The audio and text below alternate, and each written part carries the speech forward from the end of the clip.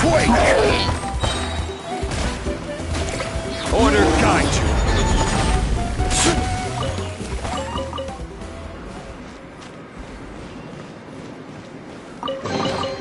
Unsolicited, and all the more valuable for it.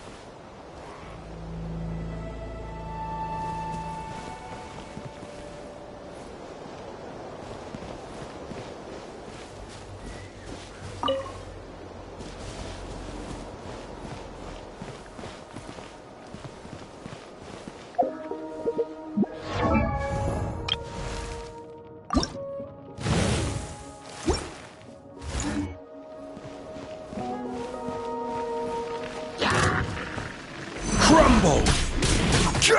Let's ride! Pyroclastic surge! Try and stop me!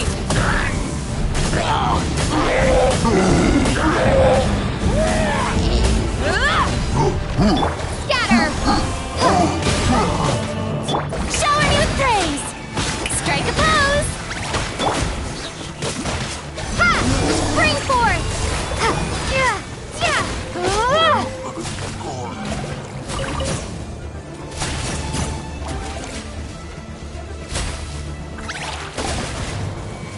Propagate! Yeah! Yeah!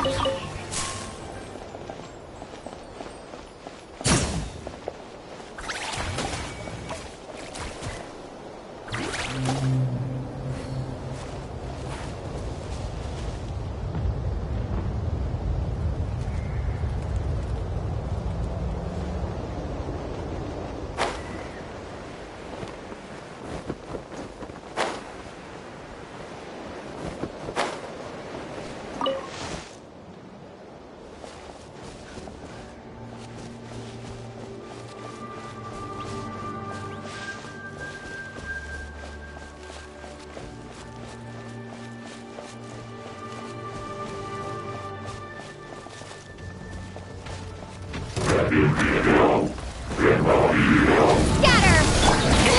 Stop the time to shine! Yoo-hoo! Light of the blazing sun! Rev the engines! This is order. Full throttle!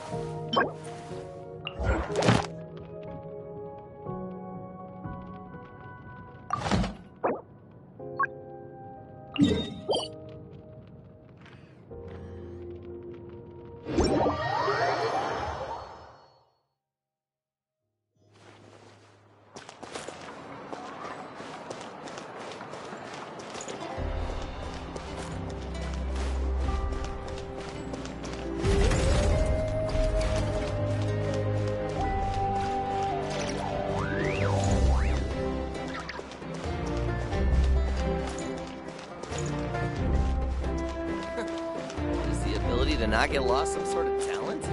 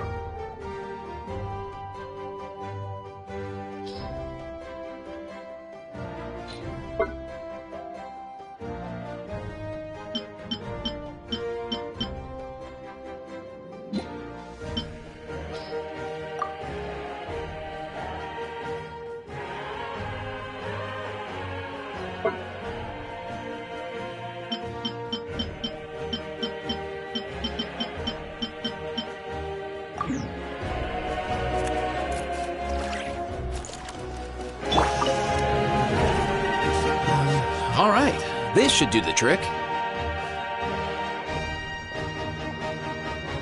Ah, sharp eye, traveler. Here, check this out. A new formula I just whipped up. Works like a charm for juvenile saurians suffering from appetite loss. Just one problem. It's too good. If juveniles without appetite issues eat it, let's just say they start binging. Case in point, a few days ago, Kakuku swiped 2 tablets while I wasn't looking, and...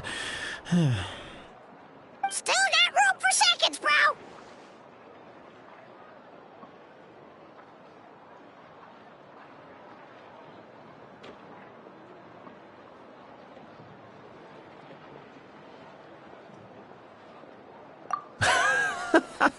Looks like the flavor profile needs a tweak. Otherwise, Natlan's gonna have a juvenile saurian obesity epidemic shortly. Oof. No way, bro!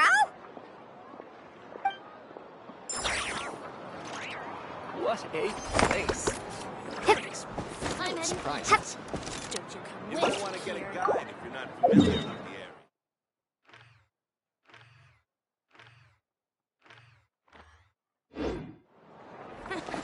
Best they don't see you.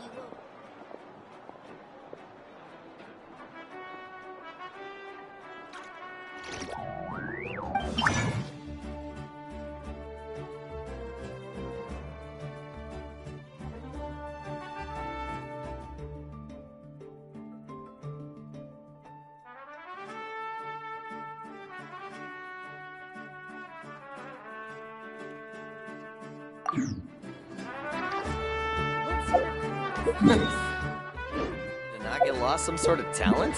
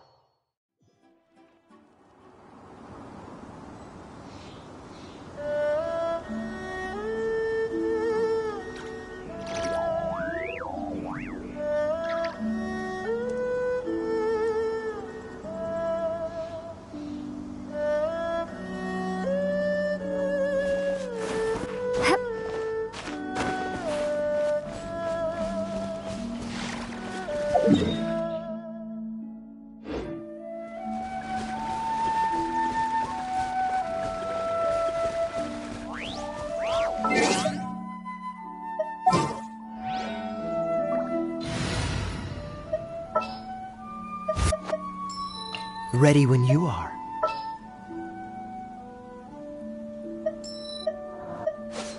Sooner we're done, the better.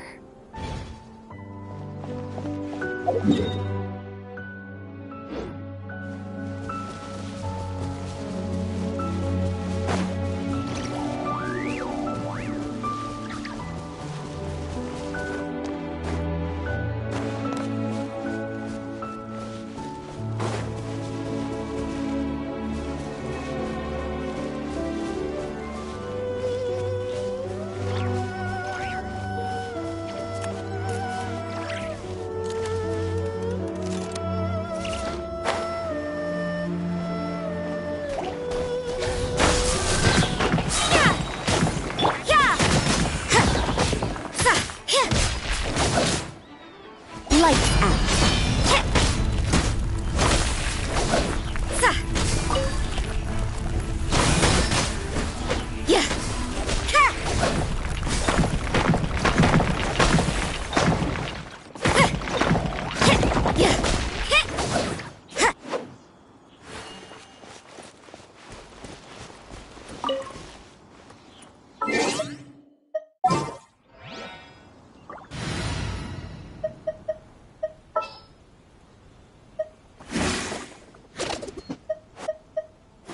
Leave it to me.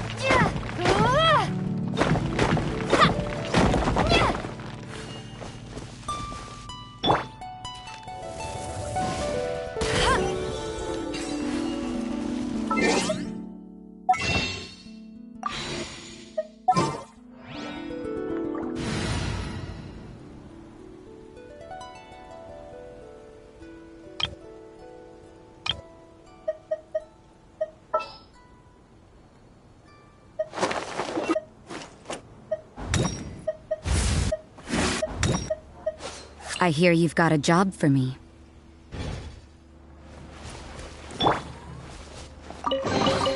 Is this an answer from this world?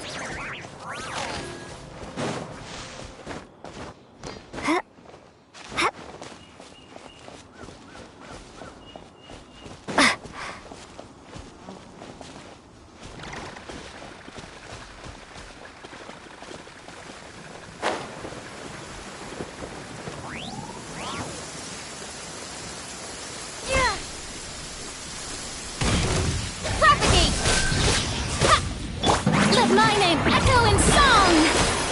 Oh, so sorry.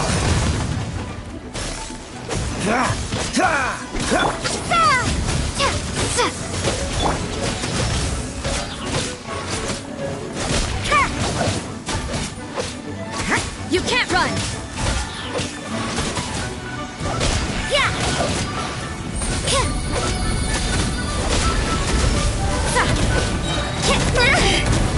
Shiver!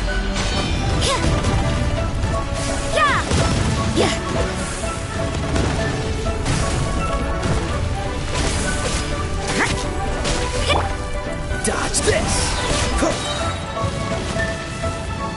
Don't get frostbite. Scatter! Freeze! Time to shine!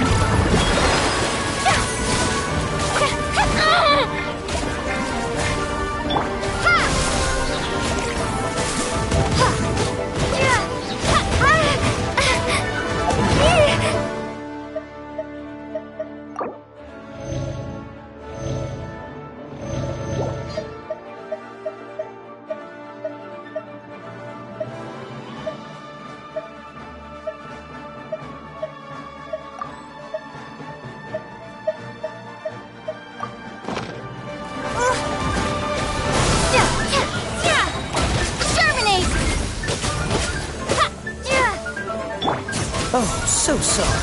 Cool it. Propagate!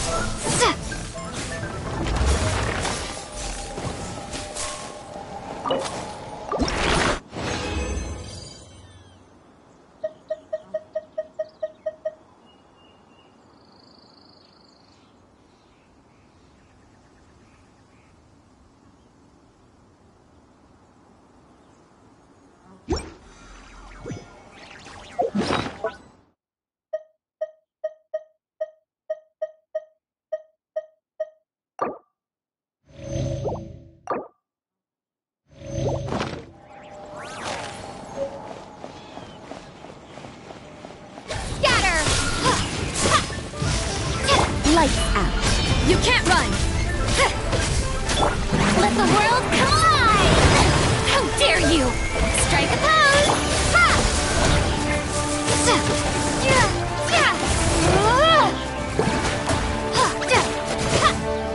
Freeze! Scatter!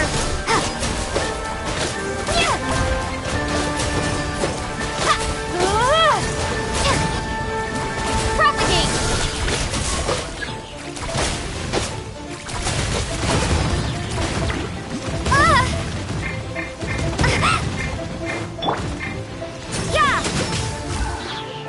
Shiver! Judgment! This moment will be frozen in time. Time to shine! Yoo-hoo!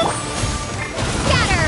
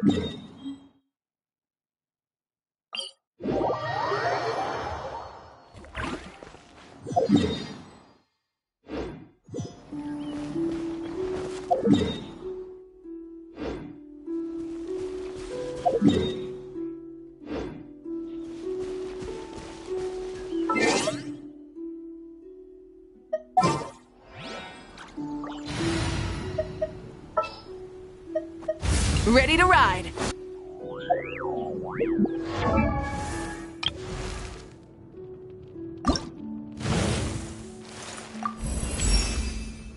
My fire grows hotter, and my body and spirit more aligned. This power shall allow me to fulfill all my duties as a leader.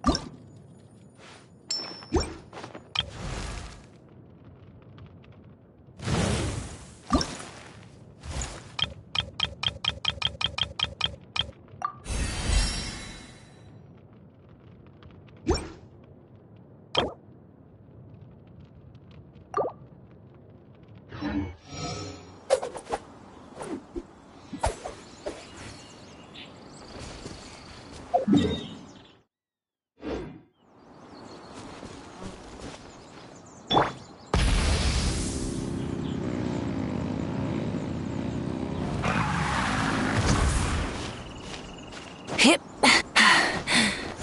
Phew.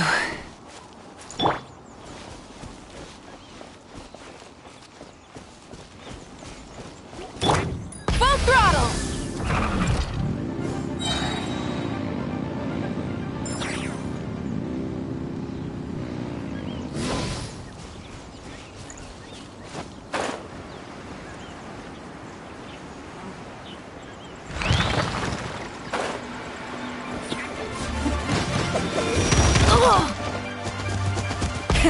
Rev the engines! Not bad.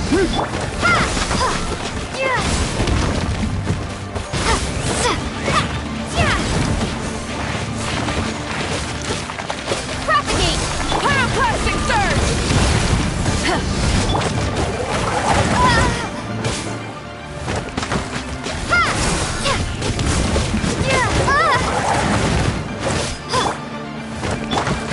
Freeze!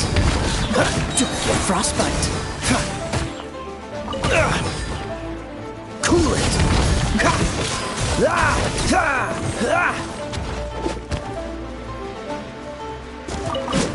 Freeze! Strike a pose! Scatter!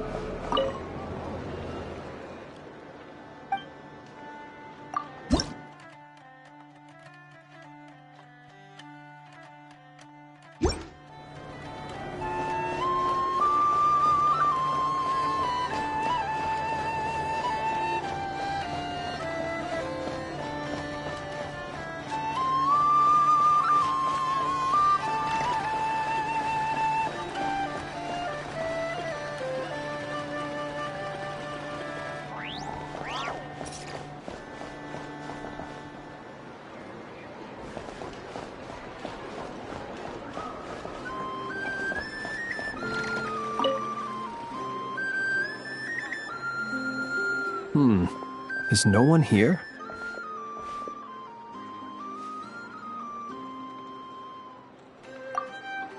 Well, hello. This is certainly a most joyful encounter. Seeing you lifts my spirits after a somewhat disheartening trip.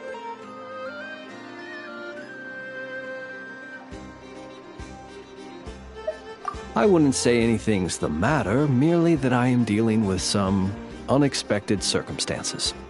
I recently learned of a collector in Nasha Town who, due to financial concerns, has been obliged to offer a pair of ancient coins for sale. I'm told she's a little eccentric and doesn't reply to letters, so I came out here myself to see if I could arrange a deal.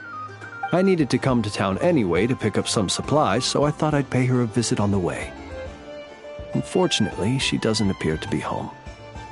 More's the pity. It's just a little hobby of mine. Everyone has something that tickles their fancy, am I right? For me, it's old coins and gemstones.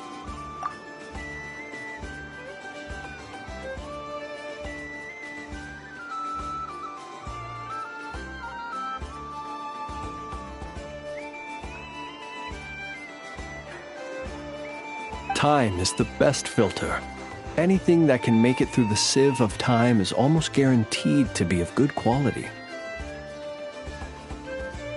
The style, pattern, and condition of a coin convey a lot of information. They can tell you, for instance, how many moons it has seen before finding its way into my hands. Think about it. A coin may have passed through 10,000 people's hands, brought them happiness or sorrow, and witnessed a multitude of moments in their lives. The weight of time it contains is far heavier than its appearance would suggest. It is a witness to the past and something that has value in the present day, which makes it more than worth collecting. These coins have been stuck in my mind these last few days. What do they look like?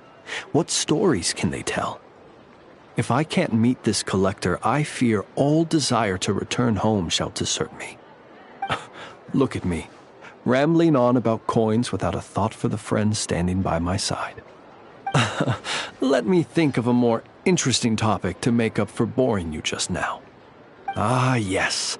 Recently, I purchased a beautiful azure gemstone from a Fontanian merchant. It had long slumbered at the bottom of the ocean until being recovered just some days ago. I was told it was once embedded in the sword of a champion duelist at the court of Fontaine, while another story claims it was a pirate crew's prized treasure.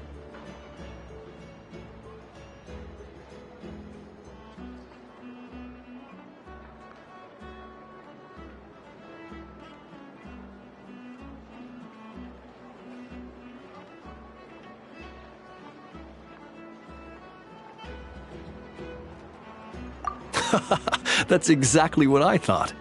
Whenever a merchant starts waxing lyrical and weaving tales, it's usually a sign that they don't have faith in their wares. Fortunately, I'm very good at appraising a gemstone's true worth, even if its owner hasn't the faintest idea what they're holding. Please, allow me to invite you to my residence once more. I have a feeling you'll appreciate the gem itself, and you may well find my valuation of it quite interesting too. I'll be waiting for you.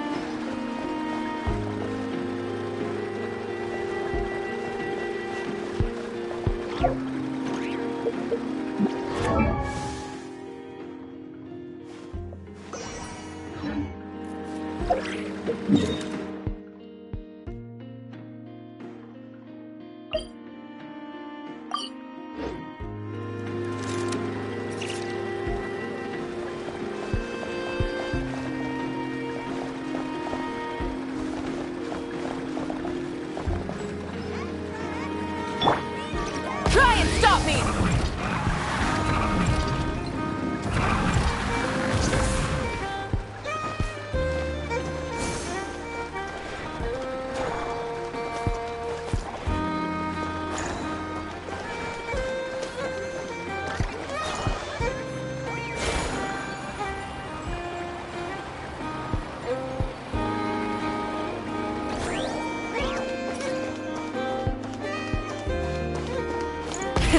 Rev the engines!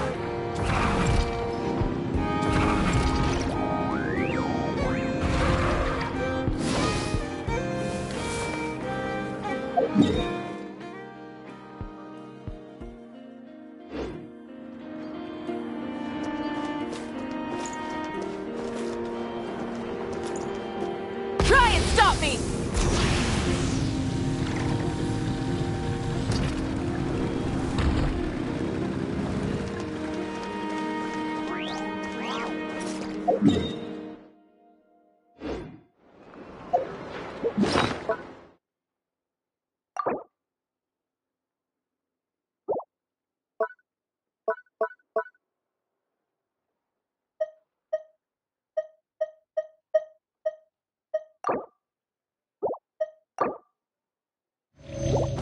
Exploration and trials.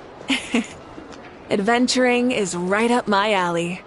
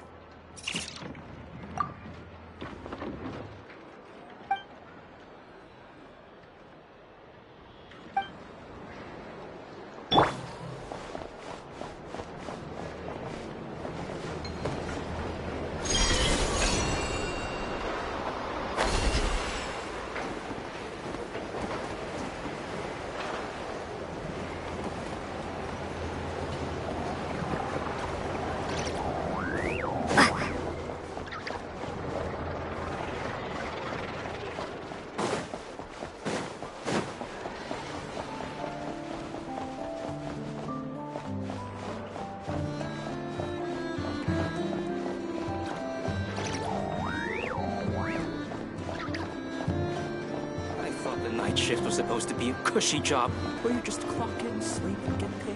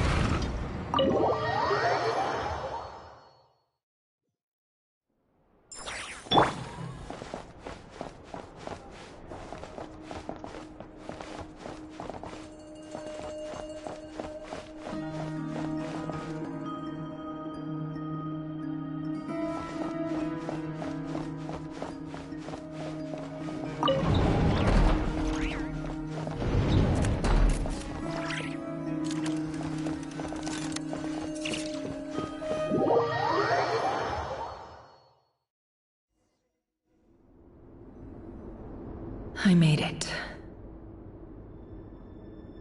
I don't recognize this style of architecture. Must be Conrian. Simple furnishings, table and chairs. It's a more ordinary house than I might have expected. Looks like the fearsome Raker of Solnari came from surprisingly humble beginnings. Unless this passed for luxury in Conria. Unlikely. It was said to be a very prosperous nation in its heyday. Anyway, I'll keep exploring.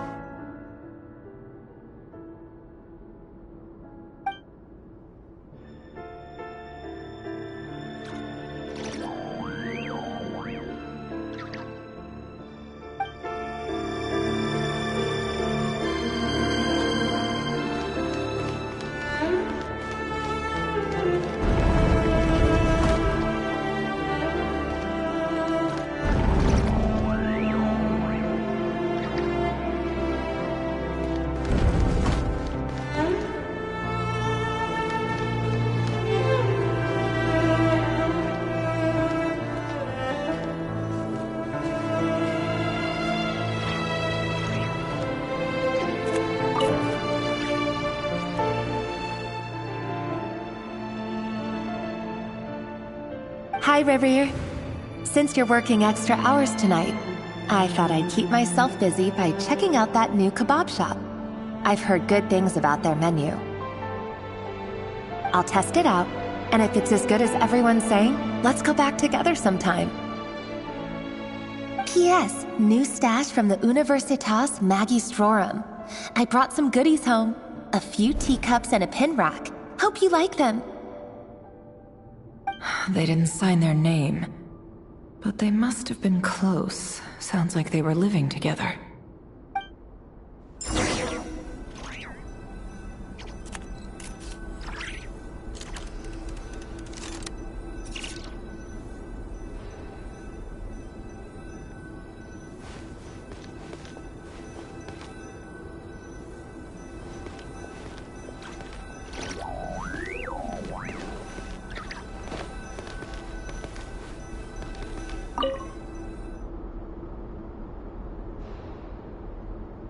I went over to Joseph's for drinks today.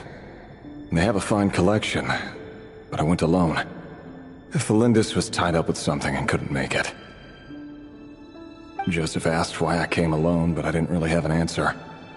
He then went on to ask about other things. If you ask me, someone who asks that many personal questions is too nosy for their own good. But if he invites me again, chances are I'd still go. Felindis. That's the same name Rerir mentioned. Crane imports keep falling. If things don't pick up, we'll soon be back to meat and mushrooms only. Honestly, I'm not a huge fan of that new type of mushroom everyone's been into lately. Didn't it start out as a lab-grown variety? I heard it's even mildly corrosive. Seriously, why would you even eat something like that? I don't care if it's an impressive feat of alchemy. That just isn't the kind of thing I like to eat. Grain has to be imported, and they're eating a diet of mostly meat and mushrooms. Could it be because Conria is underground, so it doesn't get much sunlight? That would explain why they use so much stone in their buildings. They even use alchemically modified strains for food. Seems like the people of Conria don't have many options when it comes to dining. I've just about saved up enough now. Time to buy it and keep it somewhere safe. Making a big purchase. I wonder what it is.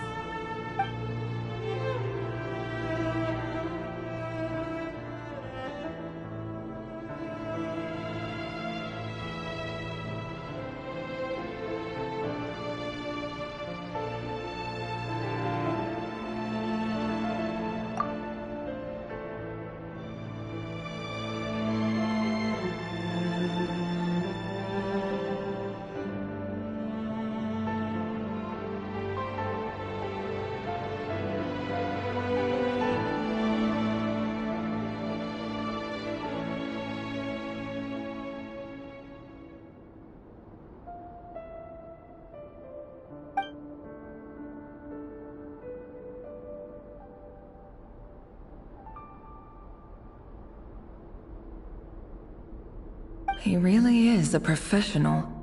No wonder he's so good at covering his tracks.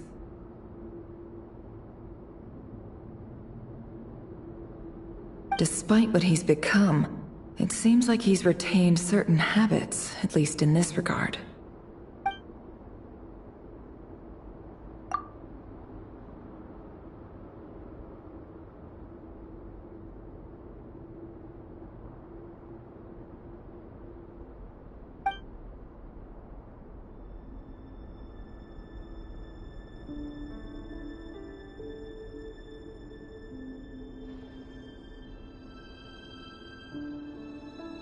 Did Rary rip it out himself?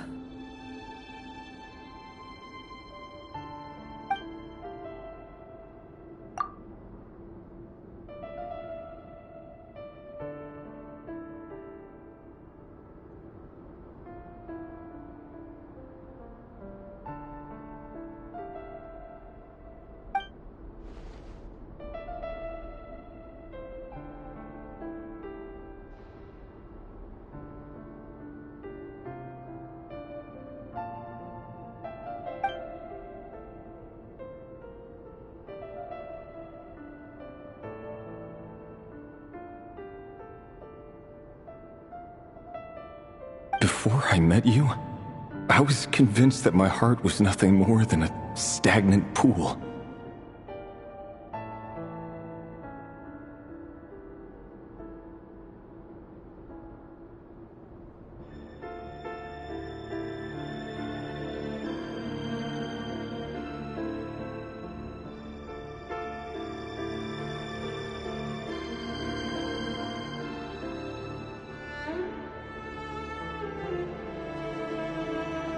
The burial place of a fallen moon. A withered, windless grove where the waters rested forever unrippled.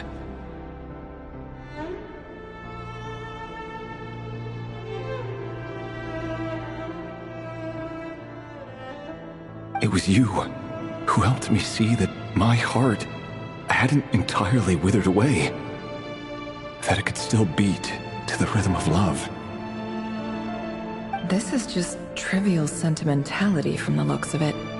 Why would he go to the trouble of hiding that? The burial place of a fallen moon.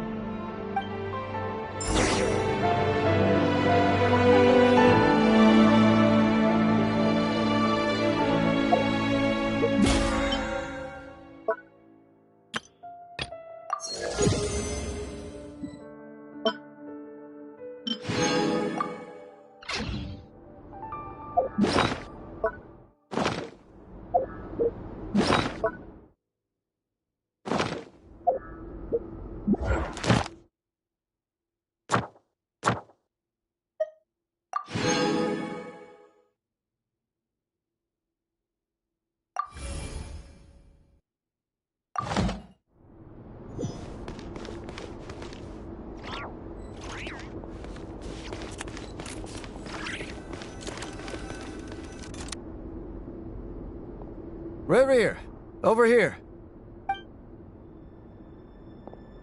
Dane! Oh, and, Vedelfin here? What a surprise to see you here, sir. Hello there, Reverie. You need not address me so formally outside of court.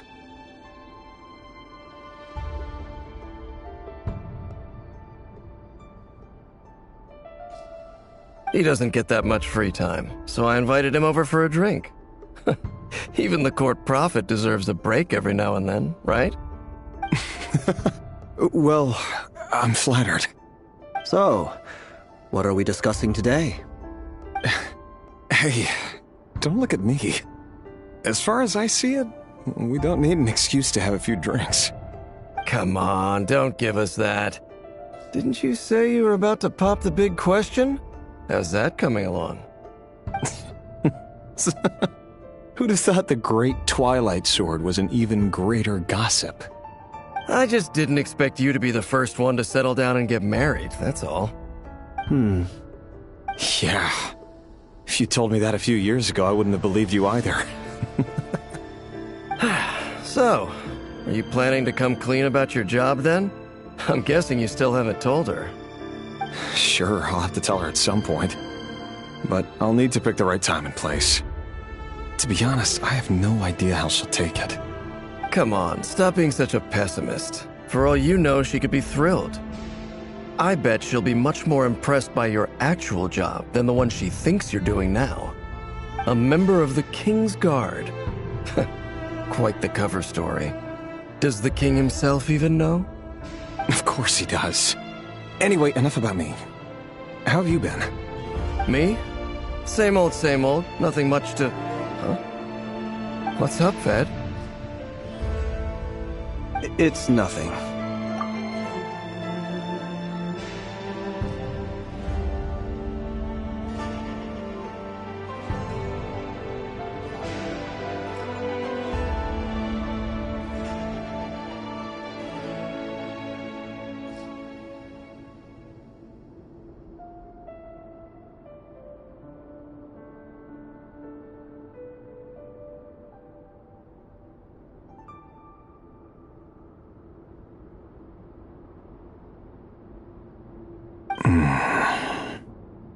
Vedifulnir, Dainslift's elder brother.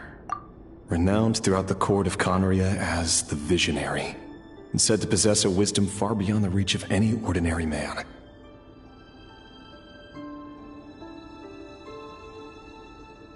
And yet, despite the gulf between us, he seems to have something to say about me.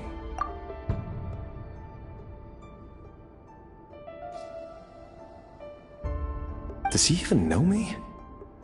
Does he see me as a friend of his brother, or just another of the Vinster King's blades? Why did he react so strongly? Was it really to do with what we were talking about? Brown, curly hair and brooding blue eyes. So this is what Rerir looked like back in the day. Perfectly normal. No different from anyone else. As frightening as this monster is in the present, there's something even more unsettling about seeing the human he used to be.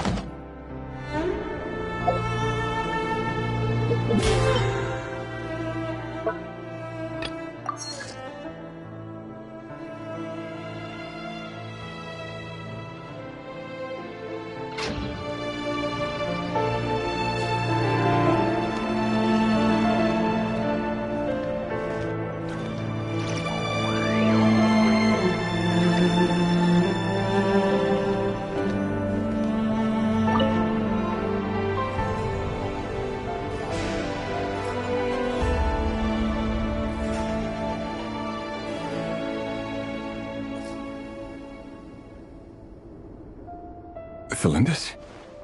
You're back early? Our equipment's being serviced today, so I got off earlier than usual. How's your day been? Aw, why the long face? Is something the matter? Has your boss been giving you a hard time again?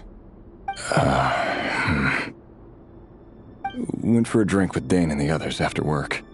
Isn't that a good thing?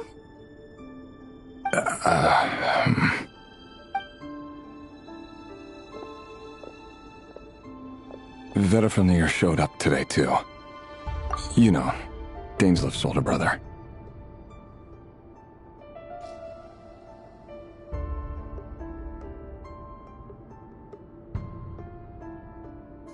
Ah, Mr. Vedifilnir. Yes, I've heard of him.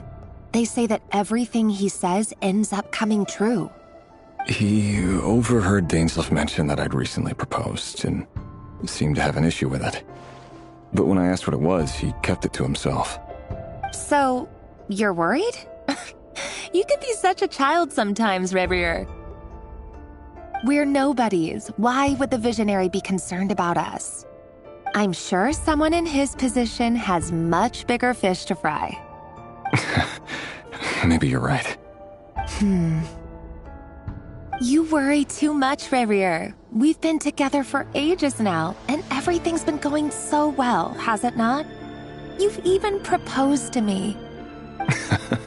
So, you do remember. Tell me then. What's your answer?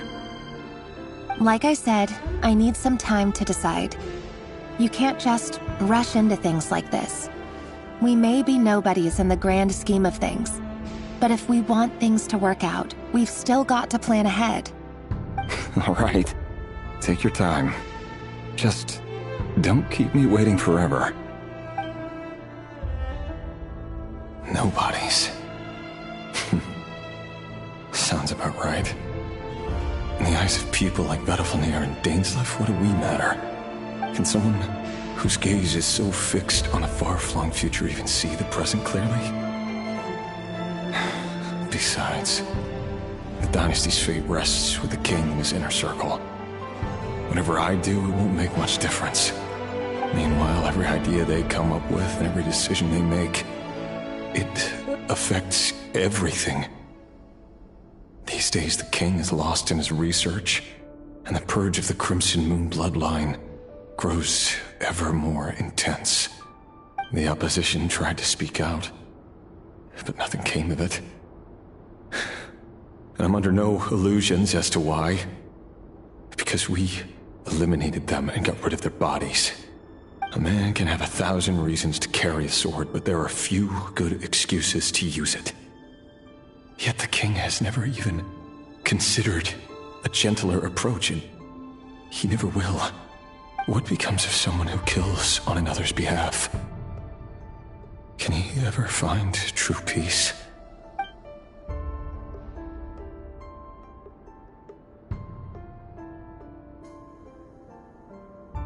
Thalendis, I...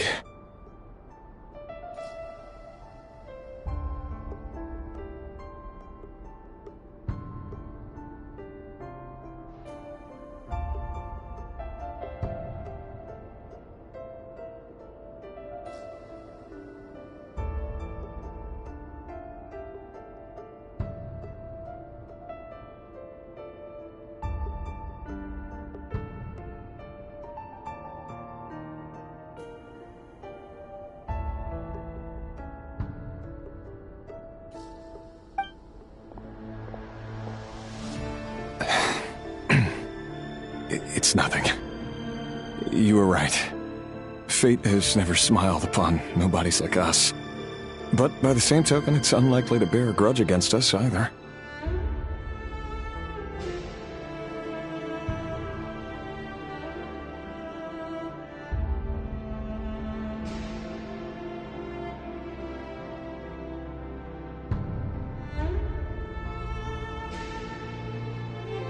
There's no reason we can't keep living happily together, cherishing the simple joys of each day as they come.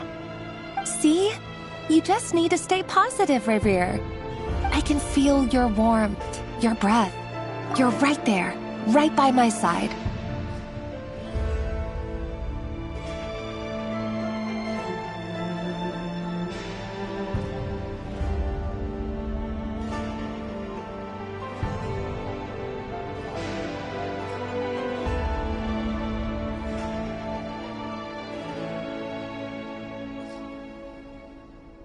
Just seeing you makes me happy in a way I can't explain. And that's something that no one could ever take away from me. So smile, my love. Let go of that frown.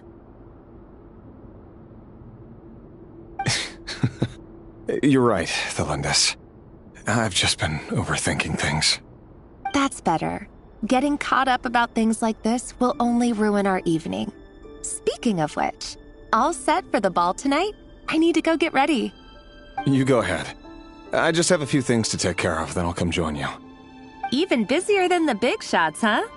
Fine, I'll go get started. But don't be late. If you keep me waiting too long, I won't be a happy bunny.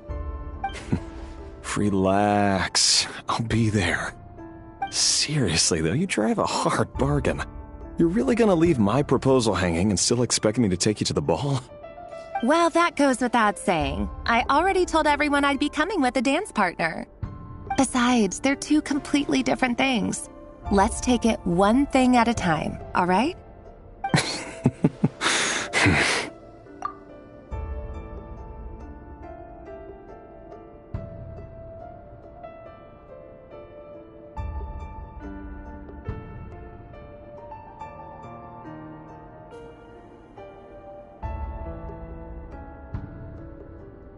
All right. White outfit it is. It seems like Rerir was deliberately hiding his ties to the intelligence services by giving the impression that he was just an ordinary member of the Finster King's Guard. He clearly doesn't want his would-be fiancée to know about his other life. Then again, that's hardly surprising. People in the intelligence trade rarely do. Who'd have thought we were in the same line of work? Let's dig a little deeper.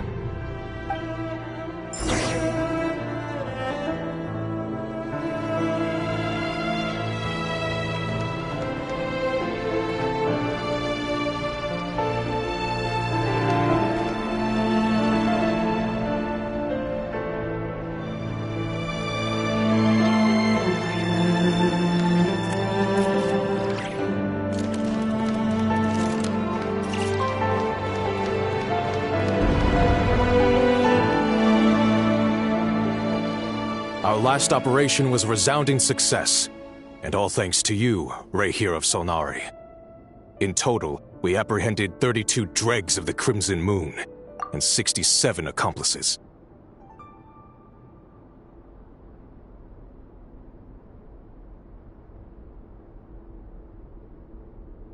After all these years since the dynasty's fall, so many of them still linger on. Indeed, it cannot be denied. Yet it was destiny that the Crimson Moon should be overcome by the eclipse, and that His Majesty, the all-seeing Vinster King, now guides our nation on the path to prosperity.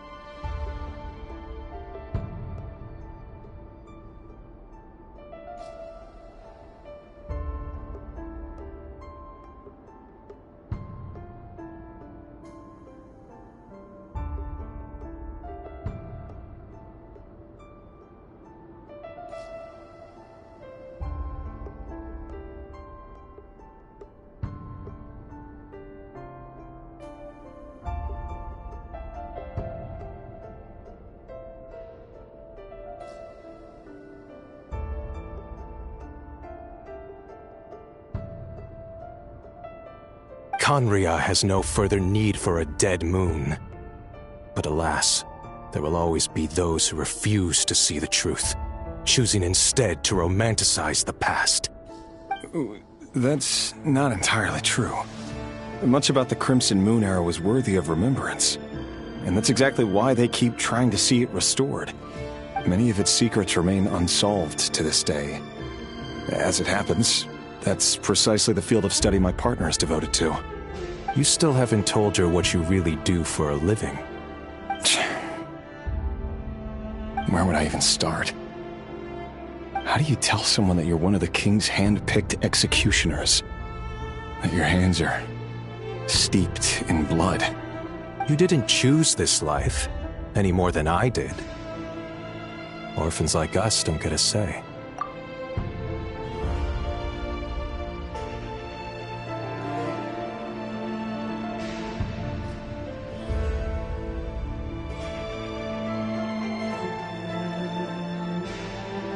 But I'll sure as heck be the one to pay for it. Speaking of which, we need to be more rigorous in the way we identify direct descendants of the Crimson Moon. Someone, it seems, has strong opinions about my future plans. Most likely my marriage in particular. I have a feeling that we may soon become targets of the Crimson Moon's retribution. Your concerns are not unfounded. They've taken out many of our colleagues these past few years, and for that very reason. These are no helpless lambs we're leading to the slaughter. They're wolves in sheep's clothing.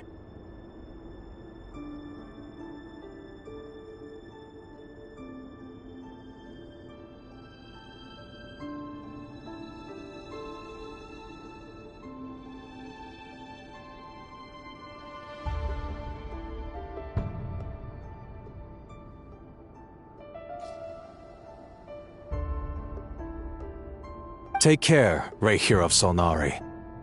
I look forward to toasting you at your wedding. Thanks, Thorkel. You look after yourself, too.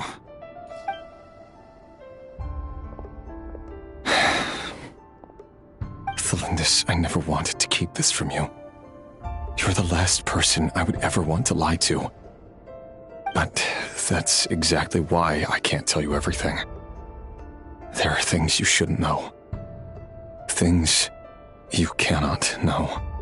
The Moonlit Dynasties are a thing of the past. Yet even now, with the sun shining high in the sky, there are those who would call forth a dead moon's ghost. Could that be why Vedalfnir held back? Or was it because of some court secret he's not at liberty to share? I have to get a clear answer from him.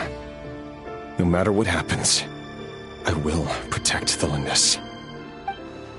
Rayhir seems to be very concerned by Vedalfnir's reaction.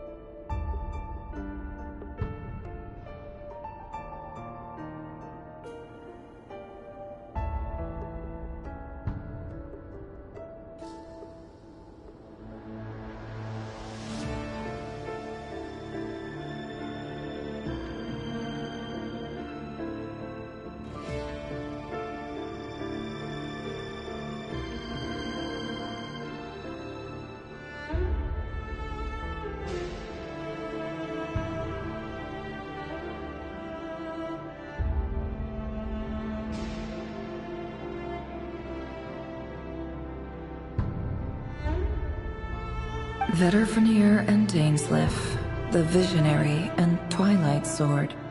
So that's what they were really like. I've investigated this whole area now. There doesn't seem to be any other memories here. Should I try somewhere else? Wait a second. What's this black smoke?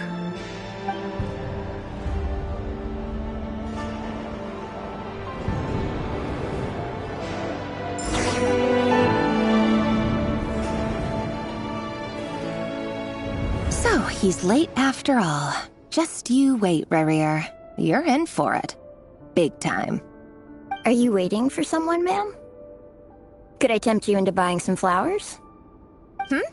Oh, sure. Pick me out a pretty bunch if you would. Thank you. But I'm afraid none of them are as pretty as you. For someone so young, you sure have a way with words, don't you? I'm only telling the truth. Look me in the eyes. You'll see I'm not lying.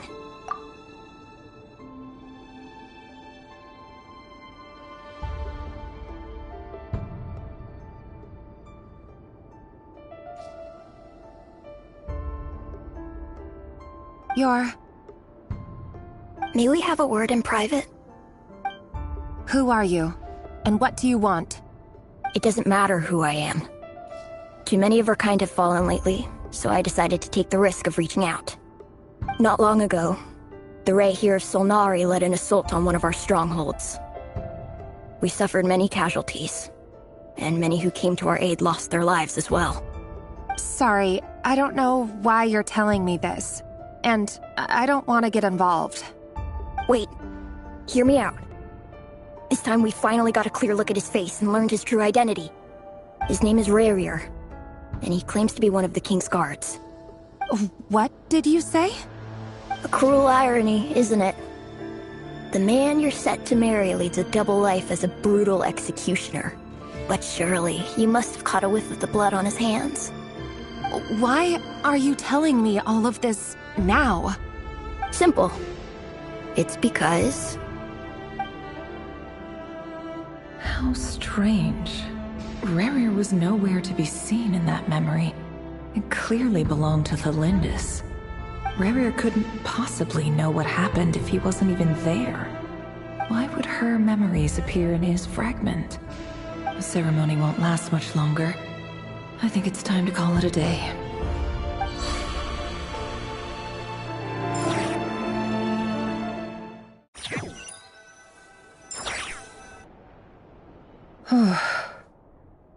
So that was your doing? Did you just pull us inside Rarier's fragment to spy directly on his memories? Any more questions, and I'll have to start charging. I had no idea you could do that, boss! Seriously, that was amazing! We're not worthy. We're not worthy! I gotta admit, though, I'm itching to see what happens next. Feels like we barely scratched the surface. I'm just as curious as you are, but the ceremony only allows for limited time inside. That's all we can see for now. Luckily, we managed to learn quite a lot. So far, so good. I just hope the others are doing okay too. Especially the group with the Traveler. Their mission is a risky one. Let's hope it's all going smoothly. If you're worried about them, go see how they're doing. If I know Boss, she's gonna need some time to write up all the details and make sure it's all coherent. I'll stay behind to lend a hand, but feel free to head back and meet up with the others.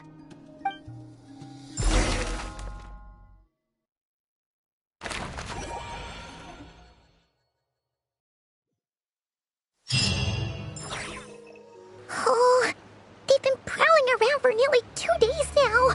These things just won't quit. Oh, they might not have seen us yet, but them constantly sweeping the area, our way out is completely blocked.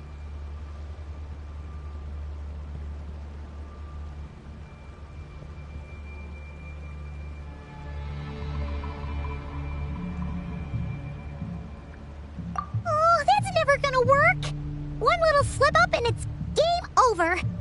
If they spot us, they'll run straight back to Rare. And once he knows we're here, it won't be long before he's breathing down our necks again.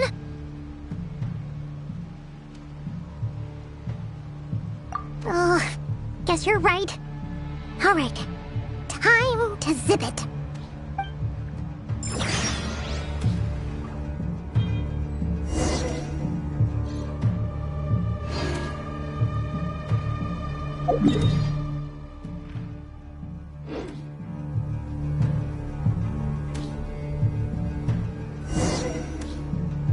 Oh, they've been prowling around for nearly 2 days now. These things just won't quit. Oh, they might not have seen us yet, but them constantly sweeping the area, our way out is completely blocked. Oh, that's never gonna work. One little slip up and it's game over. If they spot us, they'll run straight back to Rare.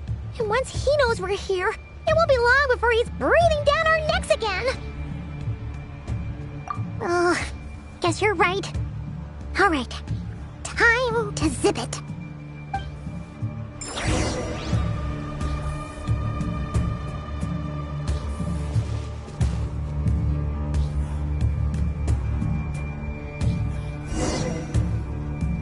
Oh, they've been they might not have seen us. Oh, that's never. If they spot us, they'll run straight back to Rare. Oh, guess.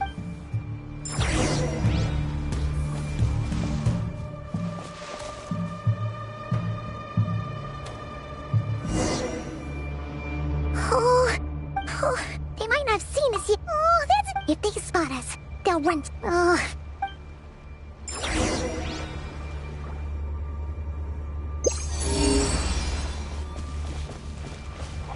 Quick, hide! We almost got spotted!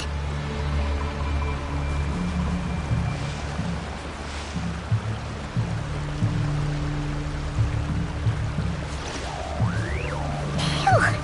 That was a close call.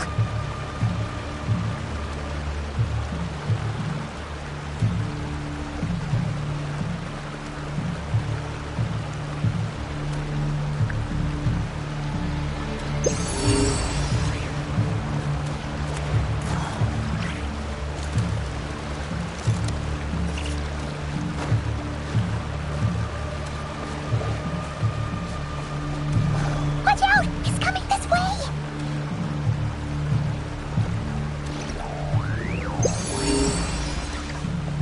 Keep going. We're nearly there. This is the final hurdle.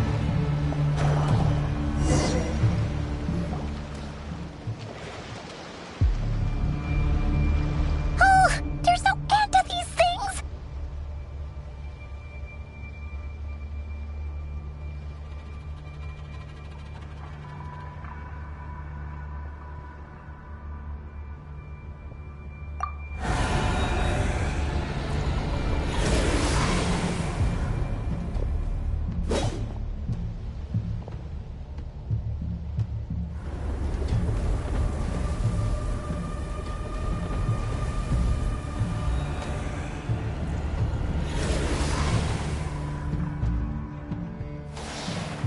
Fire.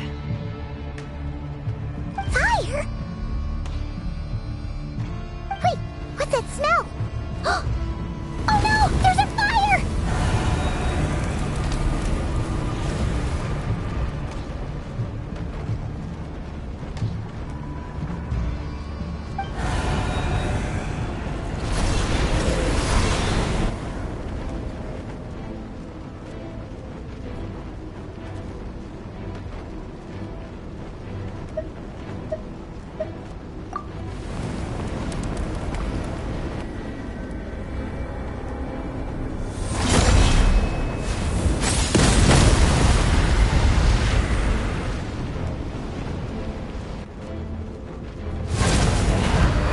Sandrone was right. You look weak, Columbina. The old you would never have let such lowly creatures bar your way. Word has it that you did something for the Tsaritsa, and that's why you've lost most of your power. Freedom comes at a heavy price, doesn't it? It's Arlecchino! You came! Hello again, Columbina. And greetings, guests of the House of the Hearth. It's been a while, Harlequino.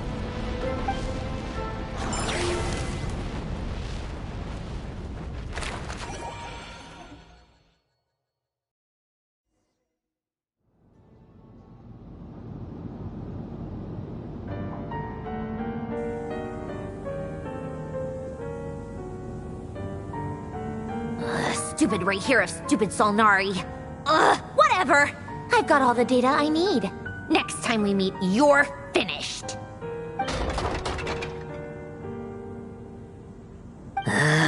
He sure doesn't pull his punches. Excuse me, do you need a hand?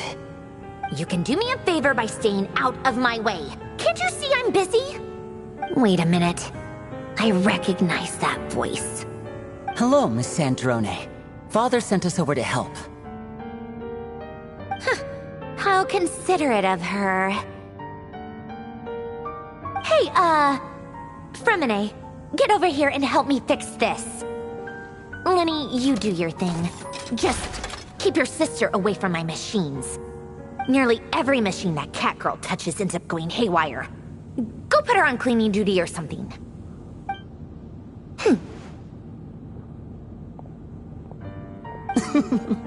Then let's start downstairs. Fremine, we'll leave this place to you. You've got it. Wait a second. Pretty sure there's still some tea in the cupboard. If you want some, you'll have to make it yourselves.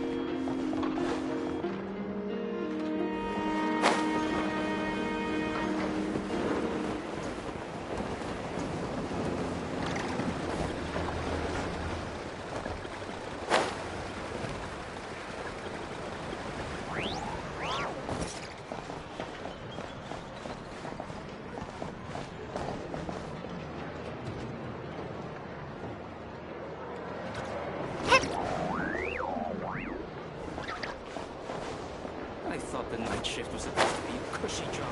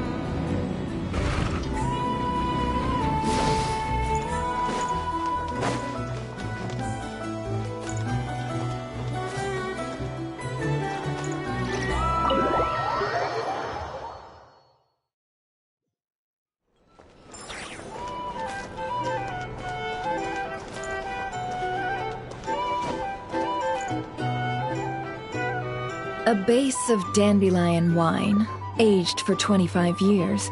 1/7 part bittersweet liqueur, filled halfway with fizzy zaytun peach pop. All three of those ingredients are fairly sugary. It'll have a lovely sweet aftertaste, even a little too cloying. A spoonful of salt and half a spoon of powdered summer orchid leaf should cut through the sweetness in a way that's clear but not overpowering. I can imagine it now. A delightfully layered flavor. It's all down to the seasonings you sent me, Lady Nefer. Otherwise, I'd have no idea how to mix up a cocktail that so befits Nodcry. Just a little gift. I'm glad you liked it. I'll be happy to send more when you run out. Many thanks. Though I think one taste is enough where these seasonings are concerned. Besides, you sent so much I could hardly finish it by my lonesome. And my colleagues aren't accustomed to these flavors, so I can't even share around. I'm afraid they'll end up sitting on a shelf, going to waste. Can't say I'm surprised your colleagues at Liyue's Ministry of Civil Affairs aren't too keen. I wouldn't expect the flavors of Nodcry to be their cup of tea. Though, from what I've seen, might I presume that we've won you over? I wouldn't go that far, though it's not like I dislike the food here. It's good to try new things occasionally.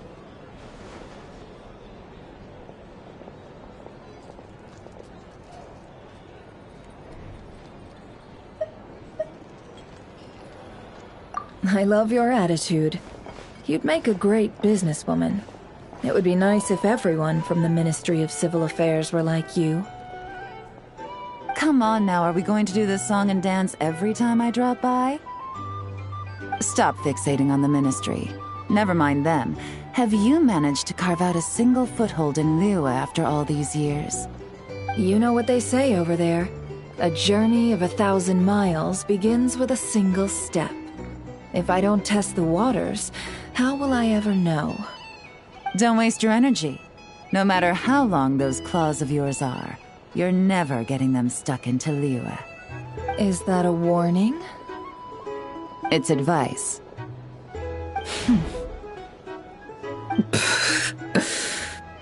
Long claws, you say? I wouldn't think myself so formidable. There's barely a handful of people I have any influence over at all. I can only really think of one young girl who listens to what I say. But she's not the brightest. And I spend more time looking after her than getting any help. Oh, really? Then I guess that painter who fishes in Dihua Marsh, and that apprentice who makes tofu in Qingsa Village, and that guy who wants to work at Wanmin Restaurant. All these people who mysteriously appeared in Liyue. I guess you have no idea who they are? Many people pass through Liyue Harbor every day. Far too many to count. How could I possibly know every last one of these enigmatic nobodies? Though I must say, your memory is quite impressive. Your colleagues must sleep easily, knowing they have you to lean on. Why, thank you. Though with you around, nothing is ever easy. I can only say that there's never a boring day. Is that so? Surely your workload has lightened now that you're far from the Ministry? If you've got time for another drink, I'd be more than happy to mix you one. Here's to a relaxing day for us both.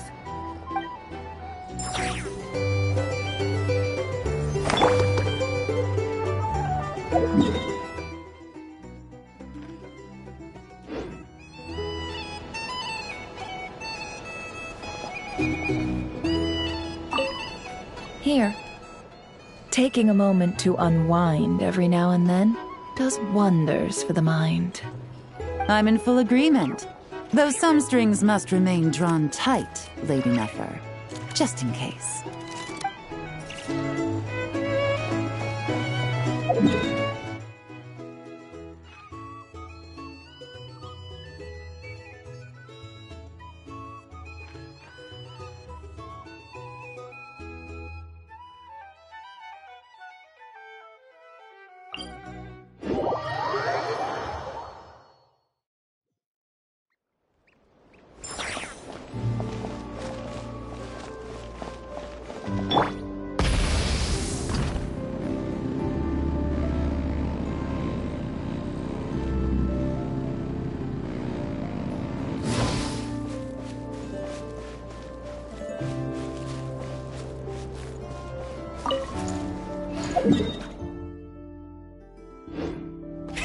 Rev the engines!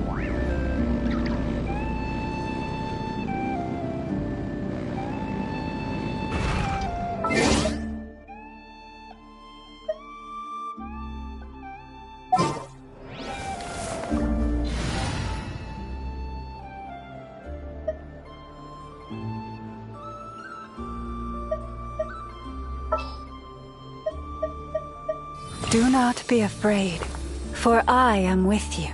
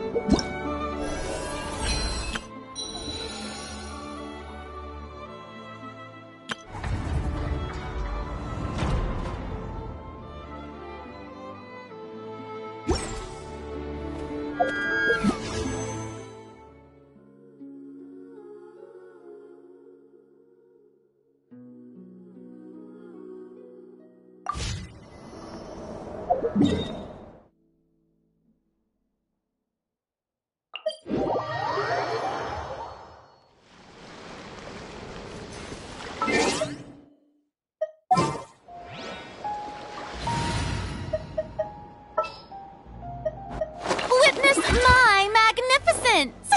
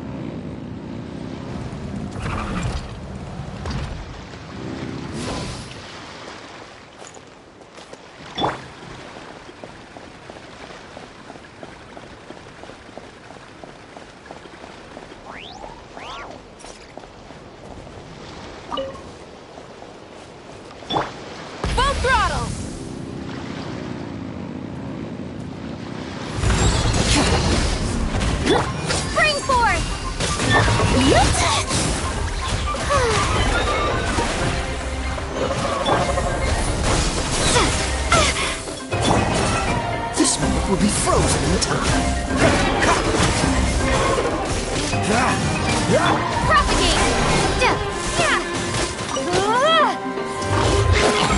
Let my name echo in song!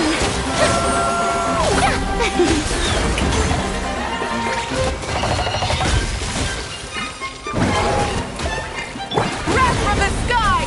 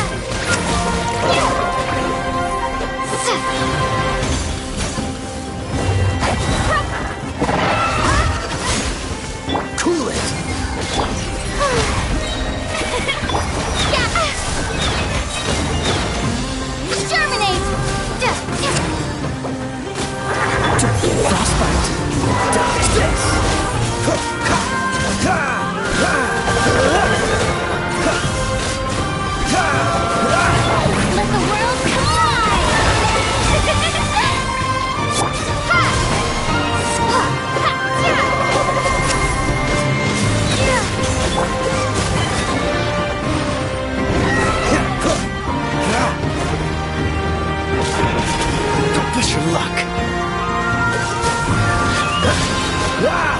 Oh, so sorry.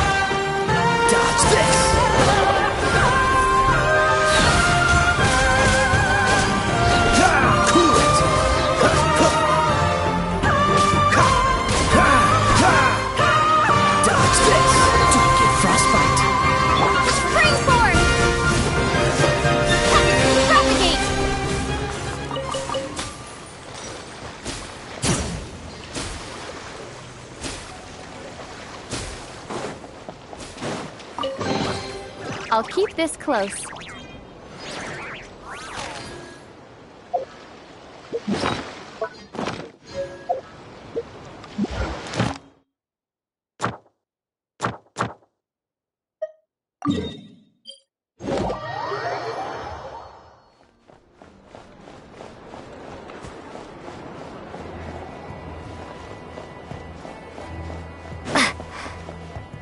Ad Astra Abyss. Thank you for completing today's commissions. Here is your reward.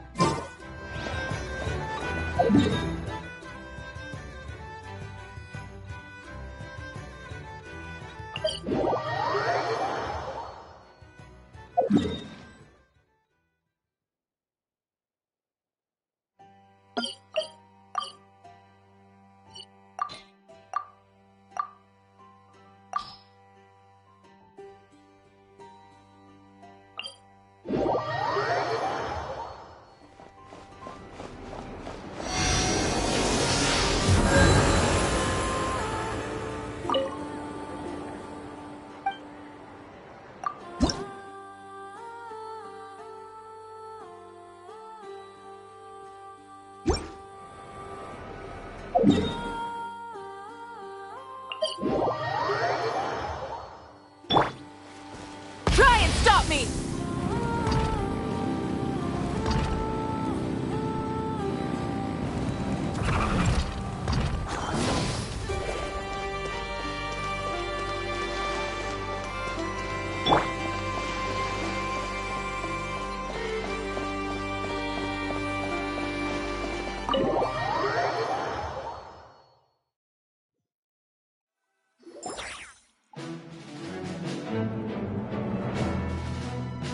It's a relief to see you all made it back in one piece.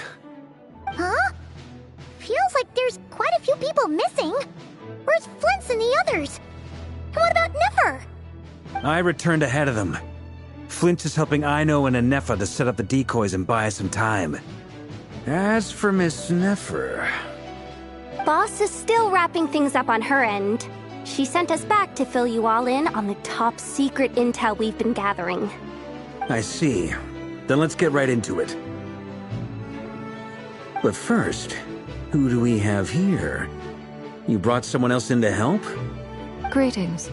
I was invited here to help as a longtime Tea Party companion of Columbina's. You may call me Arlecchino. Surely it can't be. Those eyes. Oh, where have I seen them before? Wait, of course. In those memories we just saw. The only Arlecchino I know is the fourth of the Fatui Harbingers.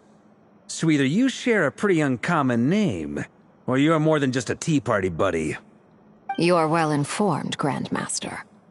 A man from Mondstadt living all the way out here in Nodcry, and yet the people and affairs of Snezhnaya seem to hold a special place in your heart. Oh, the feeling's mutual. Sounds like you know all about who I am, too. A Fatui harbinger. The atmosphere in here just got really tense. Guess we can't just start trusting Fatui harbingers, even at a time like this. I must admit, though, I'm a little curious. Seeing as the moon goddess no longer belongs to the Fatui, what makes you so willing to put your neck on the line here? Nor does Nodcry belong to Mondstadt, Mr. Varka. Yet still, you're fighting for it all the same. Things don't always have to have a tangible payoff. Sometimes, stopping things from spiraling out of control is a higher priority than chasing the spoils of victory. Of course, I can't say there's nothing in it for me at all. But that's between Columbina and myself.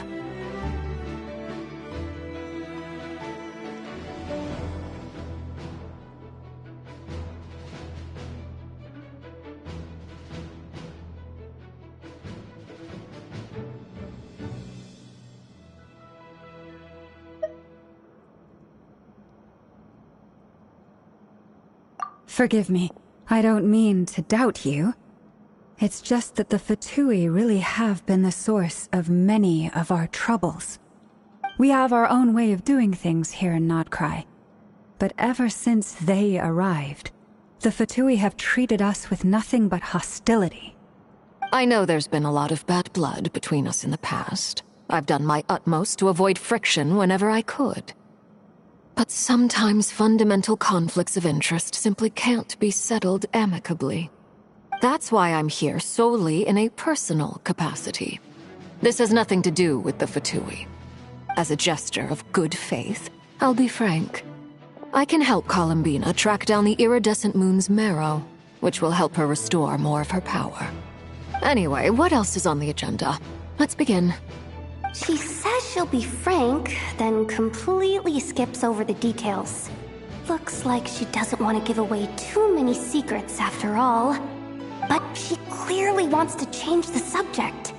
It'd be awkward if I tried to bring it up again now. I guess we'll just have to go along with it. She's the fourth of the Fatui harbingers after all. One look and you can tell she's not someone you'd want to mess with.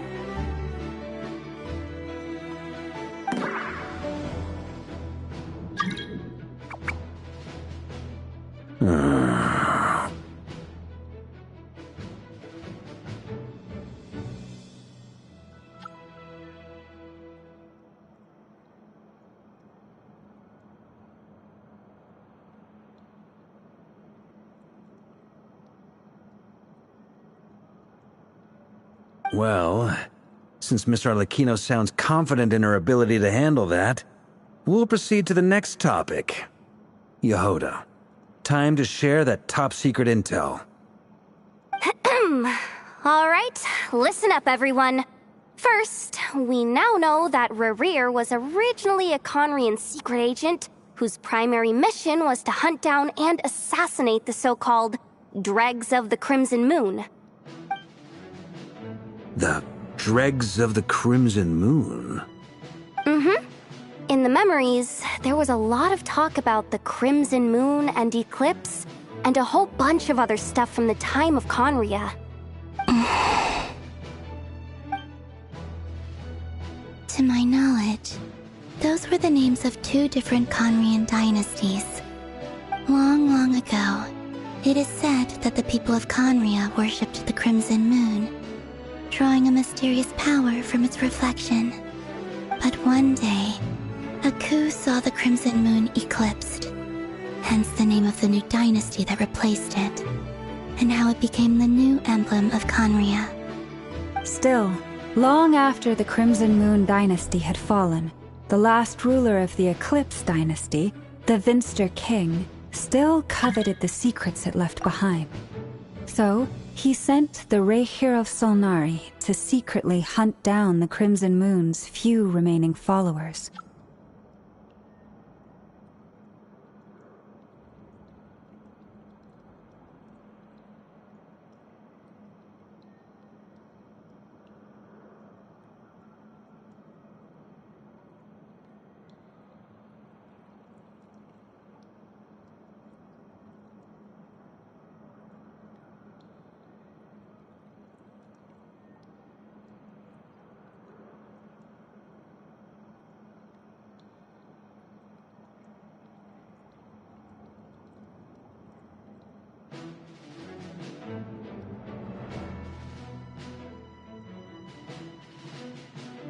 In those days, Rerir showed no signs of madness.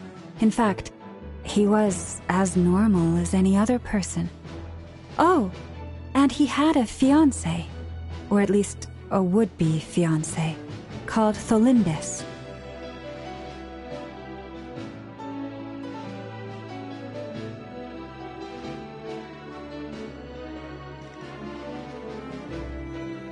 What's the matter?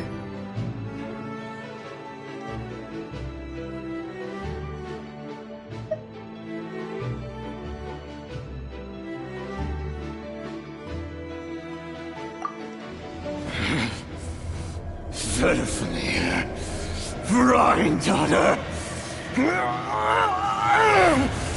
Flinders, Flinders.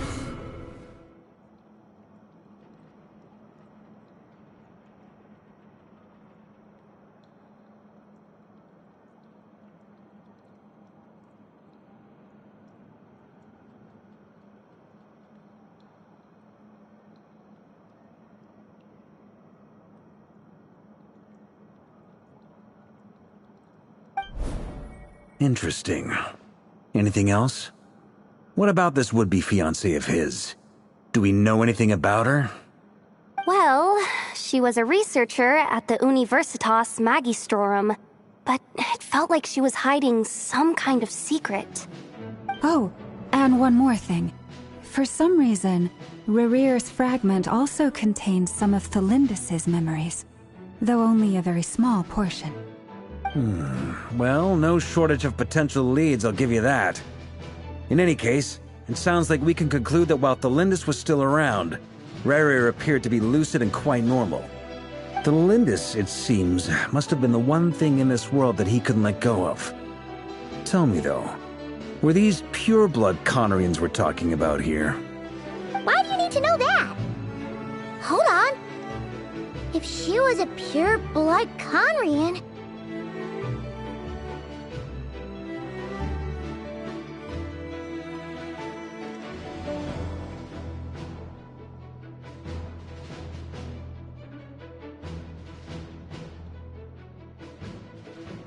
Oh yeah! Just like how it was with the captain! If we could somehow find her, do you think there's any chance Rerir might regain some of his sanity?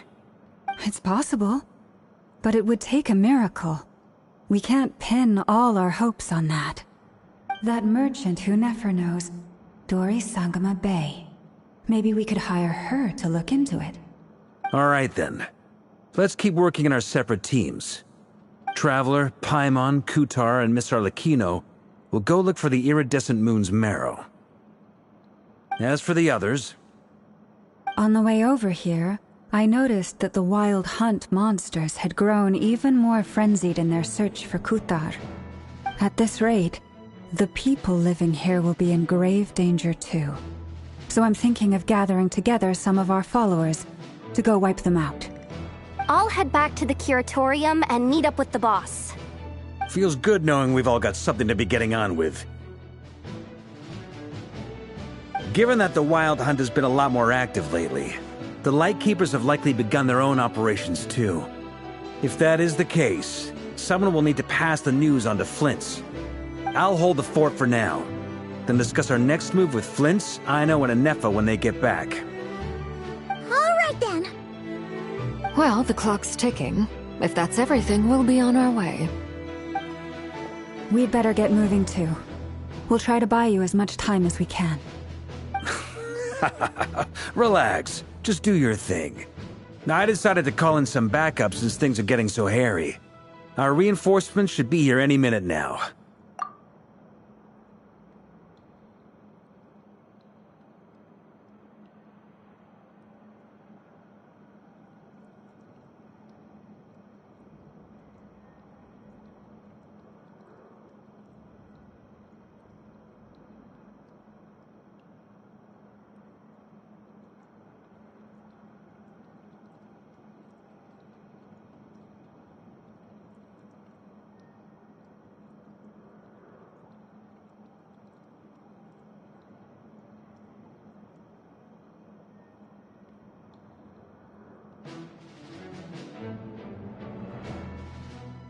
Stay safe, everyone.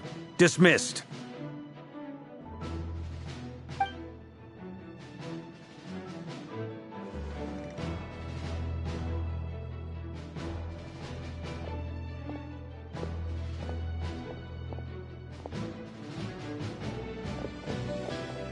We're back. Did we get here a little early? Or a little late?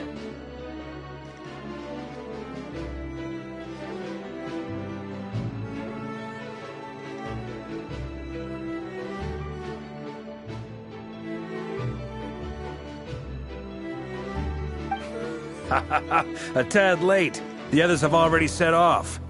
To summarize, our resident moon goddess has found us a new ally, and Boss Nefer has uncovered some promising info. Everything going smoothly on your end? Not great. I don't know how long we can stall them for. The decoys are getting taken out way faster than we imagined. I'm gonna make some more later, but I need a timeout first. I'm so tired right now. Oh, right! Nefa, could you fill in Uncle Varka on what we just discussed with Flint's? Sure. Uncle Varka, you previously told us about how when you went to investigate a source of the Wild Hunt in Amsvartnir, you discovered that it was just a diversion. But according to Flint's intel, several outbreaks of the Wild Hunt had already occurred in Nodcry in the period leading up to that. That was before Rerir had regained his body, when he was far from regaining his full strength. In other words, in theory at least, he still lacked the means to act in two places at once. Flint's, with everything that's been happening, the Lightkeepers across Nodcry are rallying to fight back against the Wild Hunt. They're gonna need your help. I know, I'm sure you're capable of coming up with something far more effective than decoys. But for now, you should stay here and get some rest. And Nefa and I will head back over to Amsvartnir to see if there's anything I missed. I told you Uncle Varka would say that, didn't I? A deal's a deal. Not a word about my snack intake for the next week.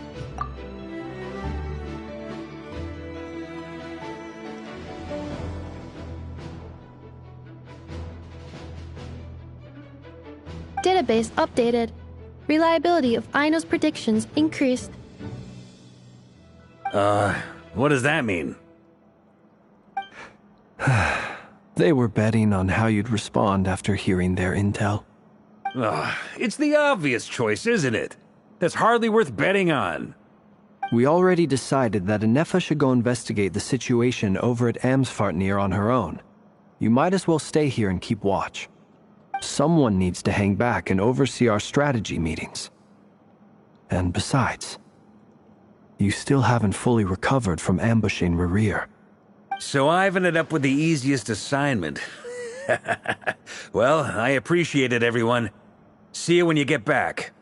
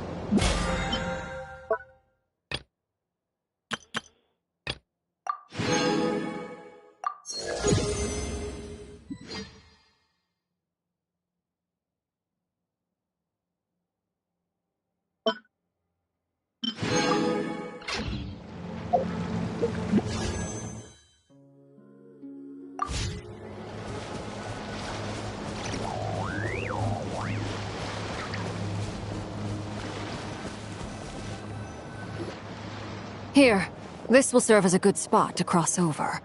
Arlecchino, hold up a second! Since you brought us all this way, would you mind telling us what you've got planned? We still haven't got the slightest idea what's going on here. And if even Columbina doesn't know where the iridescent moon's marrow is, how do you? Simple. Because I am an inheritor of the royal bloodline of the Crimson Moon. And one of the last surviving embers of the Two Worlds' flames. Huh? Are you serious? As in, you're a descendant of that Crimson Moon dynasty we were just talking about? The one from ancient Conria? Your surprise is understandable. I was also taken aback when I first learned of it. But the more I thought about it, the more I realized. The signs had been there all along. When I was young, I discovered I could wield a very special kind of fire. It coursed like blood through my veins and smoldered away inside my nerves. What's more, whenever I experienced strong bursts of emotion or drew too deeply on this power, it was like some kind of presence within the fire would begin to gnaw away at me, consuming me from the inside out.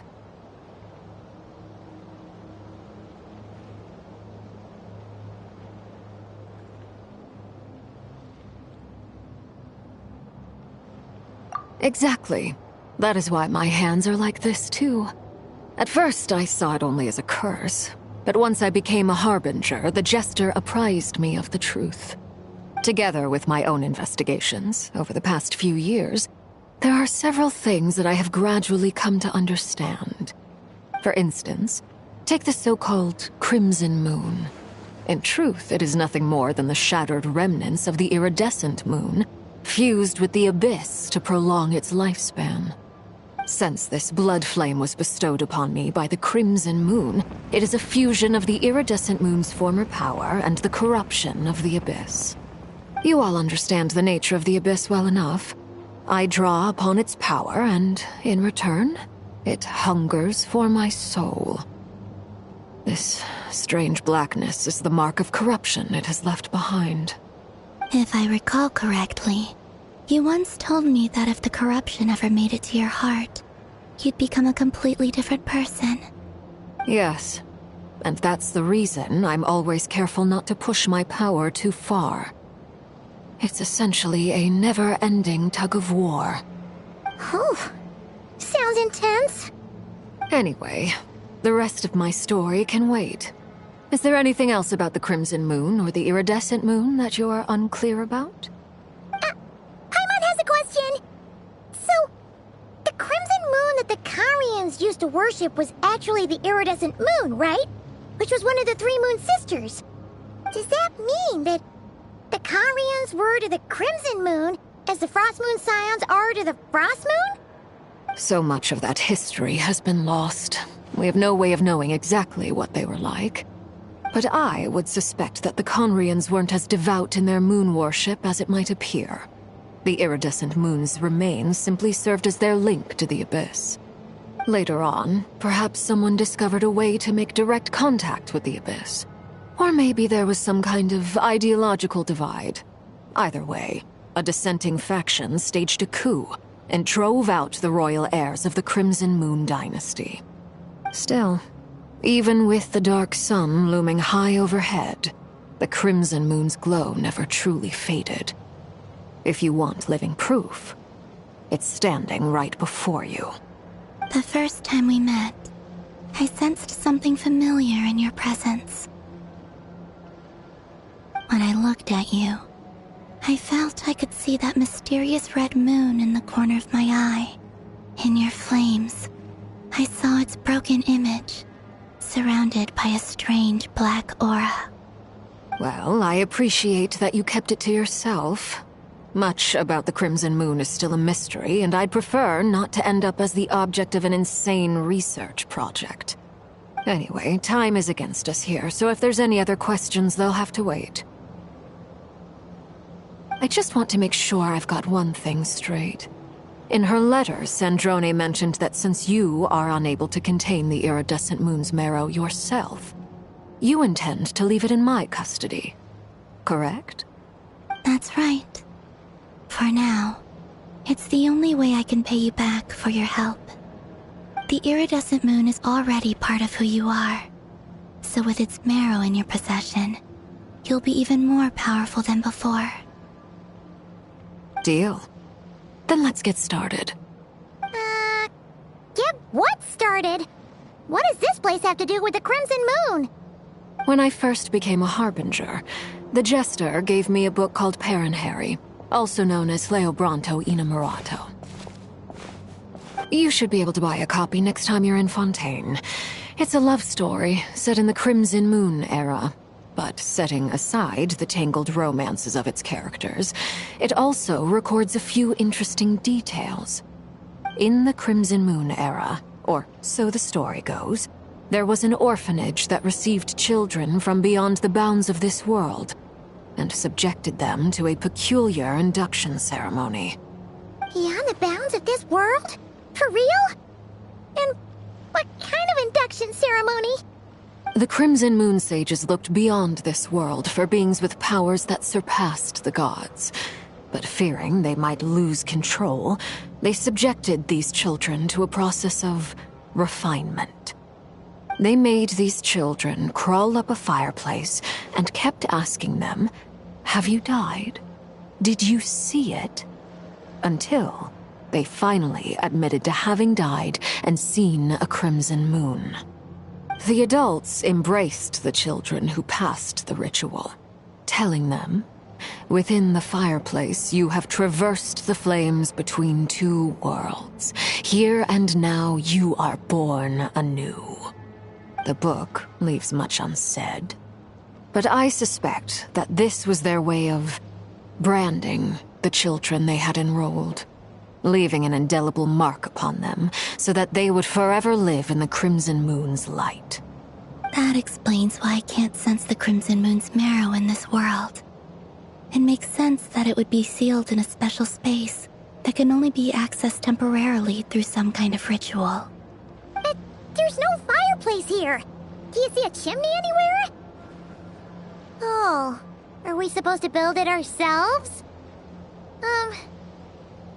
Okay, fine. Paimon will go find some bricks. That won't be necessary. The fireplace is purely symbolic. The key to the ritual is crossing the flames between two worlds. In other words, the flames that burn within me. Those burned away by such flames leave behind a kind of ghostly afterimage in the world. In the days of Conria, people believed they could be used to bridge the gap between the two worlds of life and death. In short, I can open a passage to that space for you. That's the easy part. The catch is I'll need to stay on this side to keep the passage open, so I won't be able to come with you. Once you're inside, you'll have to find your own way. Very well. Then I'll open it up.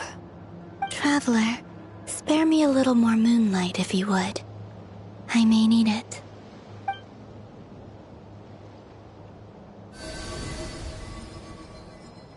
Thank you. I feel like I've recovered some of my strength now. It should be enough to move us across short distances and confront whatever dangers might await.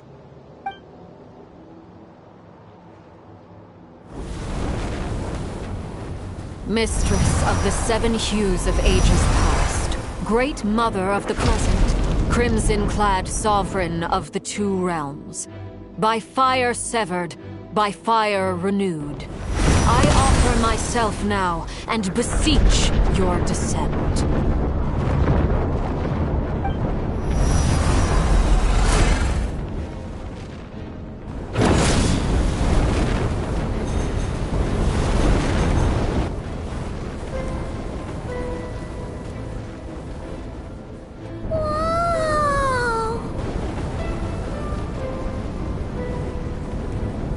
One word of advice.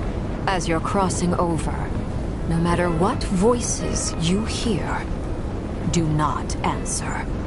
Got it! I sense a sinister gloom inside, but also the familiar light of the moon. I feel that I am about to meet an old friend who has changed beyond all recognition. All right, let's go.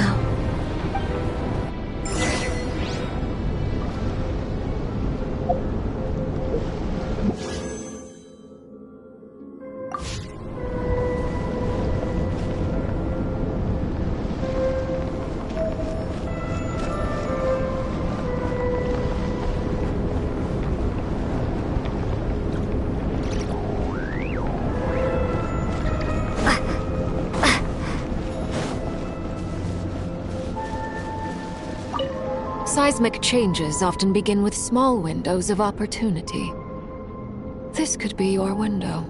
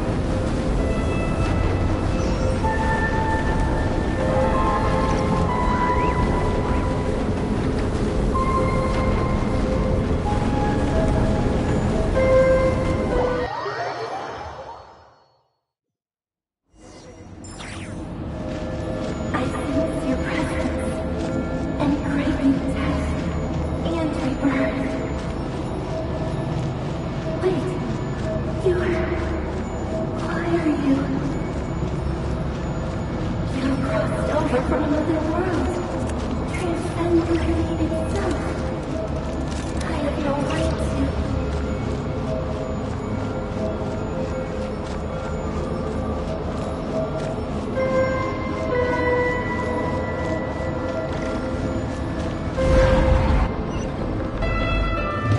Hey! Look up at the sky! A red moon! This must be the spot, right? Is that the abyss? It's practically filled the entire place! What now? What a tragic sight. Fragments of your broken body, seized by the abyss, and hung up aloft like mummified remains. Iridescent moon. Was this truly what you wished for?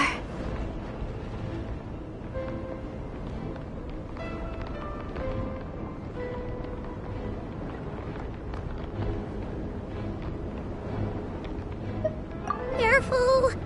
There's something spooky about this place. Feels like something is lurking in the fog. Haimon's right behind you. Whatever you do, don't run off without her.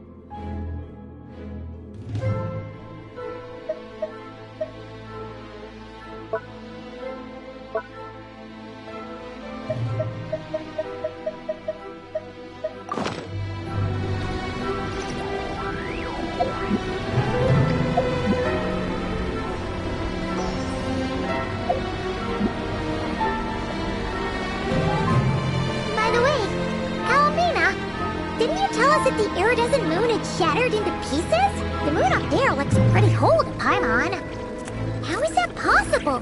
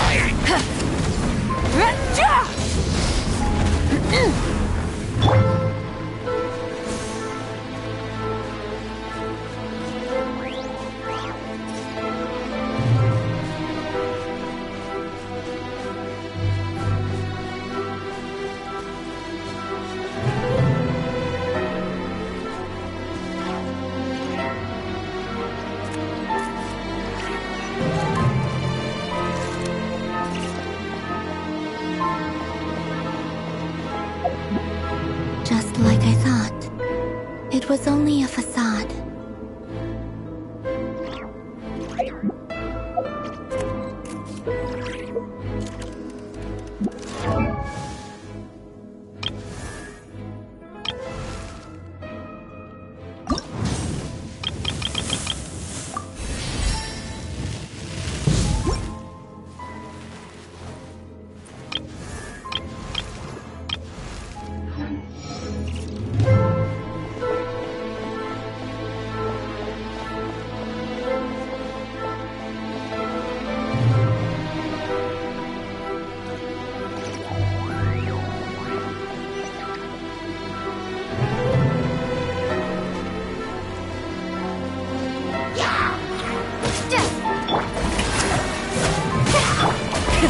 Rev the engines!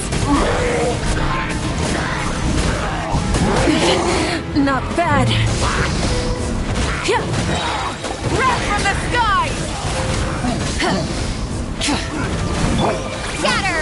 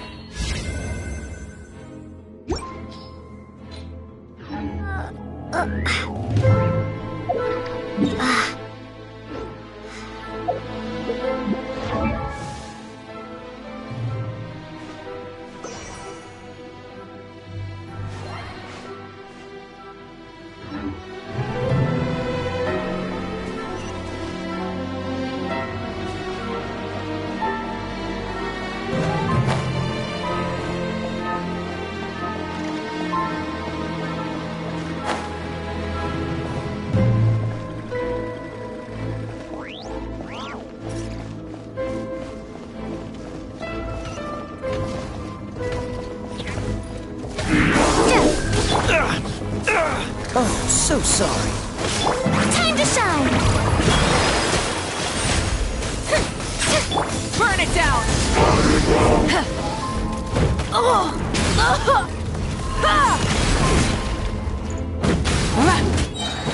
Light of the blazing sun! Propagate!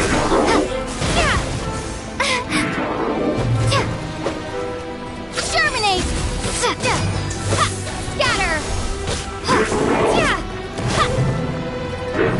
Light it up!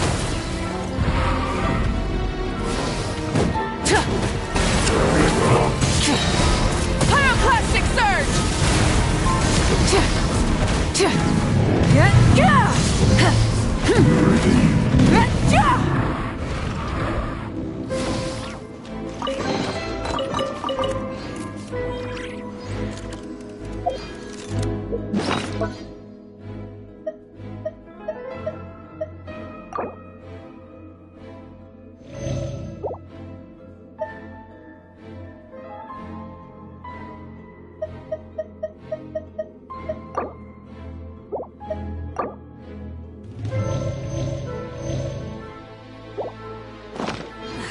Instead of confining themselves to the heavens, God should broaden their horizons in the world below.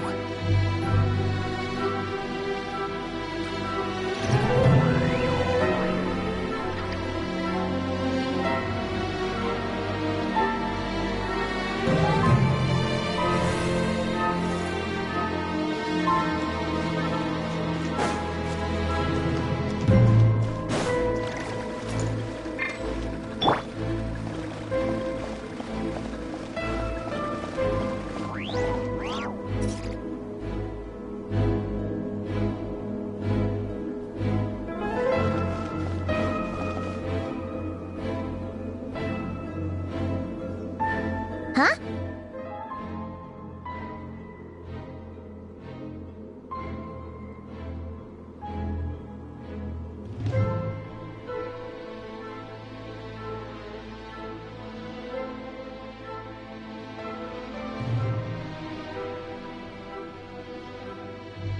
Huh? For real? That's way too high! There's no way we'll be able to reach it! No. I'm not sensing anything up there. It's coming from under the mountain. Let's see...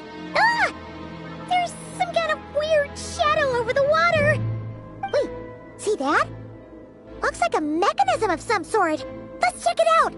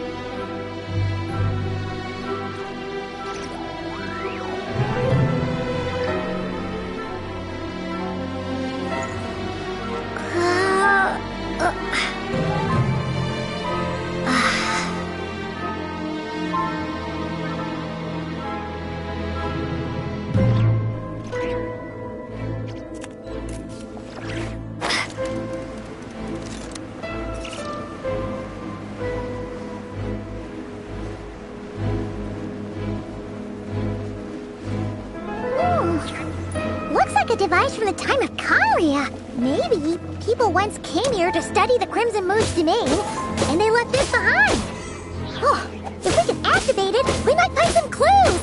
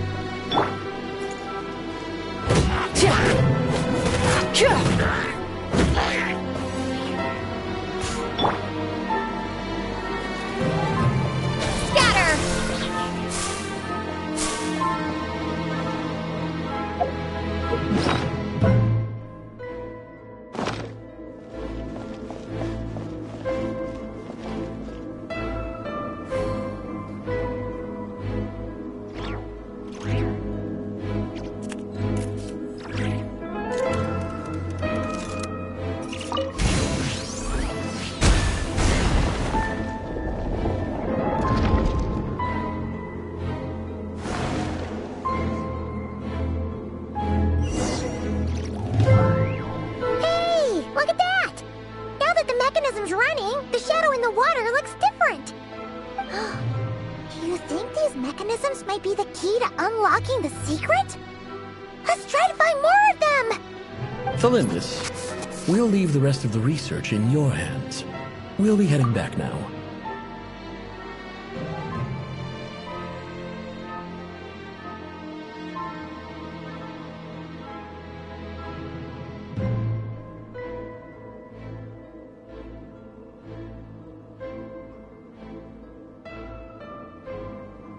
I hope this isn't ruining date night. Ugh. Mind your own business. Just leave me some snacks on the table. Felindis? Is that Rear's girlfriend? How come we're hearing her voice here?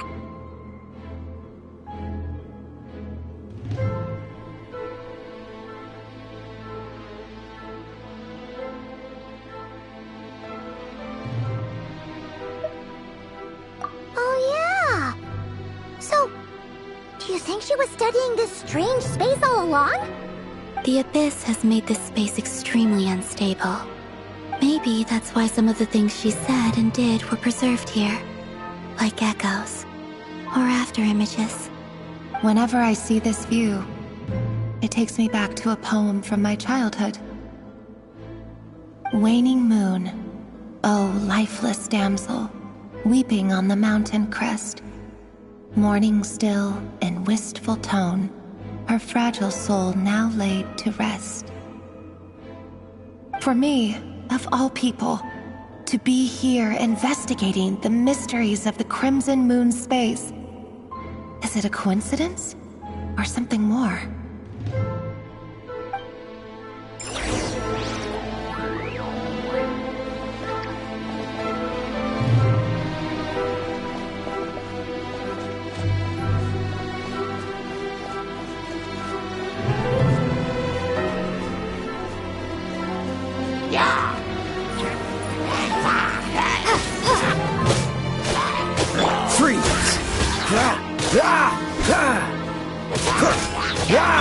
Full throttle!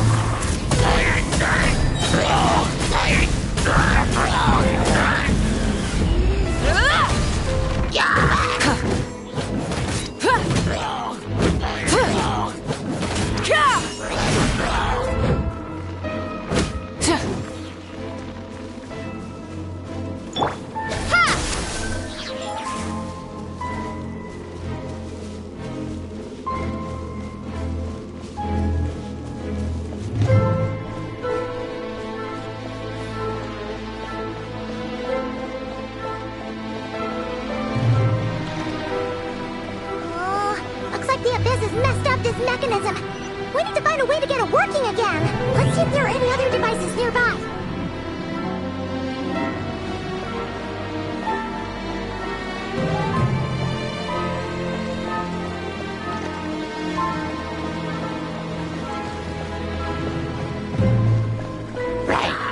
Spring forth! Light of the blazing sun!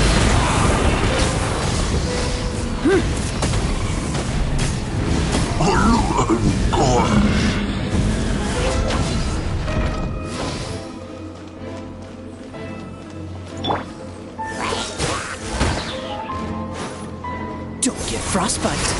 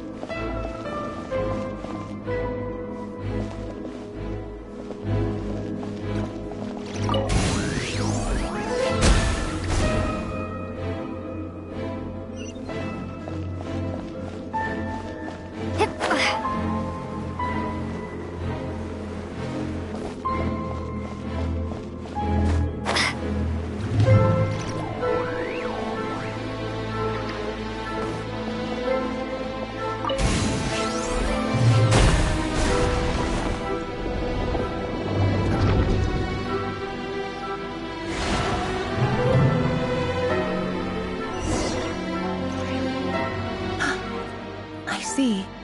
So the moon marrow, or rather the power of the 3 moons, is the key to unlocking. If it really does exist, then maybe this madness can finally be put to an end.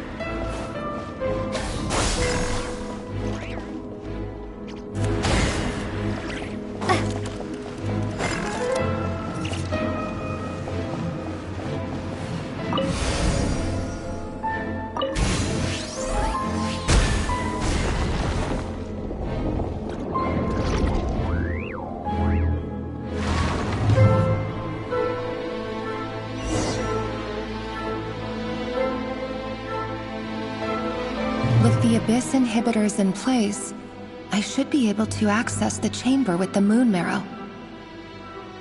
Oh, Rebrier, with every step you take, you're drifting further from what you truly desire. But you're not the root of the problem. Ever since that outsider set foot in Conria, the Vinster King has sunken deeper into madness.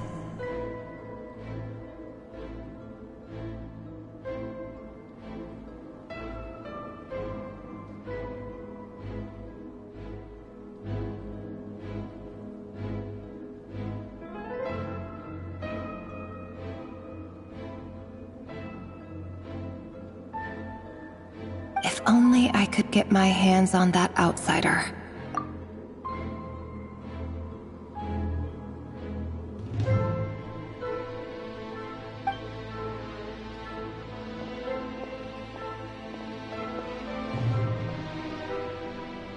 Hey look!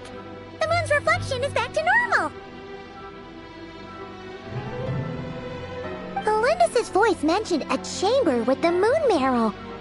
Do you think maybe it's hidden in the moon's reflection? It must be. For within it, I sense the fragile aura of a dying soul. Then there's no time to lose! Let's go!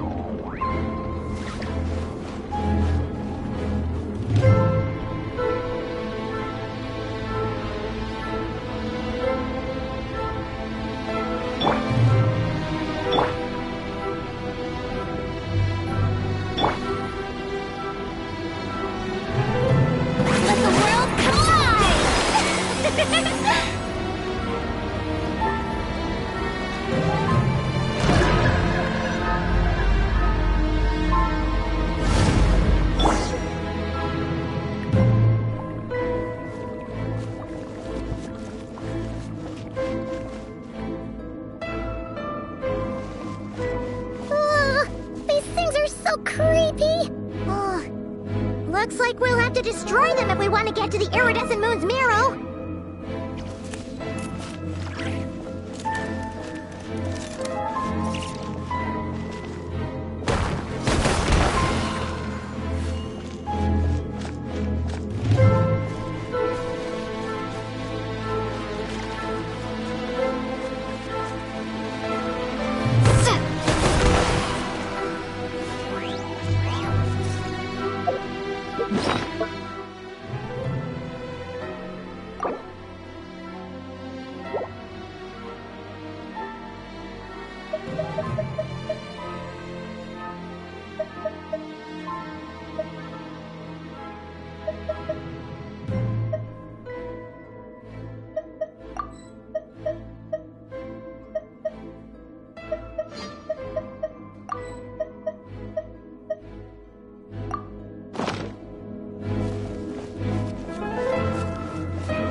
The iridescent moon's marrow! Oh, we'll need to destroy these things before we can reach it!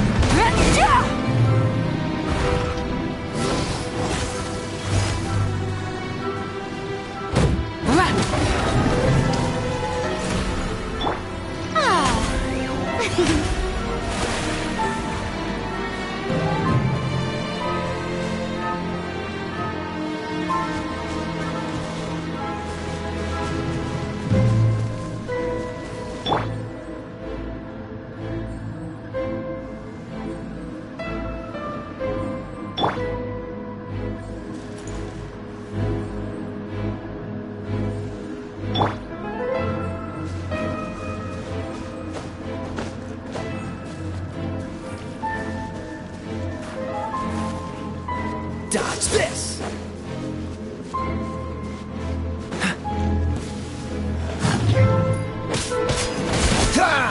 Freeze! Oh, so sorry. Light of the blazing sun!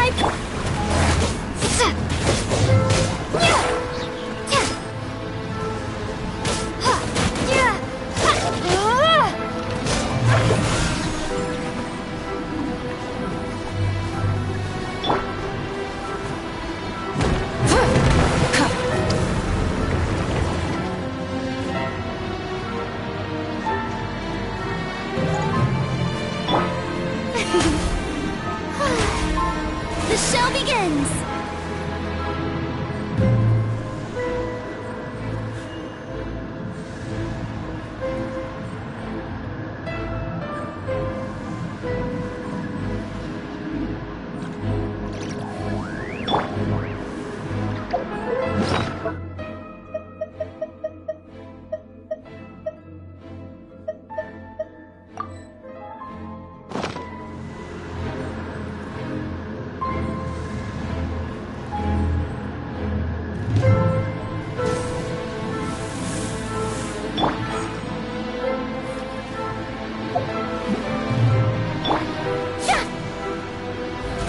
How brilliant!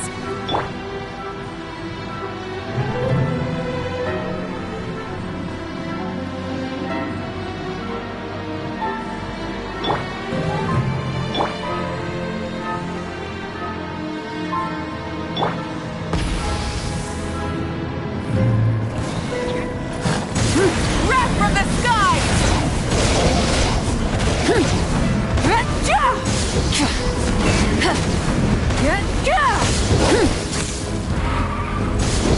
No more mistakes! Rev the engine! Propagate! Terminate!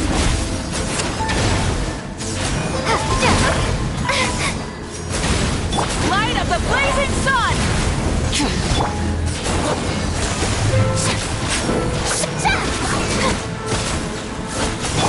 Scatter! Cool it! Ah! Don't get frostbite! Dodge this! Ah! Ah!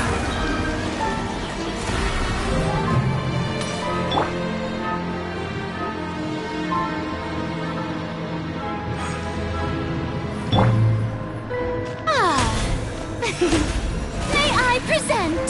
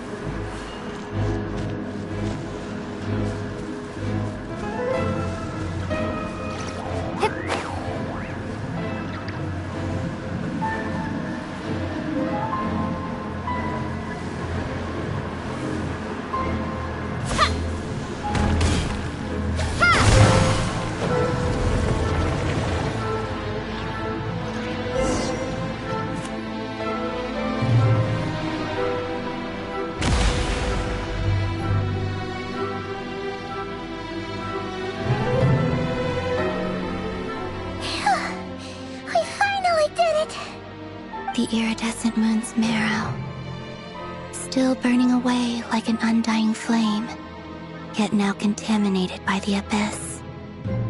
It has taken on a new form entirely.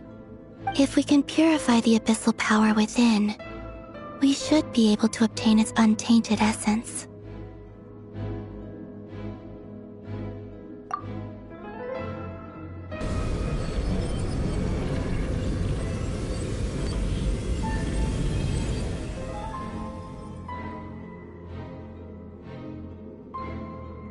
It's so cold.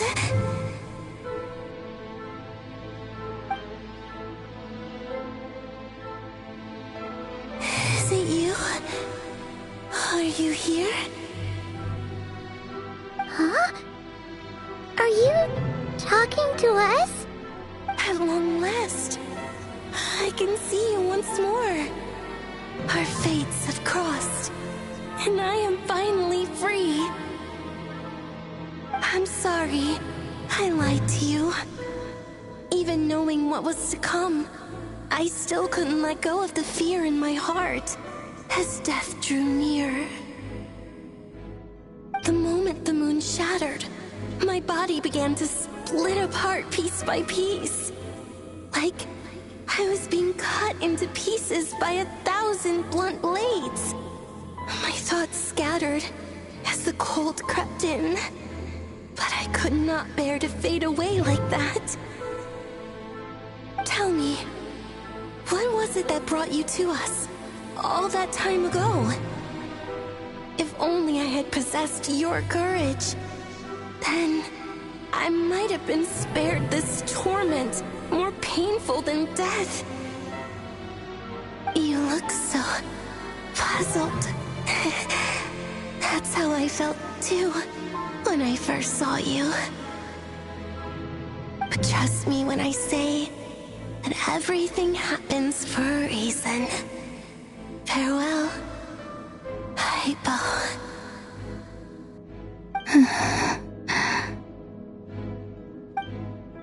What was that all about? Was that the goddess of the iridescent moon? Oh, it sounded like she was speaking to a long-lost friend. But none of us have ever met her before, right? Perhaps. She took me for the goddess of the frost moon she once knew. For a fading soul like hers, our auras must be too similar to tell apart. But anyway, we've got the iridescent moon's marrow now. That should help you regain your strength, right? Alright, time to leave this place and meet back up with Arlecchino. Let's go!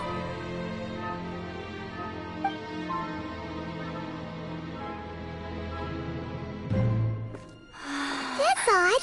This place looks different than when we came in. Waning moon, oh lifeless damsel.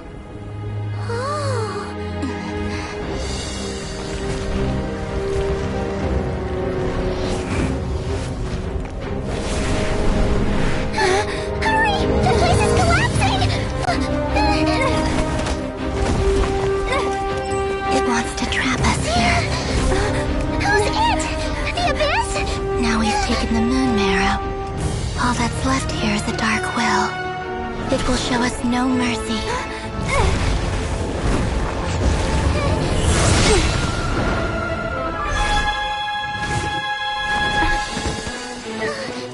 Give it back! The crimson moons! My marrow! My heart!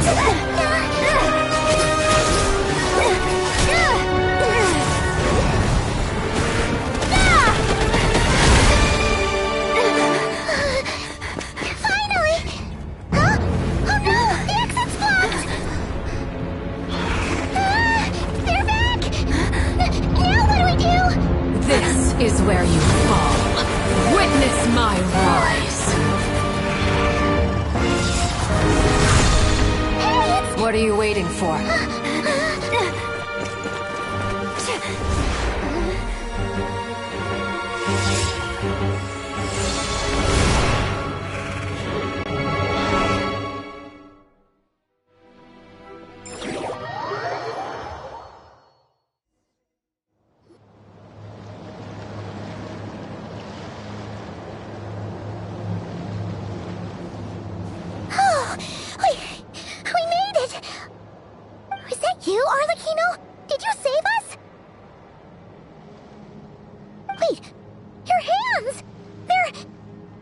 like this.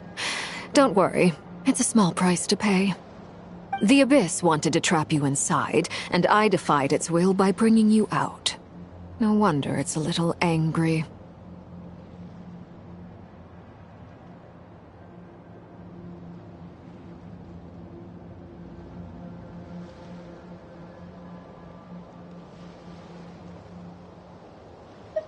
No.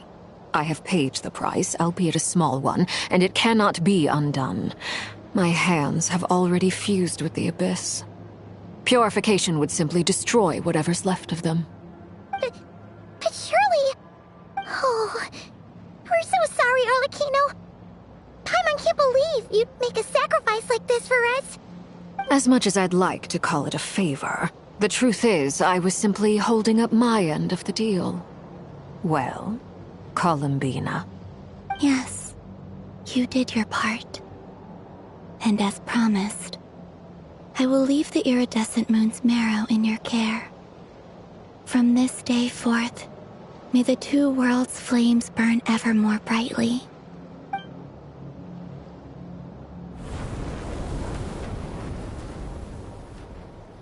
I'll take that as a blessing.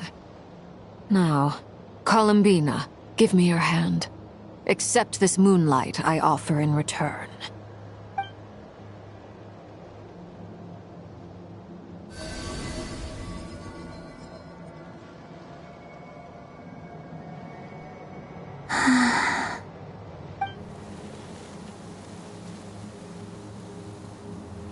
Feeling stronger?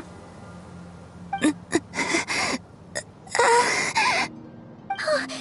Columbina! Are you okay? I'm fine. Our powers are a little at odds, that's all.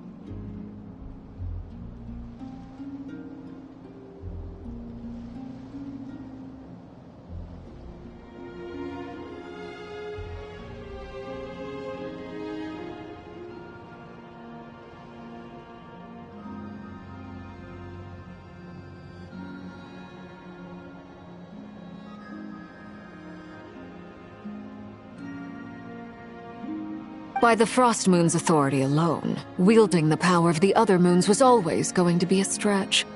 Still, I think it's fair to say that your strength has returned, at least to the level it was at as Third Harbinger.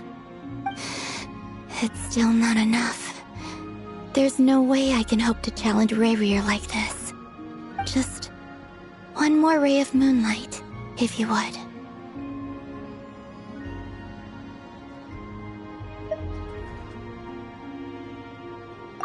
It's okay. I can take it.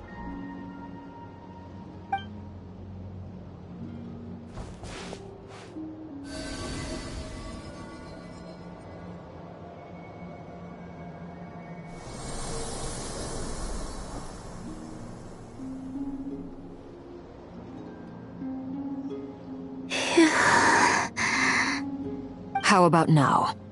Fighting fit? At the very least, I won't have to stay hidden like before. I want to see him gone from Not Cry. The Ray here of Solnari and his wild hunt must be sent back where they belong. Well, it's good to have something to aim for. You certainly seem more alive now than you did earlier. When I first met you, you didn't strike me as a ray of moonlight. More like a wisp of fog drifting in from who knows where, ready to scatter at the first sign of a breeze. But now, you're full of vitality, just like the Frost Moon, once the brightest of them all. May you keep shining, Columbina. This is who you are. Thank you. Look after yourself too, Arlecchino. I know you have plans of your own, and that's why you're always seeking to grow stronger. But whatever you're after, don't let the Abyss take a hold of you. I do not wish to see you go down the same path as Revier. I appreciate the concern, Columbina. Although perhaps it's time you took a new name. A new name? Kutar, the Moon Maiden, Columbina, they're nothing more than code names. They describe who she is and the roles she's played, but they're not her real name. We often use code names in the House of the Hearth, too. But it's knowing your real name that keeps you grounded. Up till now, you've been living a wandering life, so you've probably never really cared. All I'll say is this. Once you've defeated Revier, give it some thought. All right, that's it from me. I'll get you back safely first, then go meet up with Sandrone.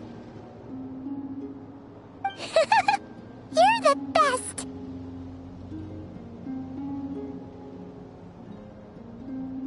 I appreciate the gesture. It speaks to your good character. Anyway, let's get going. There are more urgent things to do right now than trade compliments.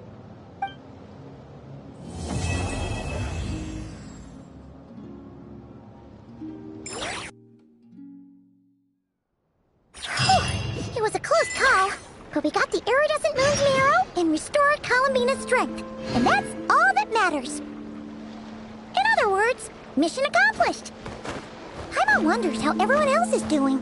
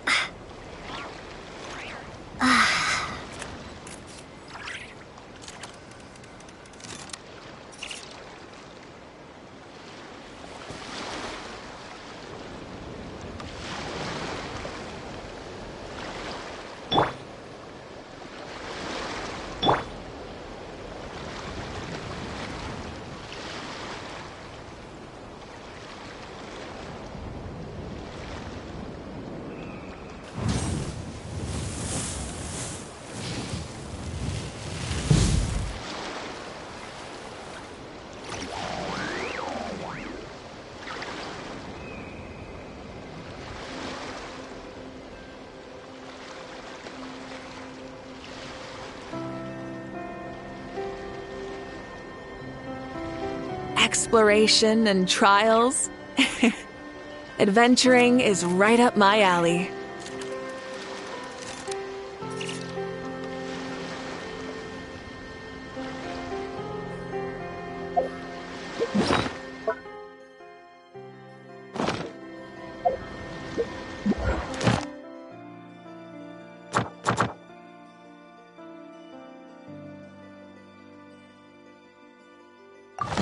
Many insects have a compulsion to follow the light.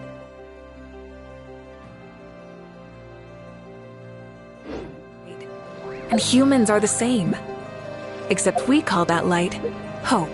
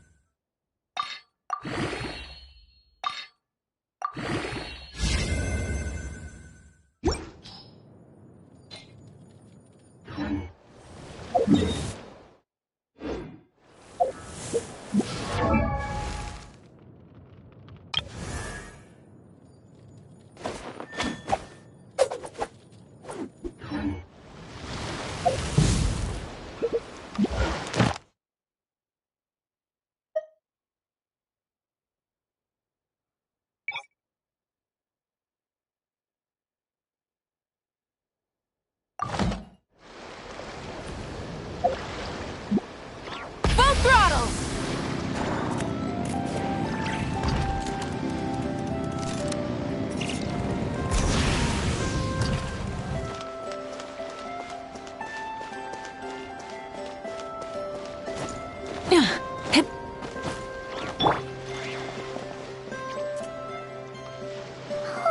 do you think the others are making good progress? Hope it's all going smoothly. Oh, hey look! They made it back as well! Flintz! Lama! How did it all go? All is well, thank you. Nefer and Yehoda had to stay at the curatorium to wrap things up, so they won't be joining us for now. I ran into Miss Anefa and Miss Aino on the way back. Their work is still in progress, so I suspect they won't be back for a while either. You seem rather cheerful today, Mr. Flintz. I certainly am. I achieved what I set out to do and came away with more than I bargained for. Fighting alone can get quite tedious, but I had the good fortune to run into a pair of brave young warriors. We meet again. How have you been? Albedo! What are you doing here?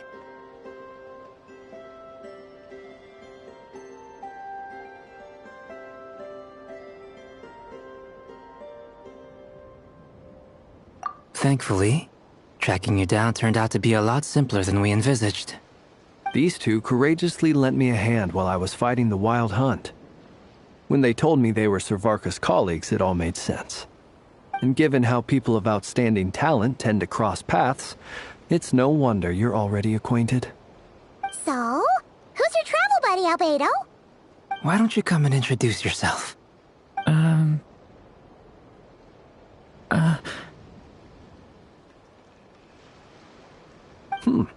A gentleman of few words, I see. And a rather stern countenance. I presumed you were acquainted with him.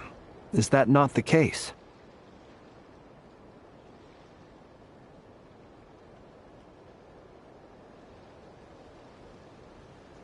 It's nice to meet you. Again. We've technically met before. Wait a sec! You're Minnie Durin! That's right. It's me. I'm glad to see you again. By the way, he says it's okay if you drop the mini.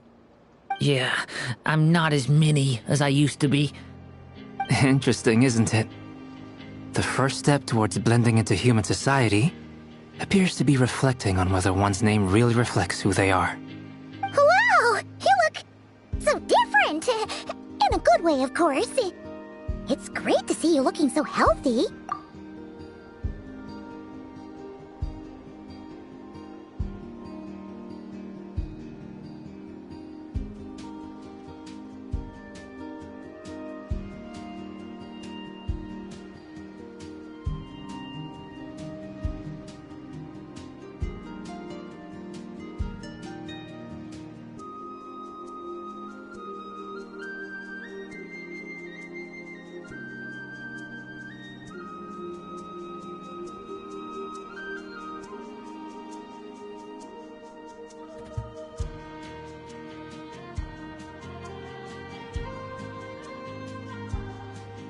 Thank you, Paimon. And although you're as mini as ever, I understand that diminutives don't always convey endearment. I'll be sure to simply call you Paimon as a sign of my great respect for you. Wow! You're such a smooth talker now. Paimon could get used to this. From now on, you may refer to her as your esteemed guide, Paimon.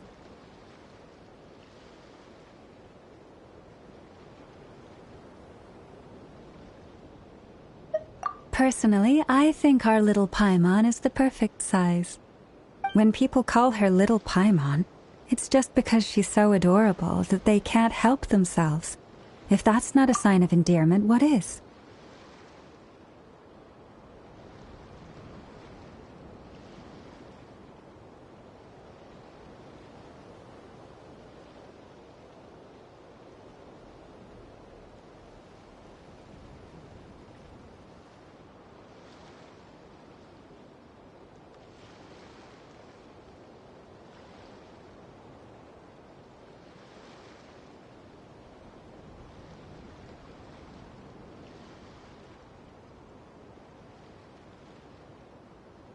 You're absolutely right, Miss Lauma. My brother still has a long road ahead of him when it comes to understanding human relationships.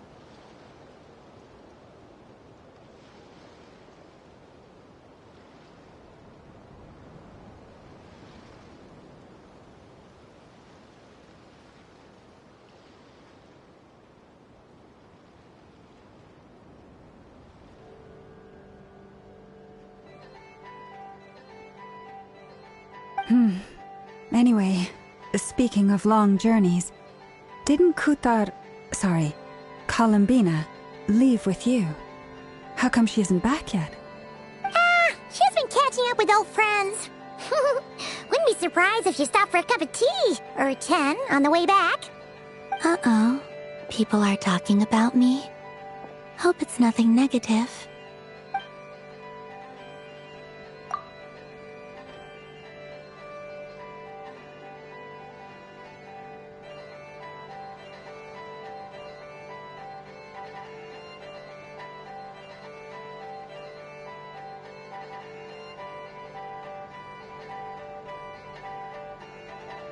Judging from your expressions, I'm guessing it all went well?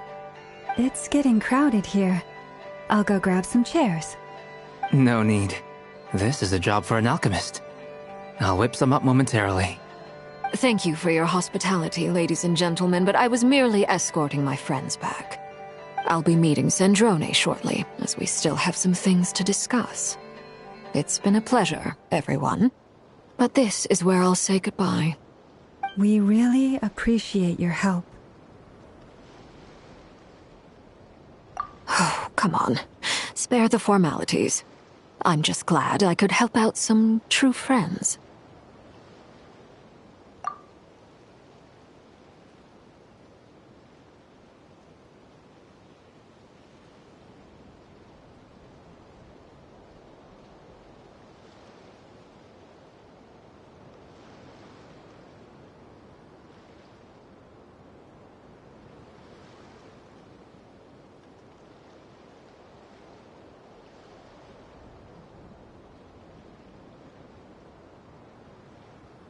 I understand.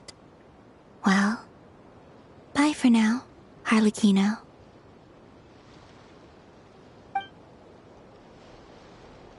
Oh, this place is hopping. It's probably a good thing one of us left. Otherwise, we might not fit all these people in. Are you saying we're about to run out of chairs? As a matter of fact, I am. Come on in and see for yourself.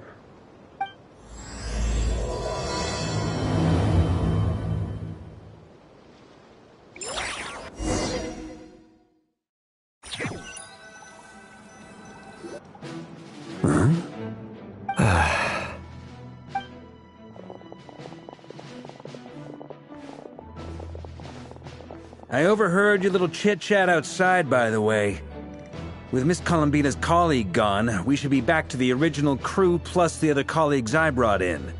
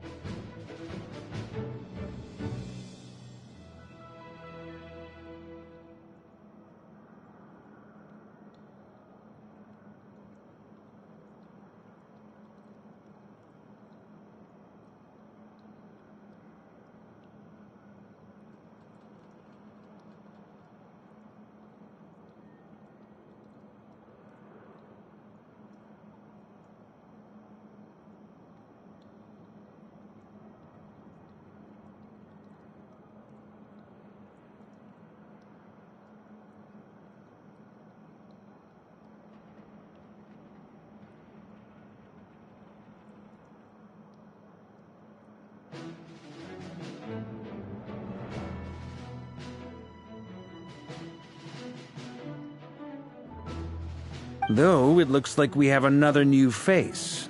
someone else manage to rope in a colleague too?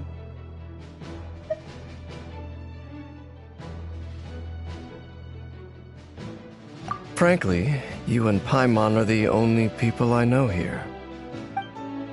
This here is Deansliff, colleague of Tibet's greatest guide, Paimon, and greatest adventurer, the Traveler.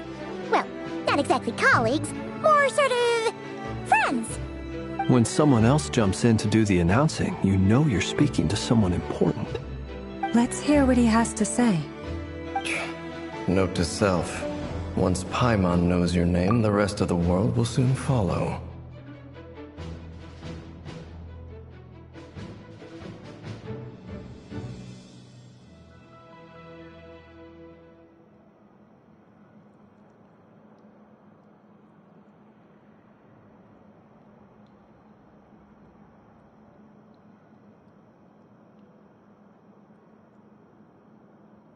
When he comes looking for us, it's usually something important. Paimon's guessing you've heard about the Wild Hunt, then. From the looks of it, you're about to hold a meeting. If I were to say that the Wild Hunt is our mutual enemy, would that earn me a seat at the table? As the saying goes, the enemy of my enemy is my friend. Mr. Dainsliff, there's a seat with your name on it. Though, I can't promise the same for everyone else. Hey, Albedo, think you can rustle up a couple more chairs? After all this time apart, Grandmaster Varka's first order is to rustle up a couple more chairs. I've missed this. Is he being sarcastic? Hey, he's your brother. Why are you asking us? I've still got a lot to learn about the nuances of human conversation. Trying to decipher Albedo's way of speaking has been like jumping in at the deep end.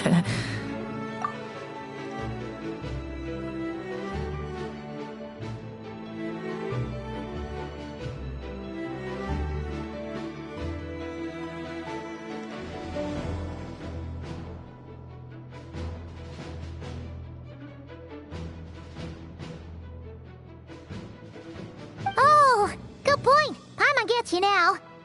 Don't sweat it. There are people who go their whole lives without getting the hang of it. You're ahead of the game already.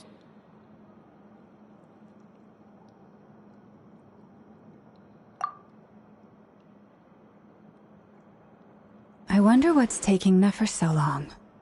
Perhaps you should go and check in with her. If anyone can hurry her along, it's you. I just got back from the curatorium. Besides, aren't you curious to see what's taking her so long? Miss Nefer doesn't strike me as the type to share secrets. And since gathering intel is her specialty, I'm guessing she'd prefer to keep her methods confidential. Under such circumstances, would it not be tactless for me to impose? Oh, but it's fine for me to impose. What can I say? You have an unrivaled ability to garner people's affection, Miss Moonchanter. Besides, you have far more in common with her than I do. All right, then. Impressive. She barely fought back at all. I admire your powers of persuasion, my friend. As I'm sure Miss Lauma will realize soon enough, the trick in life is to always pitch in with other people's responsibilities so that you can be selective with your own. Another trick is to simply hide in the background. Spoken like a true sage. Anyway, looks like we've got some time to kill before the meeting. Let's take a little breather, folks.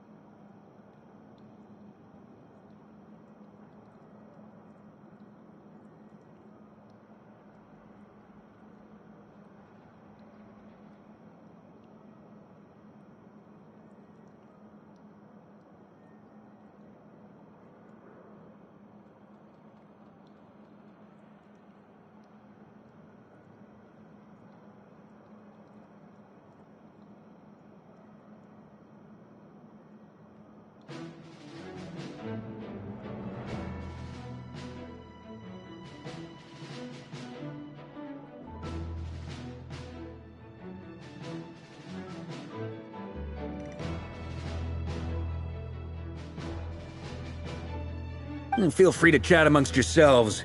We'll get down to business once the other two arrive.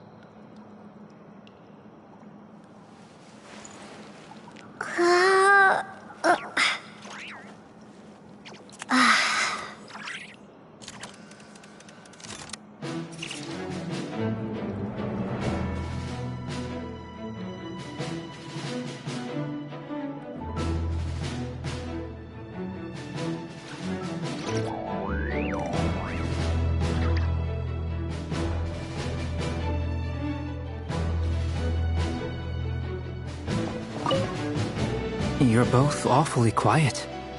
Why don't I start us off with an icebreaker?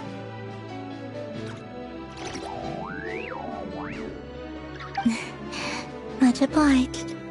Have either of you ever had your portrait painted? If not, I'd be glad to help. That sounds like a lovely idea.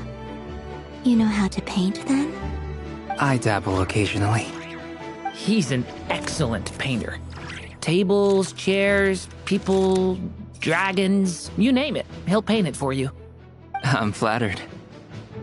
If I ever get the chance, I'd like to give it a try myself. I'll bear that in mind. Anyway, how about you, Durin? What sort of portrait would you prefer? Oh, I'd be fine with anything. Whatever style feels best to you. Very well.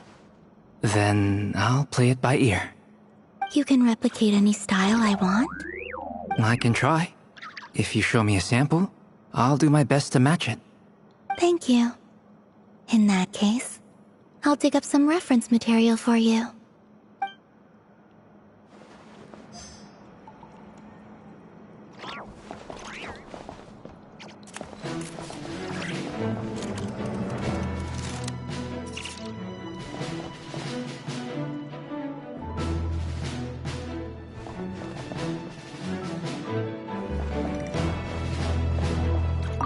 Truth be told, I can't remember the last time I was in a meeting with so many people. You're not alone there, my friend. The Lightkeepers also struggle to bring everyone together for a serious discussion. I don't doubt that.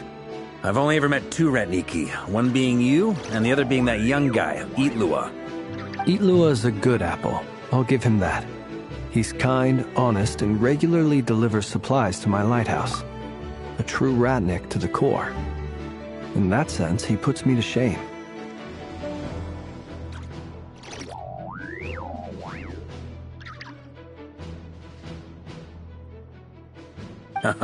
So you're what? A fake Ratnik? That's what it sounds like you're saying. But I get the feeling that's not quite what you meant.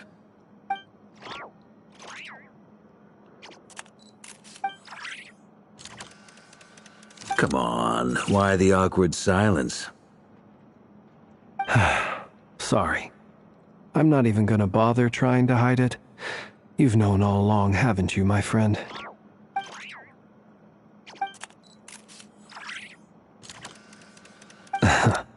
Now that was an awkward silence. Let's just keep this between ourselves. Probably best if Itlua doesn't know, huh? That goes without saying. Gotta be careful what you share with youngsters, after all. Anyone else in the know? Let me guess. The Traveler and Paimon? It's dangerous being too sharp for one's own good, you know. Then, in the name of the Animo Archon Barbados himself, I swear your secret's safe with me.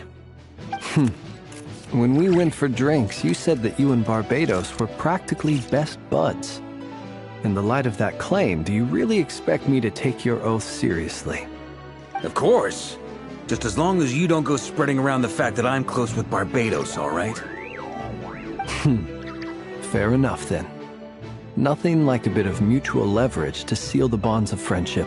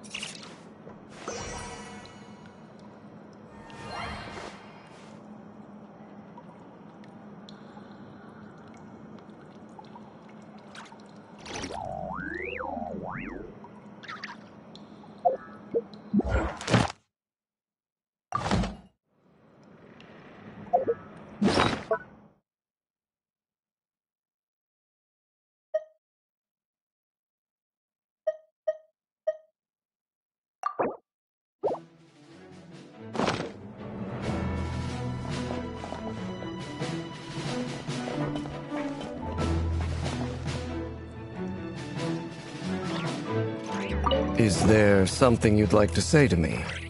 Yeah! For starters, why'd you just show up here without even giving us a heads up?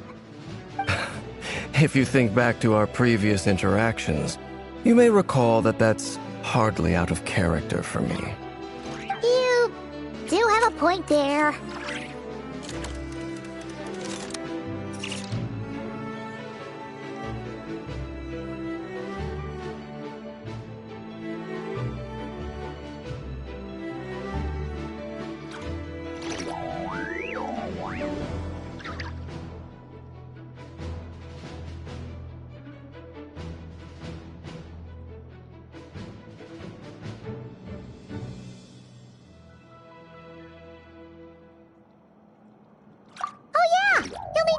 To stay the night too, right? Want to tag along with us? You never know. We might get a group discount. Sure. Let's do that. Great! Paimon will handle it.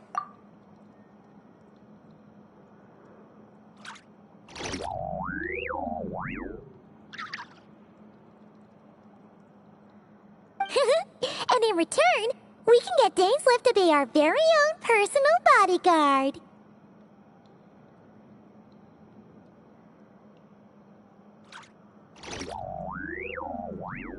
If that's what you had in mind, you should have said so sooner. I'd be happy to help. Oh, okay then. Paimon was only kidding, but good to know. Anyway, since we're all here together, we might as well watch each other's backs. That's just what friends do, right? Indeed. Thank you.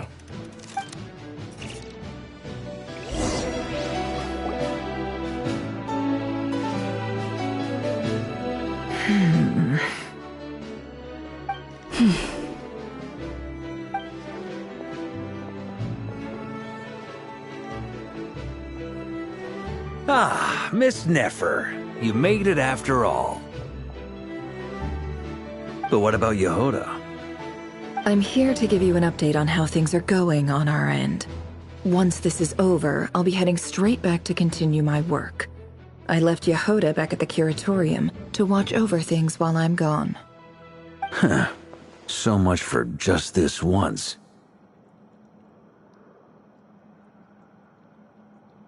Shh! Not so loud! We're on a roll here. What if she remembers and suddenly decides to back out? Did you say something, Mr. Varka? Huh? I didn't say anything. Right, Flint's? Must have been a frog. They get so noisy around here at nighttime.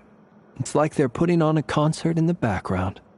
Anyway, before we begin, there's a few introductions to make. Let me start by saying that it's an honor to be speaking before so many distinguished colleagues and collaborators.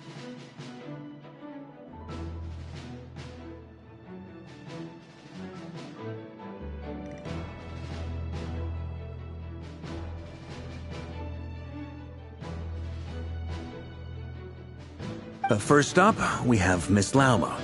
As Moon Chanter, she's the leader of the Frost Moon Scions, a local religious community in Nodcry. Then there's Miss Nefer, boss of the Curatorium of Secrets, an intel gatherer extraordinaire. Nefer is leading the investigation into Rerer's background, assisted by Yehoda and Lauma. From the little I've heard, they're making some great progress. Over here, we have Mr. Flintz, a ratnik and guardian of the abandoned lighthouse. In our last operation, he courageously distracted the Wild Hunt to buy time for the rest of us. For those of you who've never met, this is Mr. Albedo, a renowned alchemist and captain of the Knights of Favonius investigation team. By his side is a new face for us all, myself included, Mr. Durin, who has come to lend his aid. Next up, we have the Moon Maiden and former Fatui Harbinger, Miss Columbina. Then we have the Traveler, who's earned more titles than I could possibly hope to list out, so I'll spare you the rundown. And Paimon, the ultimate travel companion and quite possibly the best guide in all of Tevat. Wow! That's a lot of people! Great turnout! Miss Nefer, it looks like you might have another job coming your way, so, congratulations on the booming business, I guess. You think I haven't got enough on my hands as it is? Who's looking for me now? That would be me, Miss Nefer. I have a commission for you. And you are? Who I am doesn't matter right now. What does matter is that I'd like you to gather more intelligence about the Recher of Solnari. Well, it's not as if we never take on anonymous commissions, but in your case, I'll have to decline. I'm gonna take a wild guess and say your job's probably more hassle than it's worth. Something about you seems like bad news. It's my eyes, isn't it? Conrian, I assume. And what's with the mask? Are you trying to hide your identity? In any case, the fact that you're even still alive raises an awful lot of questions for me. My name is Dainsleif. And yes, I am from Conria. As I'm sure you're aware, the Recher of Solnari's real name is Rerir. He was once an acquaintance of mine.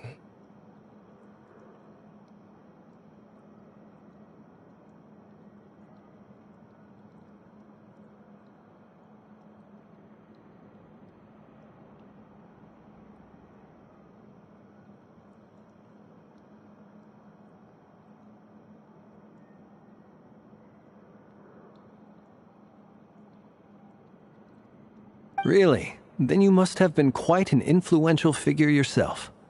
You flatter me, but none of that matters anymore. My point was simply to clarify why I have asked Miss Nefer to investigate Rerir's background.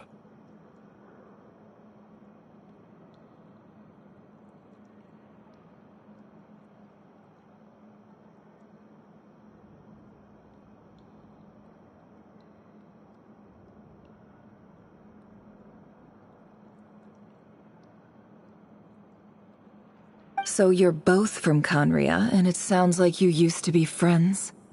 What am I missing here? Surely you already know how he became one of the Five Sinners. I'll tell you everything I know. The history of Conria, the names and identities of the Five Sinners. I remember it all like it was yesterday. I have never spoken openly of this before. But the truth was exactly as people say. The Five Sinners were each driven by their own desires, and it was by playing upon these that the Abyss tempted them to their fall, tearing Conria apart in the process. The visionary, Vedafenir, who wished to foretell the future. The wise, Haroptatir, who sought limitless knowledge.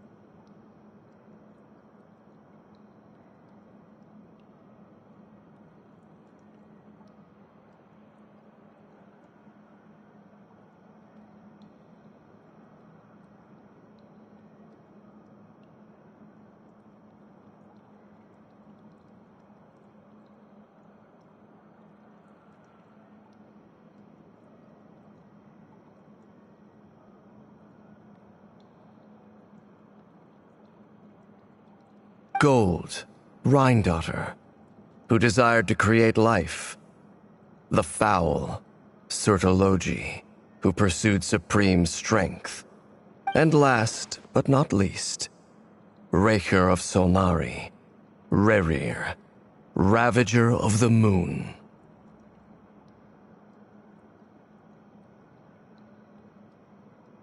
Of the five, Rerir is the only one who remains a mystery to me.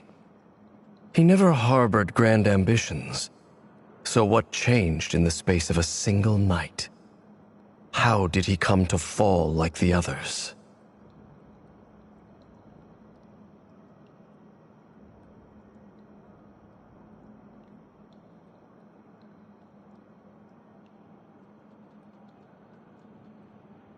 In other words, you're saying that his change came as a shock to you, and you have no idea what actually happened? That's right. You mentioned how the Abyss tempted them, which led to their fall. But what did that look like in practice? And what other context can you give me about the events of that time? The more detail you can give me, the better. Strangely, now that it comes to it, I hardly know where to begin. The fateful night took place during the era of the Eclipse Dynasty. One day, my elder brother, the visionary, Vedafenir, was summoned to the palace by the Vinster King, only for the king to gouge out his eyes and cast him into the dungeons.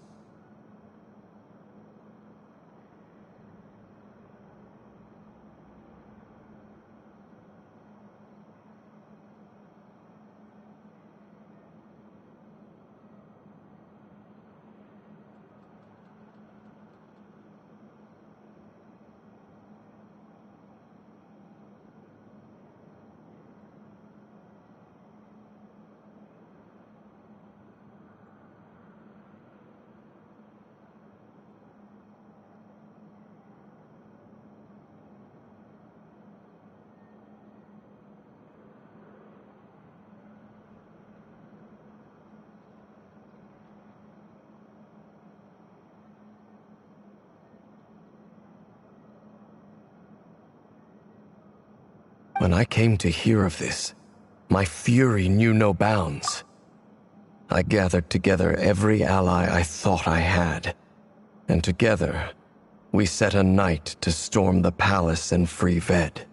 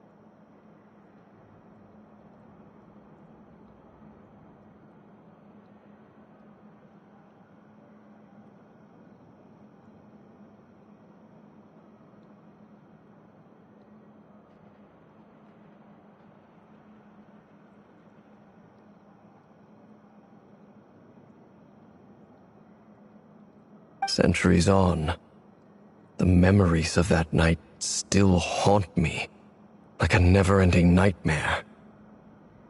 We broke through the palace gates, just like we had planned, each striking towards our separate targets.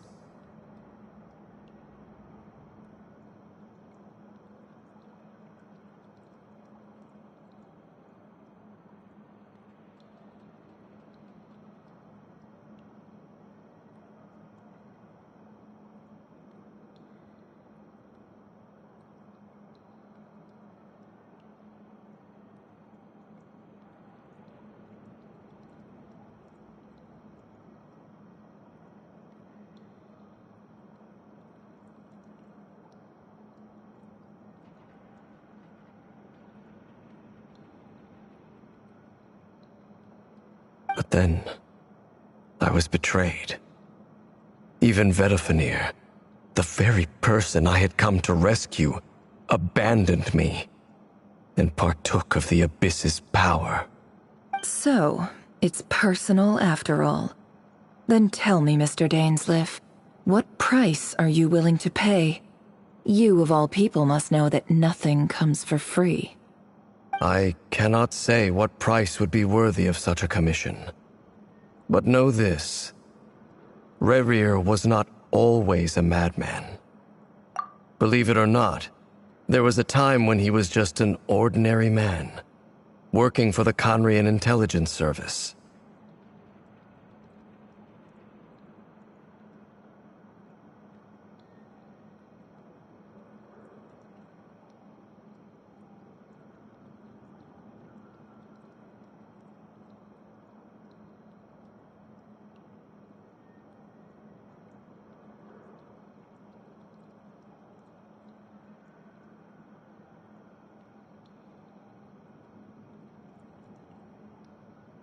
Uncovering the truth of Rerir's past is the only way to unravel this mystery.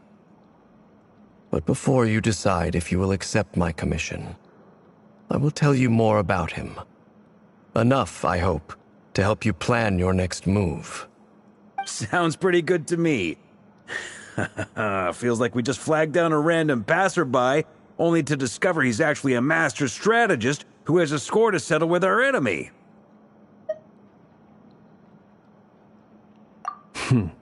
Can I borrow your halo? It could be useful in the lighthouse. Hey, enough with the wisecracks! Besides, isn't that lamp of yours bright enough already? Relax. It was meant to be a compliment. If that was a little over the top for your liking, I'll make sure to tone it down next time. I'll give your proposal some serious thought, Mr. Dainsleif. Let's speak in private once the meeting is over. Before that, there's a few things I'd like to share.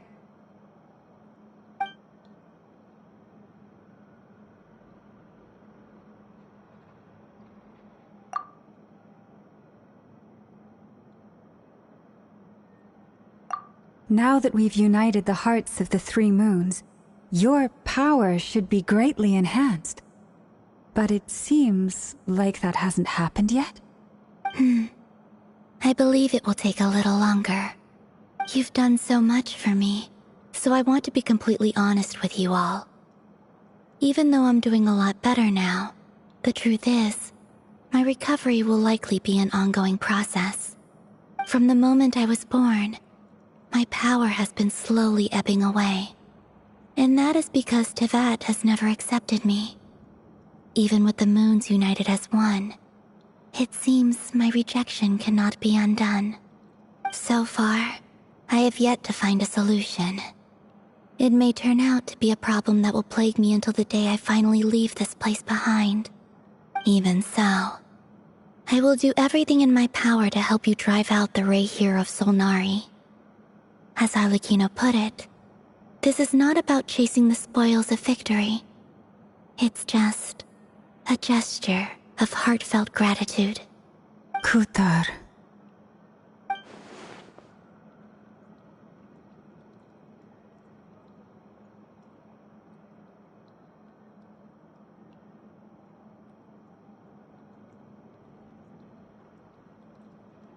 Defeating the Rerir of Solnari will be no easy task. While my strength slowly recovers, we'll also need to gather more intel. Naturally. We should take all the help we can get if we hope to defeat him. We've considered several viable plans now, but our choice hinges on the answers to a few key questions. Is it even possible to kill Rerir? What experiences shaped the person or monster he became? And what's he really after? Given Albedo's expertise in alchemy, I think we should leave him to try and answer the first of these questions. Understood. As for the other two, I'm afraid we'll have to count on you again, Miss Nefer. Believe me when I say it's not my wish to burden you. But right now, relying on your skills is our only option. So you're placing all your hopes on me, huh? We can't thank you enough for agreeing to help us. Honestly, I can hardly believe how lucky we are. You sure have a talent for changing your tune, Miss Moonchanter. Timid like Yehoda one moment, then flinches insincere flattery the next. Ladies, please. I must object to your portrayal of me. That's all. Feel free to keep bickering. Just pretend I'm not here.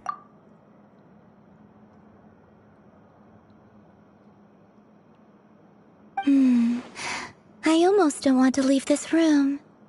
I'm curious to see how this plays out. I have faith in you, Miss Nefer. Something tells me you'll stand by us until the very end. Oh? And what makes you so sure of that? What if I suddenly decide that my compensation is insufficient? This isn't about the money. I can sense that you've got a deep-seated distaste for Rerir. And knowing you, that alone is motive enough. Look at them getting along so well. Like two peas in a pod. And I'm the one they accuse of insincere flattery. There is no justice.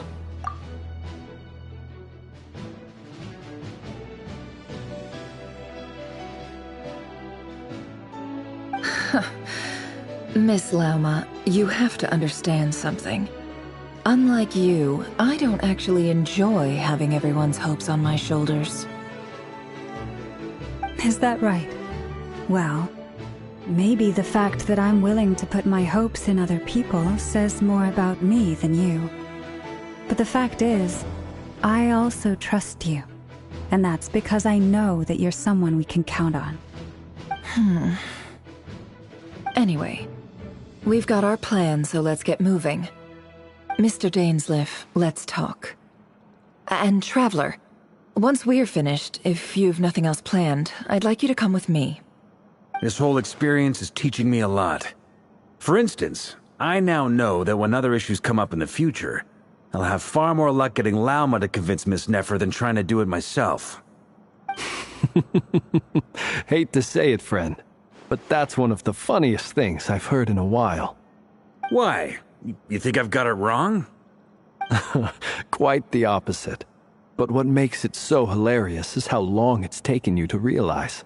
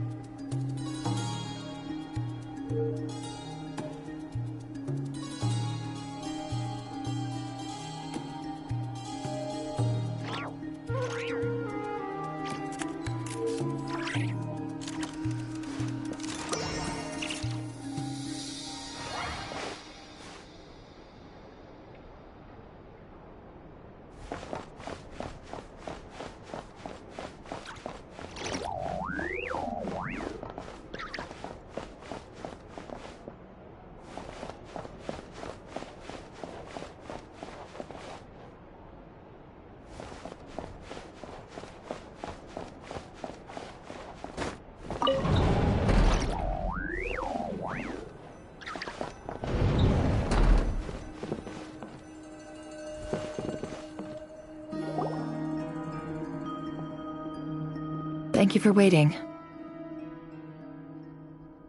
It's okay. We actually used the time to help Dainsliff get a room at the hotel. That's very considerate of you. Now, I trust you share my curiosity about Rarier's past, and you seem fairly familiar with Mr. Dainsliff already.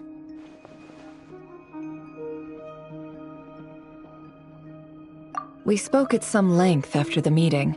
He was the one who suggested I should invite you to join this operation. He feels confident that these secrets will be safe with you. Dane has a lot of faith in us, that's for sure.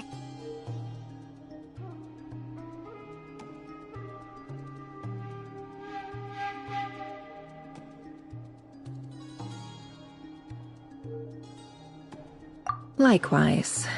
I appreciate that you got right on board without interrogating me about why I invited you. It shows that you trust me to explain everything in due course. That's because we know what you're capable of. We appreciate you too, Nefer. You might have been forced to help in the beginning, but this time, it was your choice. That's one way to put it. Another is this, that once a decision's been made, it's set in stone. After that, my only goal is to see it through. Alright, so here's how it is. I'm going to access Rarier's thoughts again using my confidential method. Now, I'm sure you've seen things like this before on your travels, so you're surely well aware of how dangerous it can be. The reason I've gathered you all here is to ensure my safety during the proceedings. I plan for us to enter the fragment of his consciousness together, and once inside, I will focus on searching for information. Think of this as a diving expedition into someone's brain. If I'm the diver, you are my safety equipment, tasked with keeping me alive while I'm under the surface. Once the ceremony begins, we will all be spying on privileged information. But in the interests of safety, you must remain absolutely silent at all times. We will discuss our observations after the ceremony has concluded. Lastly, any individuals of a weaker constitution are advised not to partake in the ceremony. In any case, Paimon has her own job to do, which requires staying in the room but not joining the ceremony.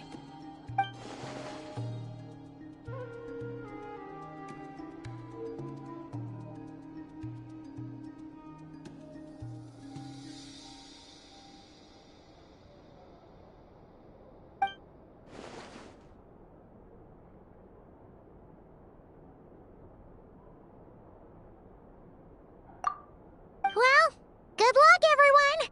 Sounds like all Paimon can do is cross her fingers and root for you guys. There's a little more to it than that. I was being serious when I said you have a job to do. While the rest of us are inside Rarier's mind, it's imperative that we have a team member on the outside. In the event that something goes wrong, you will be our first responder. I don't anticipate any issues, but the extra level of safety will be greatly appreciated. I second that.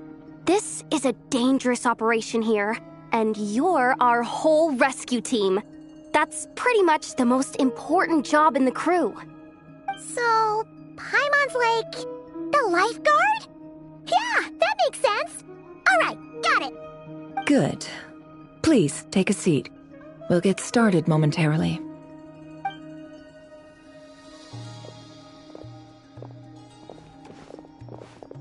So, did Mr. Dainsliff tell you anything else?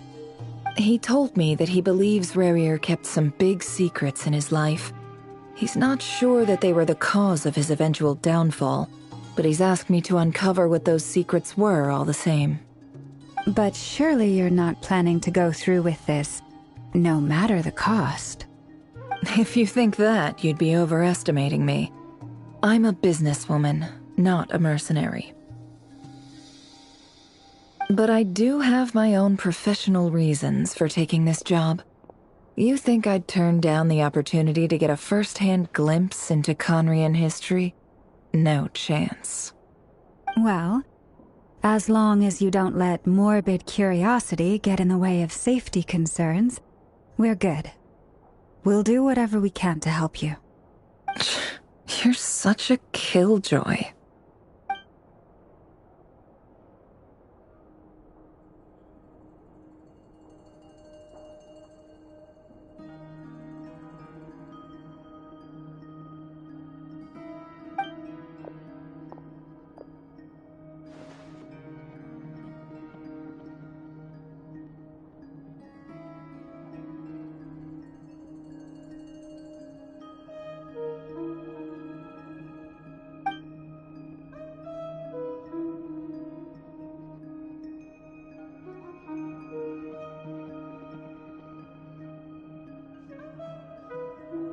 All right, I'm good to go.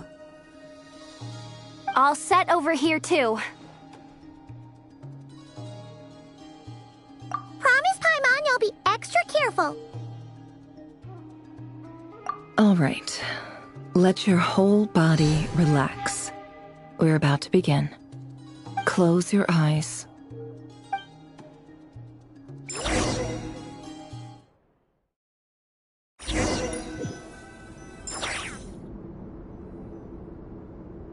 Phew. Could this be his office? Pretty standard setup. Bookshelves, paperwork, files. According to Dainsliff, Rarier used to be an intelligence operative. Chances are there's plenty of top-secret intel stashed away in this room. Is this where you keep your secrets, Rarier? Can't say I'm not looking forward to this.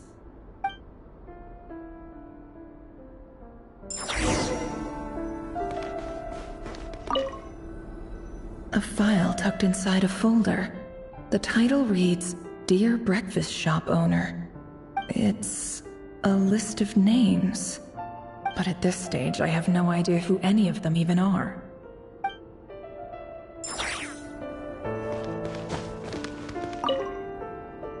Wonder what kind of encryption technique this is.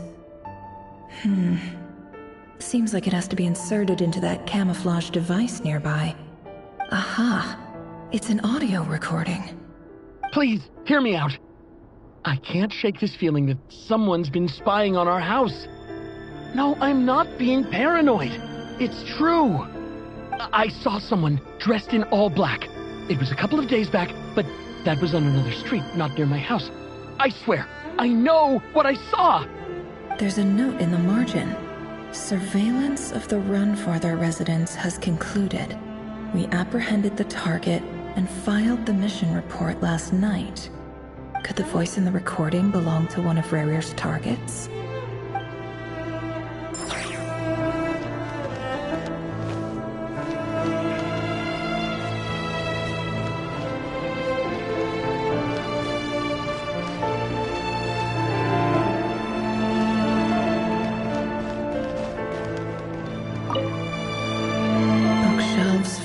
Documents. Looks like these are all files, packed with the personal details of individual Conrians. The Crimson Moon Dynasty preceded the eclipse. Since Rarier worked as a secret agent during the latter, it stands to reason that he was tasked with purging remnants of the old dynasty. Yep, lines up exactly with what Dainsliff told me.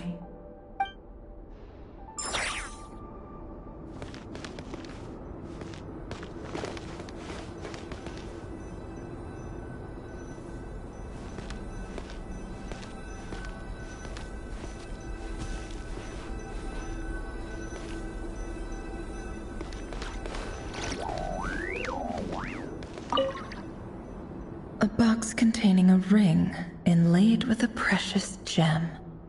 Must be for his girlfriend.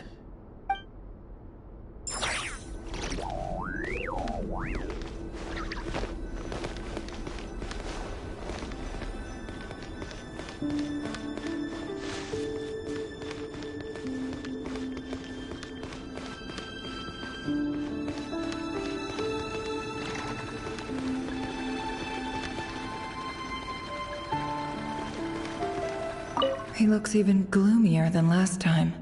I wonder what's changed.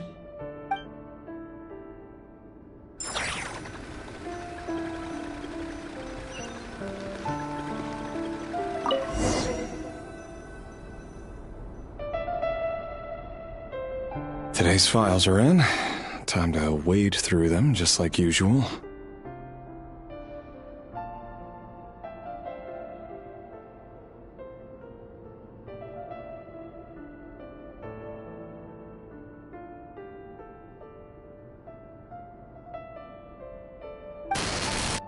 Male, 51. Occupation, cook. Confirmed Crimson Moon descendant. Has maintained frequent contact with other descendants over the past year. Poses a threat to the dynasty.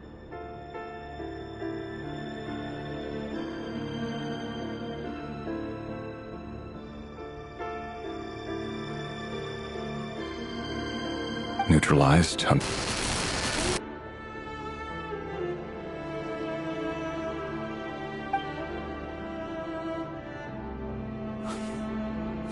This one should be archived under purged targets.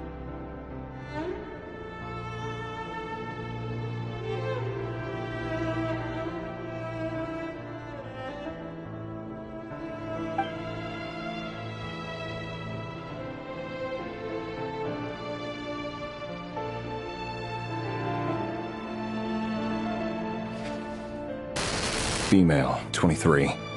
Occupation, office clerk. Confirmed Crimson Moon descendant. Has maintained frequent contact with other descendants over the past year. Poses a threat to the dynasty.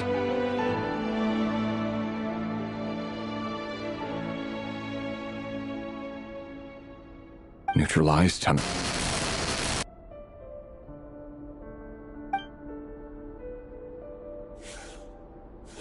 Another one for purged targets.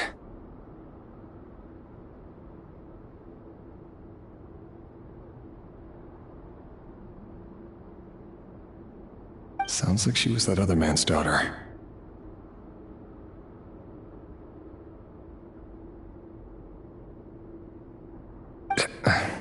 Never mind. What's it got to do with me?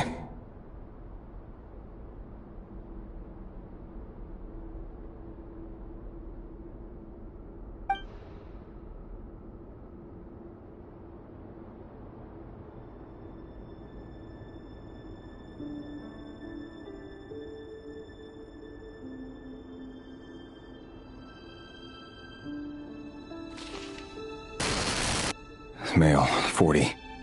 Occupation, teacher. Confirmed Crimson Moon descendant. Has been observed making contact with other descendants during the past year. Poses a threat to the dynasty.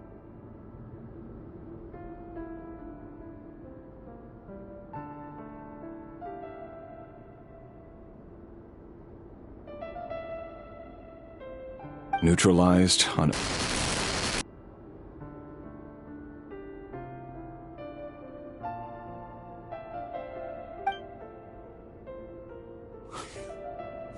Just another nobody for the archive.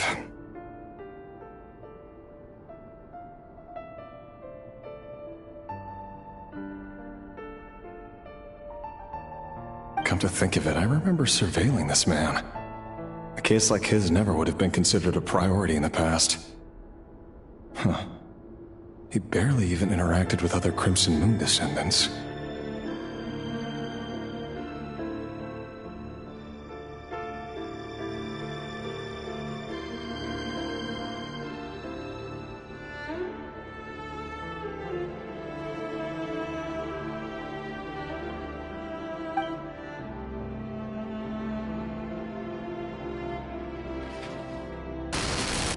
Female, 16.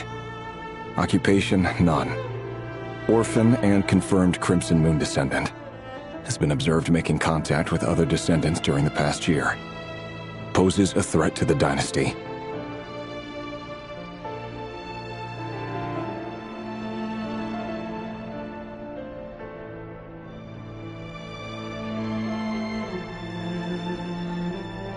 Neutralized on...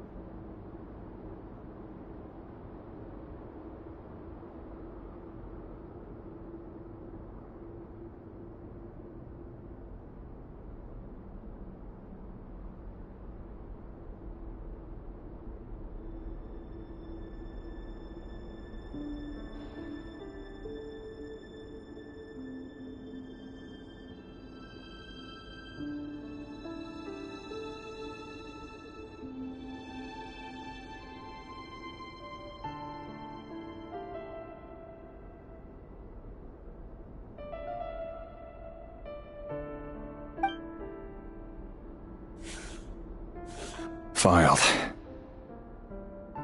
I have no recollection of this girl. None whatsoever. She doesn't seem to be anyone important, but then again, how many of them really are?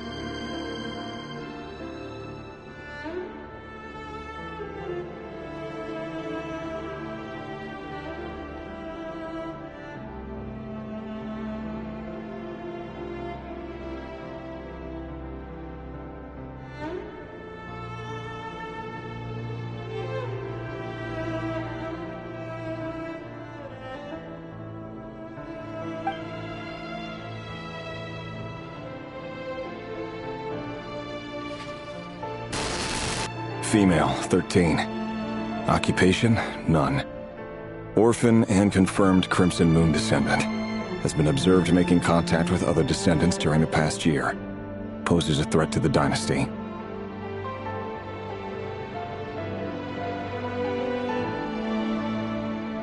Neutralized and...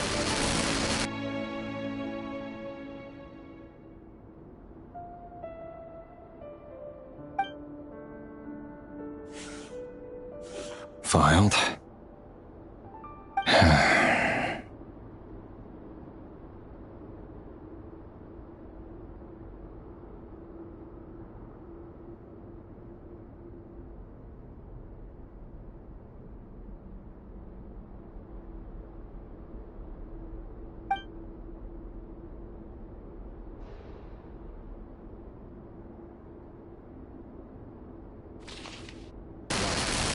Male, 11. Occupation, none. Orphan and confirmed Crimson Moon descendant. Has not been observed making any contact with other descendants during the past year. Poses a threat to the dynasty.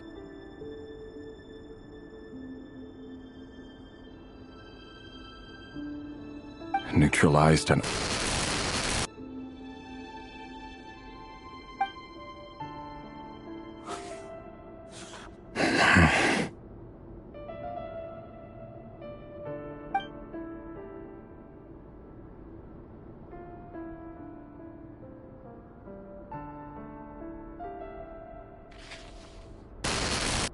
Male.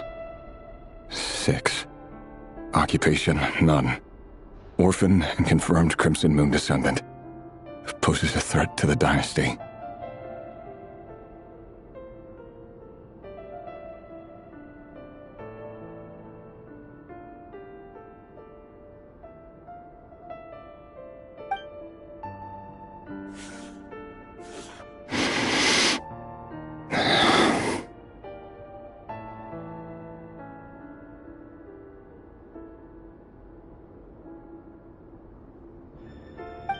It's funny, isn't it? Your job is becoming both harder and easier at the same time, depending on how you look at it. Sooner or later, the Crimson Moon descendants will be completely wiped out. But as their numbers dwindle, they become harder and harder to track down.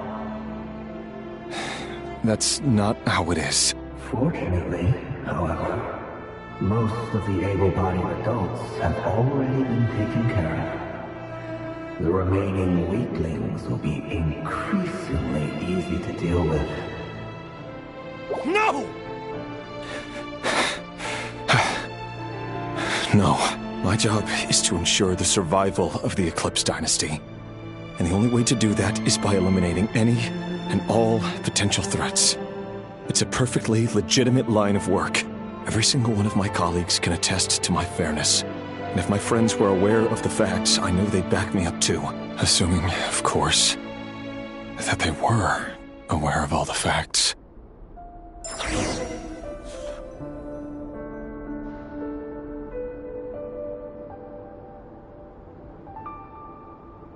He looks even gloomier than last time. I wonder what's changed.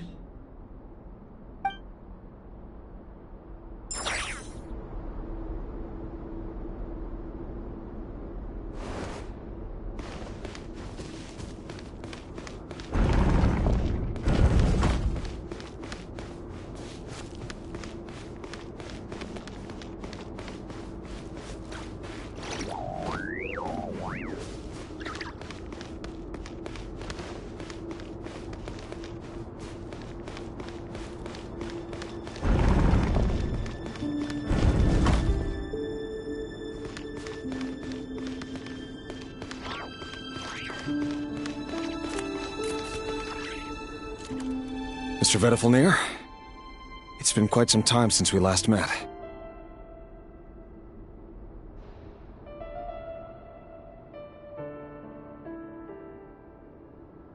Rerir, I trust you're here because you have something important to discuss.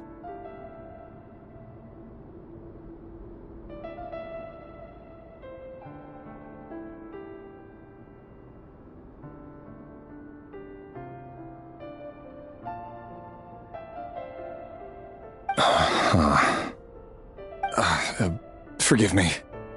I wasn't tuning out, it's just, I noticed you didn't even phrase that as a question. As if you knew I was coming. Tell me, does someone in your position ever feel the need to ask questions at all? It is indeed within my power to foresee certain things. Things like your arrival.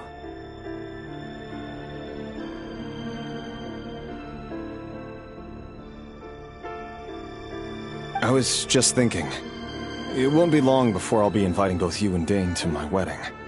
That isn't a lie, but nor is it a fact as such. It's a wish, isn't it?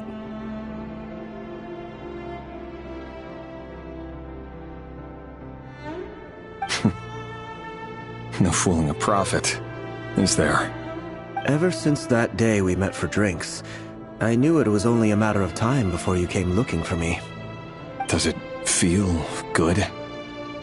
Knowing how the future will unfold. I'm afraid the notions of good and bad fail to capture the complexity of what such a power entails.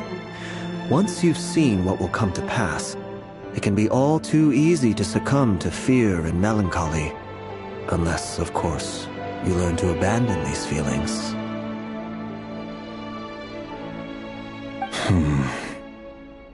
You fear my silence, and long to hear the words I left unspoken that day. That's right. You must have noticed my reluctance to broach the subject, and the reason is simple. Because the truth could never have lived up to your hopes. For both our sakes, such words are better left unsaid. The burden of prophecy was never meant for your shoulders. So who exactly do you deem worthy to hear your prophecies? None but our exalted king? Or rather, our king as he once was. You're closer to his majesty than I am. You must know better than anyone how much he's changed. You say that as though it is to my benefit. Yet precisely because of that, I dare not speak rashly. A king can turn out to be the most virtuous of rulers, or a tyrant more terrible than the most vicious of dragons. You are so wise and far-sighted, yet still you would have me live in fear of the unknown?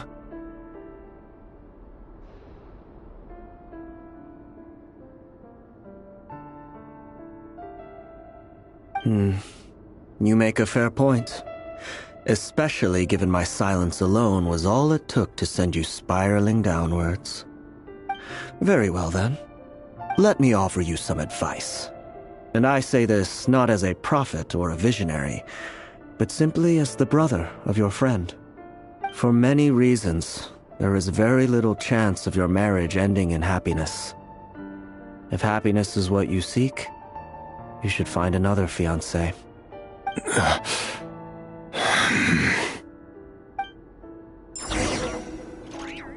Hold on. There's that same black fog again. Could this memory belong to Thalindis? Guess I'd better tread carefully.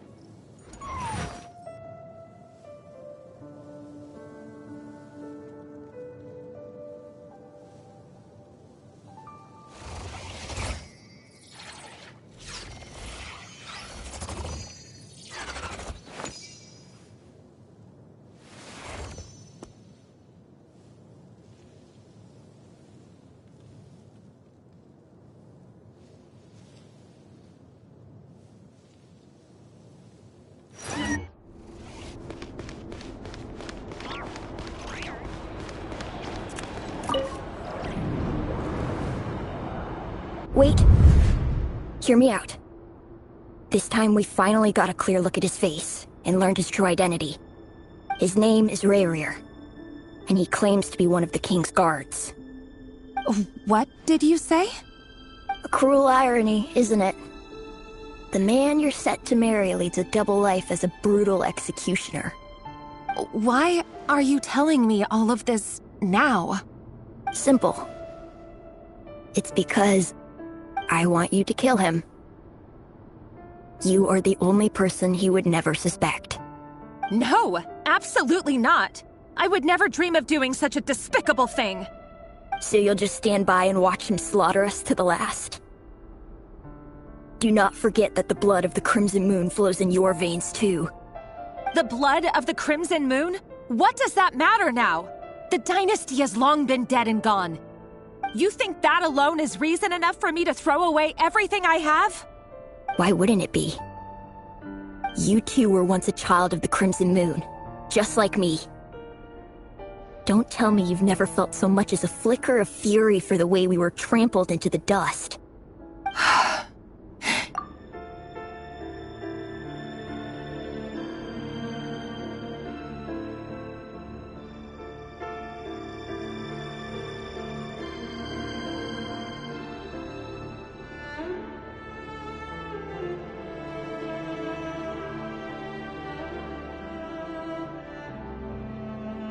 As long as you promise to abandon this pipe dream of restoring your dynasty, I can try to persuade him. Or have him persuade the Vinster King. Persuade the Vinster King? Do you even know why he's so obsessed with hunting us down? Why he keeps trying to force us to hand over our secrets? Over and over again? Or why we refuse to give up on restoring the dynasty?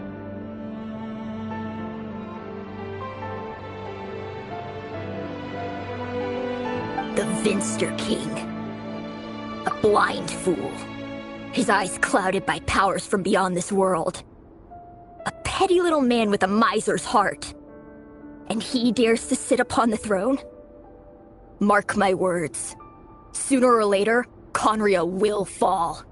And it will be his doing.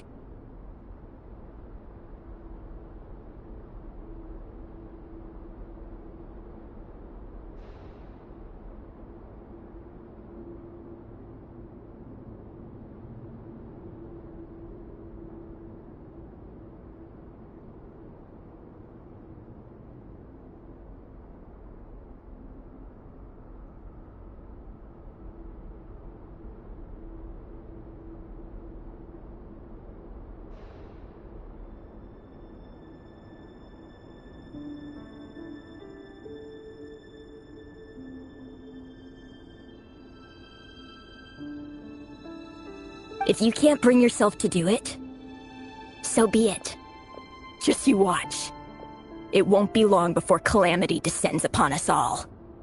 The Rehir of Solnari. That really is quite a secret you've been keeping from me, Rerir. But who am I to talk? Am I really any better? I've kept my own past a secret this whole time, too. Love should be built on honesty. But ours was born from lies. And yet,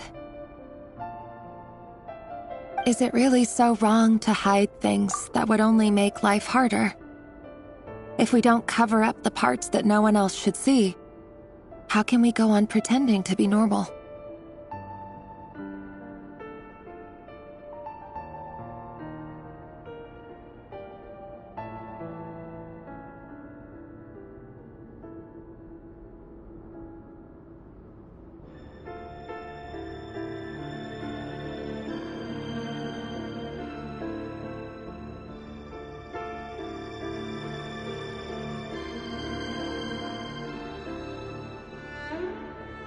Vedifulnir must have known all this, and that's why he made his prophecy.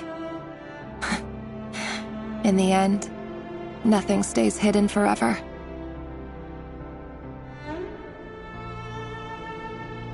But I won't just sit by and watch this disaster unfold.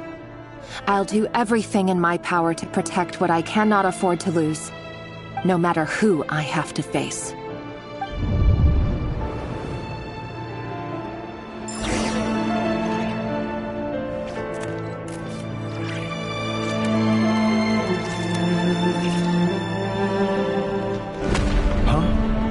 Was that Rerir who just walked past the window? Doesn't it give you the chills that he still takes the same road to work every day? As if nothing ever happened. Those people at the deli. Enough already. They're clearly pretty taken by their own disguises, so just smile and play along. Pull the rug from under beasts like that, and you'll risk having your throat torn out. Deli? Oh. They're talking about those people from the opposition. Right. I'd almost forgotten they used to run a deli. People of no consequence always vanish so easily. And no one even remembers them.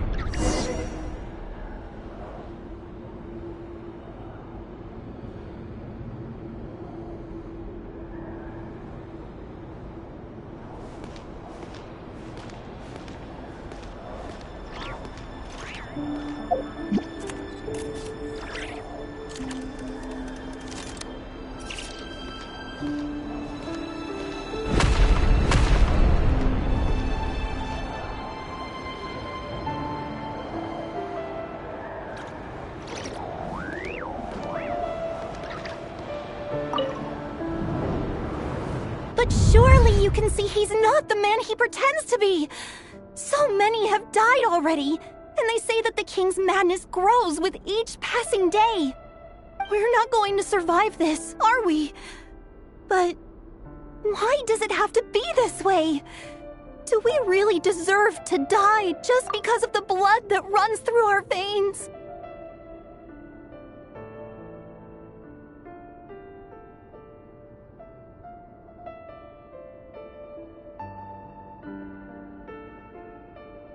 Felindis! Are you even listening? Sorry, Freether. My mind was off wandering. I heard you, though. You're talking about what Rerir said. He's just following the king's orders. He's a secret agent, and it's his job to hunt down rebels and dissidents.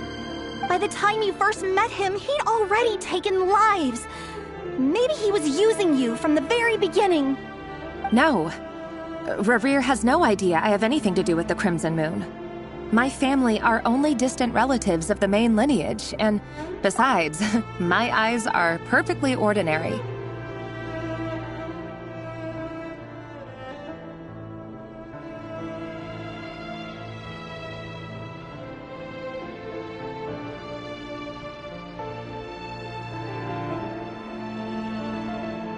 Truth be told, apart from my teacher, Pretty much no one knows I have any connection to any of it.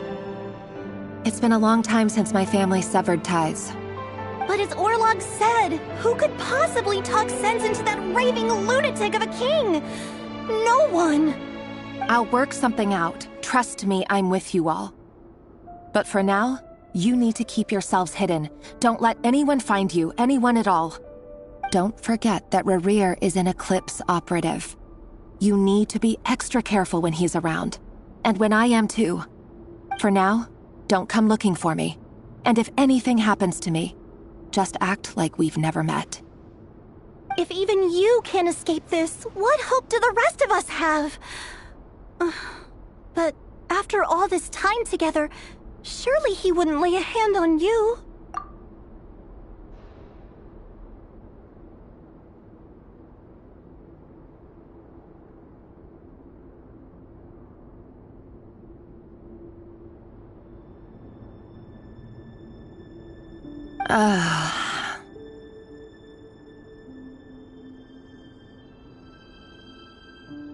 I won't speak in his defense, nor can I give you a clear answer to that question. But I'll do everything I can to put an end to this. Here, hold on to this. If an opportunity to escape presents itself, take it. You'll be glad you took some spare change. You call that change? But what about you? I've got a job, and there's still money coming in. But you can't go anywhere right now. Please think about yourself for once.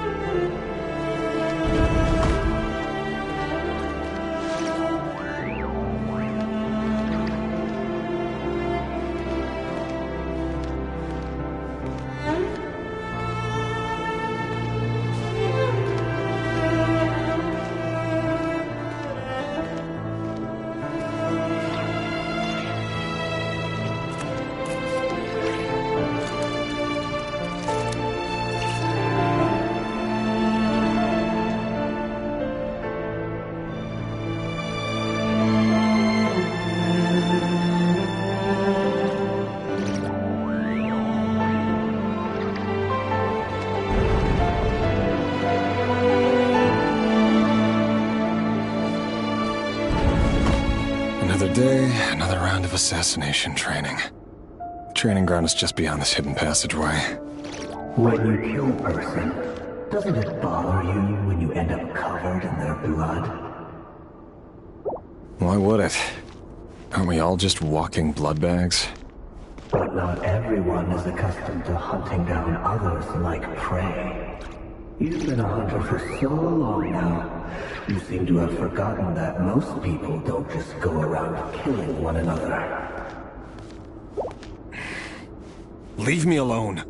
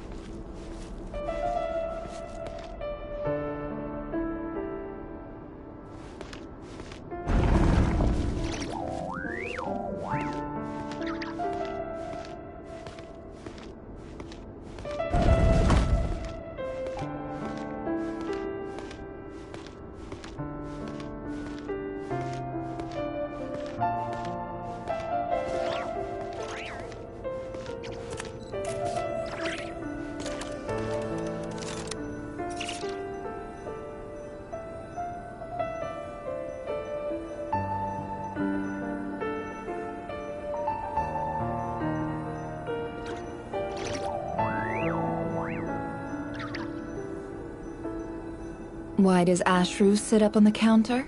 To welcome our clients, of course. A kitty's gotta earn his kibble somehow.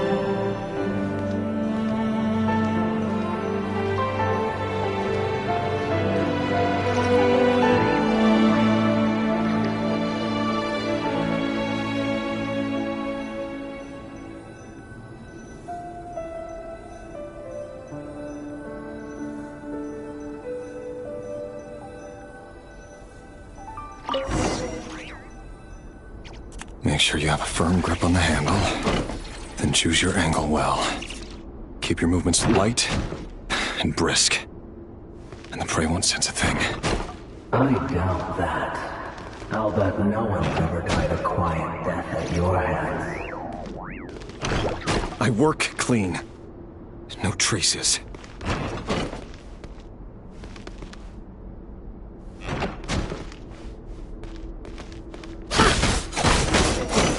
Doesn't make it open and above board, though. The king just happens to need you right now. What if someday he doesn't? That won't happen. He's changed. Ever since he learned the spell of that power. In the beginning, he only had you take out a handful of things. But now... The ones I've dealt with have always been guilty. And I've carried out my work flawlessly.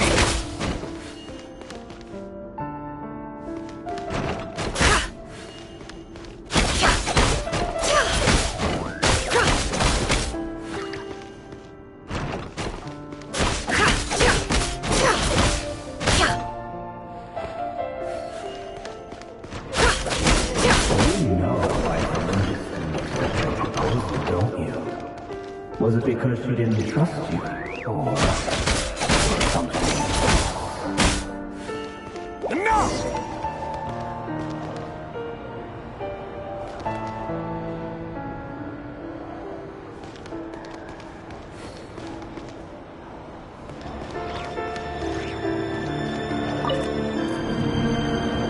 Delindis, do you still remember Orlog?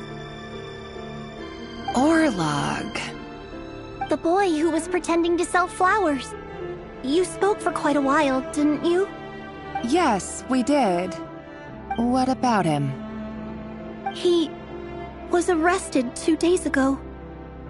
Chances are he's already dead.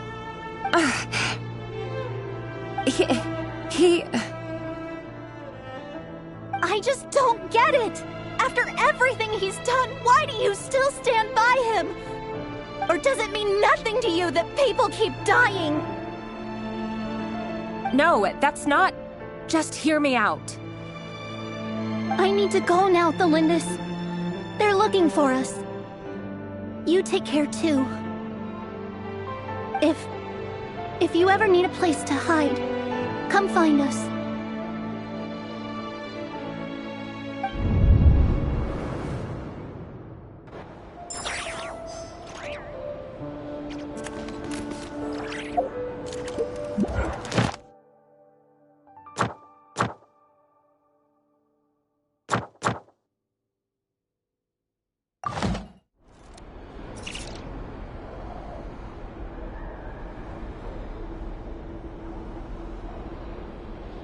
Don't trust your eyes uncritically. People only see what they want to, so don't be your own fool.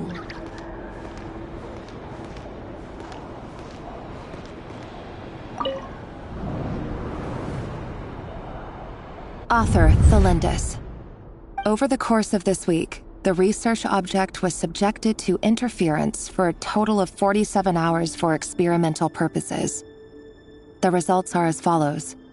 All subjects of observation that were sent inside have now... The situation within is proving more problematic than anticipated. No progress whatsoever.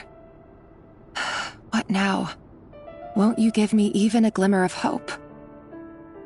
Things are getting worse by the day. I have to find a way or we'll all be in danger.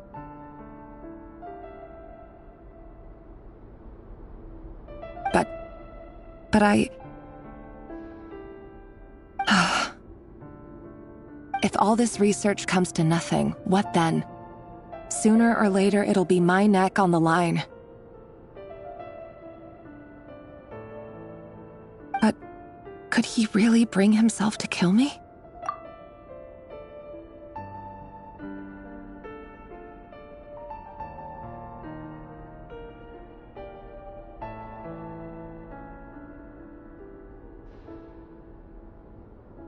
No. Surely he wouldn't have the heart.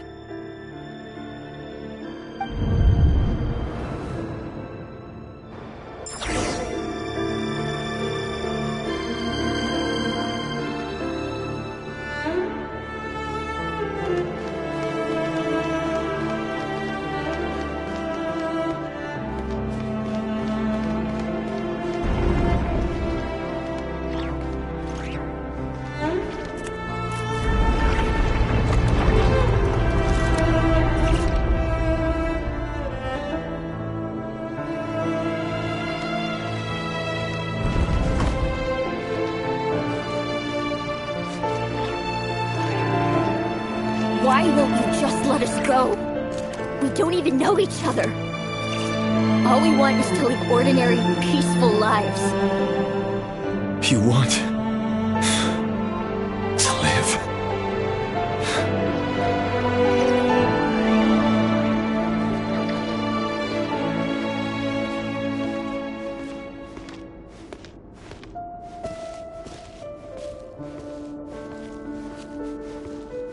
Yes.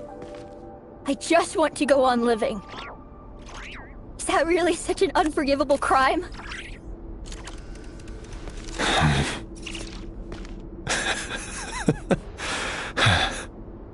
You want to go on living. I want to keep living too.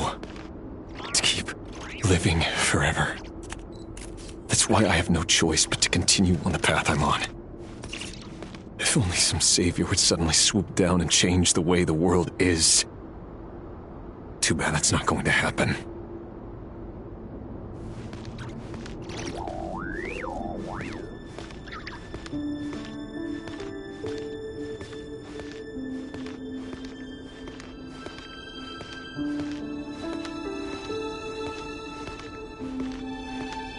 Imagine that.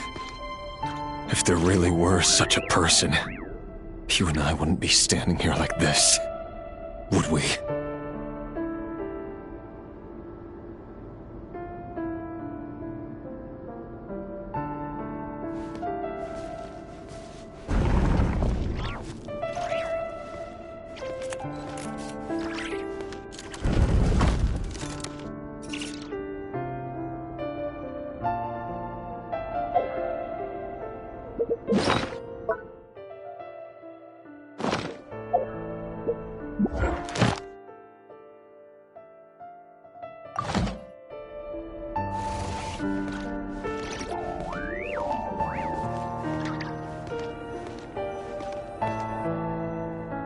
Today's files are in. Time to wade through them just like usual. No, I don't get tired of it. It's my job. And not only am I lucky to have it, I'm good at it too.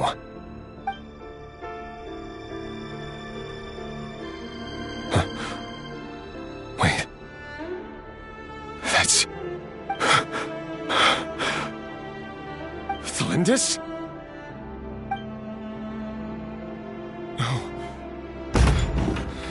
No! No! Why? But you bear no mark of the Crimson Moon! How could you possibly have anything to do with them? It cannot be! A diluted bloodline. Carefully concealed. I see it now. You've been living in the shadows just like me. What a fool I've been. Numbing myself with talk of justice. Even imagining my friends would back me up. But in the end, Irminsul. Finster King! How far are you going to take this? From the direct bloodline to secondary offshoots? And then what? Today it's the descendants of the Crimson Moon. Who will it be tomorrow? Will you not rest until everyone down here is dead? No. This cannot go on. This is where it ends.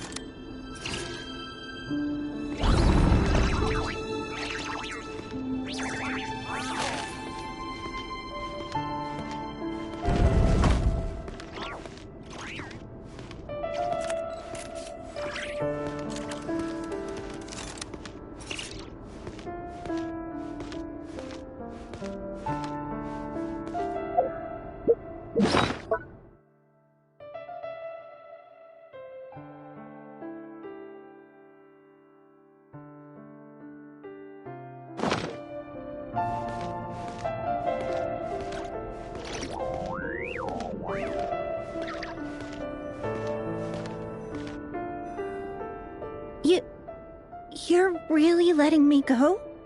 I am. As long as you can guarantee that no one will find you. Don't worry, I'll be extra careful. No one will know I was here. But... what about you? Me? If you let me go, you won't be able to complete your mission, will you? Good point. In that case, maybe you should stay. No, please! I just want to see the outside world again. To... Go on living? Yes! I know you're a man of your word. So please, just let me go. If I let you leave, what will become of me? Just kidding. Go, now. But remember, don't let anyone know you were caught. We'll be seeing each other again very soon if you do.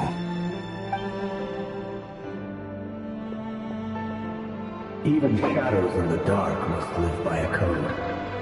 But you can't save everyone. You've been whispering in my ear for days now, Vedifalnir.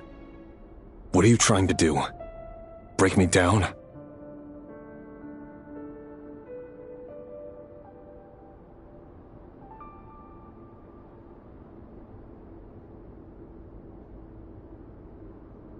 I only say this because you long for an answer to your problems. Let her go, Rerir, or you risk losing everything. I will not abandon Thelindis. Then you'll need a little more vigilance and a lot more power. The world is changing, Rerir. Keep your eyes peeled for your moment of opportunity. That voice used to be so unclear. But now I know exactly whose it is. It's Vedifalnir.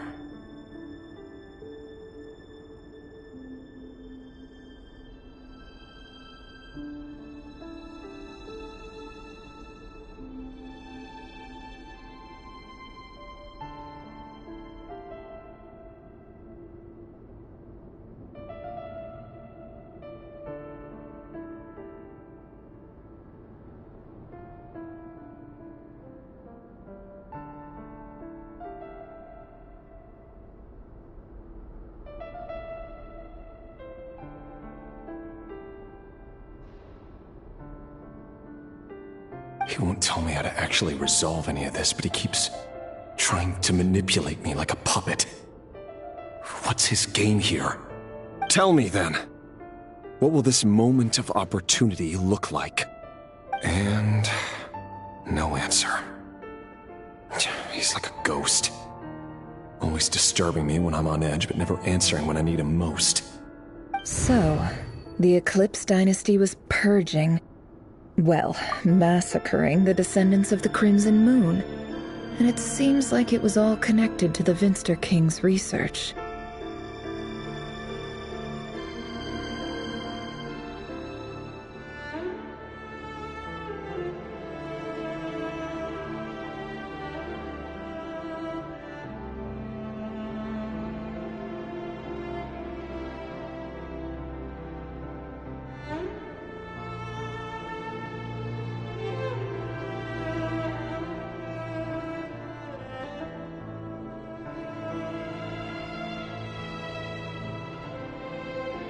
The king's obsession with abyssal power left the future of Conria hanging in the balance. No wonder every aspect of Rarir's life was so unstable.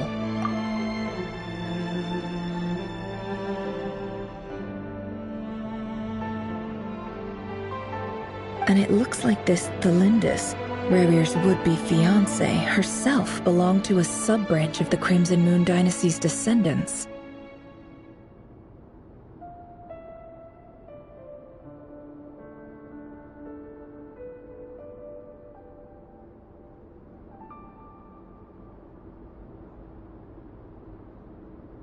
It almost defies belief that a couple like them could hide the truth from each other for so long.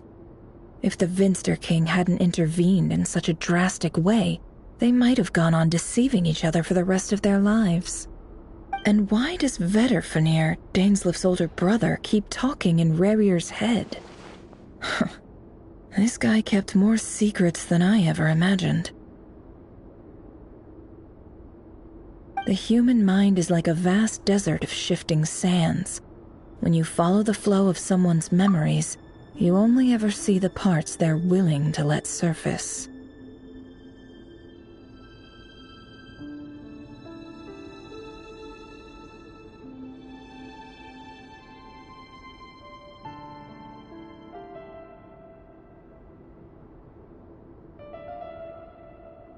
Time for something a bit more creative. We've been inside Rarir's mind this whole time, building up a picture of his psyche. There's already enough clues on the board to start reading between the lines and mapping out the rest. Now, we can finally begin to put the pieces together. Sure, it'll only be a reconstruction, part simulation, part reasoning, but it's usually pretty accurate. Once we've built up a cognitive profile, we just need to cross-check the logic behind his actions. And then we'll be able to take a sneak peek at whatever it is that Rarir has really been hiding.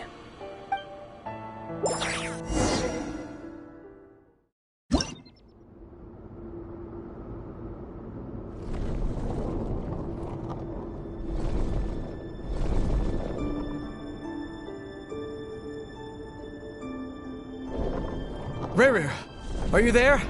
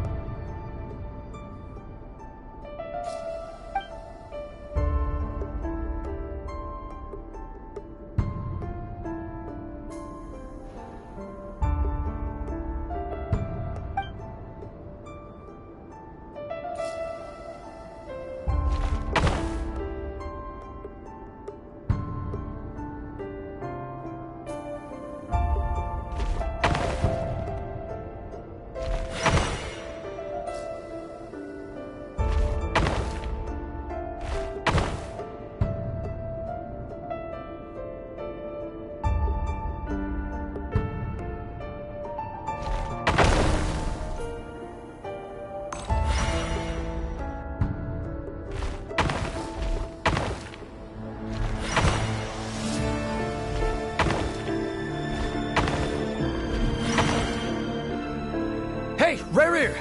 Come out, it's urgent! Dane? What's wrong? Quick, come with me. I'll explain everything once we've met up with the others. Okay. I'll come. But the Lindis is still over at the Universitas. I'll need to leave her a note. All right then, but make it quick. I've never seen Dane so worked up before. Whatever this is, it must be big trouble.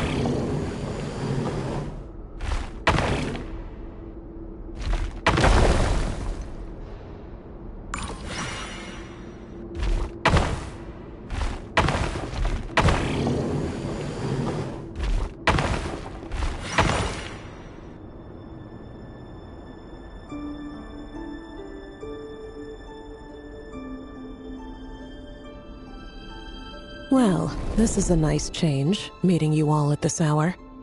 When men and women of ambition can speak face to face in broad daylight, I say that's a big step forward for our dear Conria. Don't be ridiculous. We do not fear the day. Why would we seek refuge in the night? You might ask your blade that same question. I'm told it prefers the cover of darkness. The word on the street is that Sir Delogi only strikes when he has an unfair advantage. But that is patently false. I see you're missing an arm and a leg. Surely only a fair fight could explain that. If this is your way of offering me replacement limbs, believe me, I'll take them.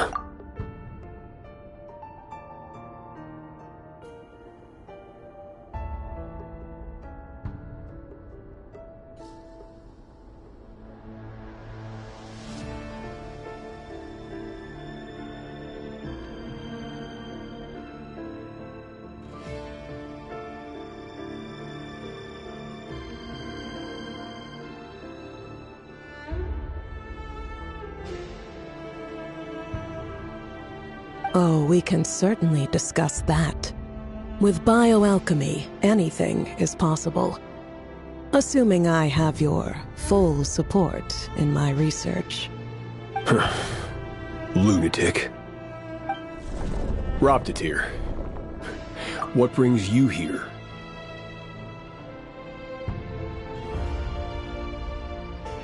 Why, Dainsleif, of course. He invited me. Please, cast aside your apprehensions, Miss Rhindaughter. Whatever the rumors may say, I am but a humble servant of the king, and I can assure you he affords me no greater convenience than he does you. Well, the Universitas Magistrorum won't stop fawning over you, so at least some of the rumors must be true. You're clearly doing well for yourself, so drop the humble servant act. It endears you to no one. You're president of the Universitas Magistrorum, the chief royal mage known as the Wise by royal appointment, and by far the most favored among the 4 pillars of Conria. Vice President Veet doesn't even try to hide his envy when he sees you. My success is the product of hard work and good luck. It's as simple as that. Were the king not such an extremist, I hardly think I would have received a senior post at my age.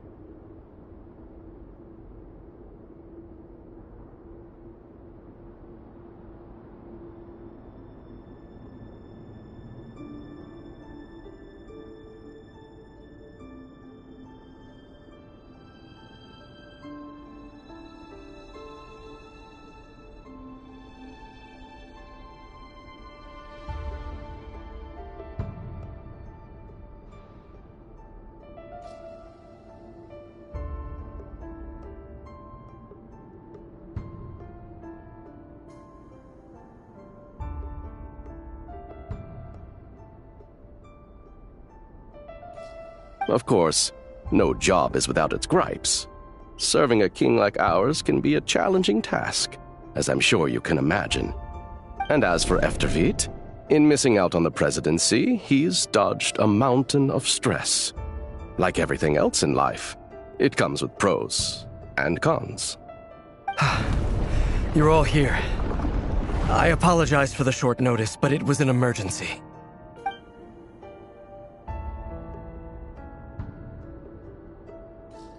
You must be Rerir. Mr. Sertologi. Yes, I handled your case file during your sentencing. Nothing personal, of course. I'm pleasantly surprised that you remember me.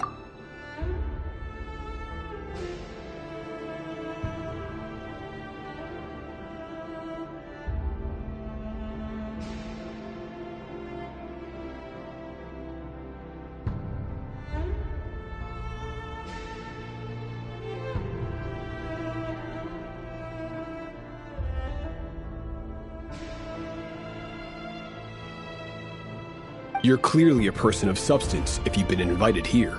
But Dainsleif, you'd better have a very good reason for convening this little gathering.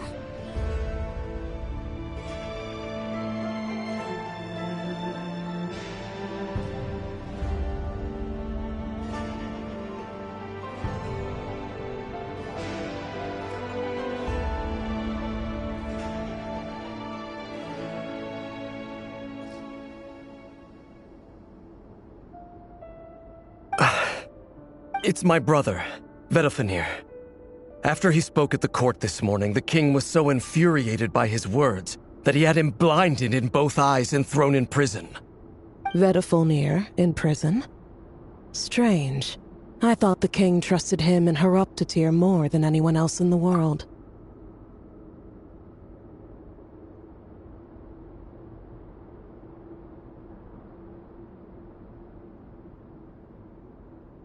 Does this mean the king's circle of trust just got even smaller? It has nothing to do with trust. It's about what the king wants, which is as clear as day to anyone paying attention. I simply appease him, because it's in the best interests of the Universitas Magistrorum. And also because you're slimy. Vedalfenir, perhaps less so. But still, a visionless visionary? It rather inclines me to think that qualifications are not what get you ahead in Conria. Do you honestly think this is an important discussion to be having right now? Dane, what are you planning to do? Rescue Vedalfenir, I assume. Correct. It will mean storming the palace by force. Tonight. I need all of you on my side. That's far too dangerous. And don't forget, Dainsleif, you're captain of the Royal Guard. You swore an oath to the throne.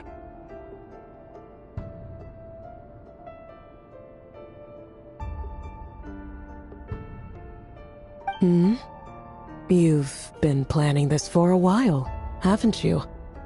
I have no desire to commit treason.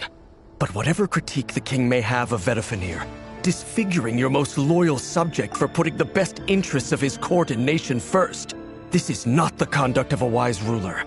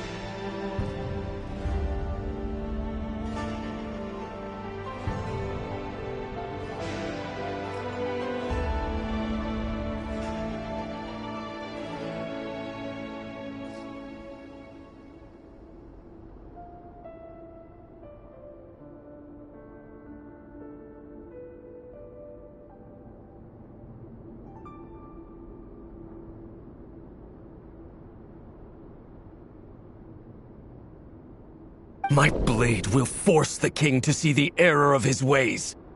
So, Vedalfnir's prophecy enraged the king.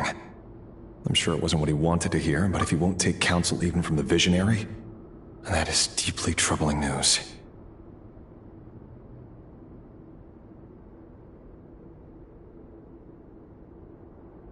The extent of His Majesty's madness is now all too clear. The question is, how does a man like me get out of this situation unscathed? You have noble ambitions, Dane, but I'm afraid they don't do much for a guy like me. I'm not interested in saving the world. All I want is a letter of pardon. A letter of pardon? For whom? Thelindis?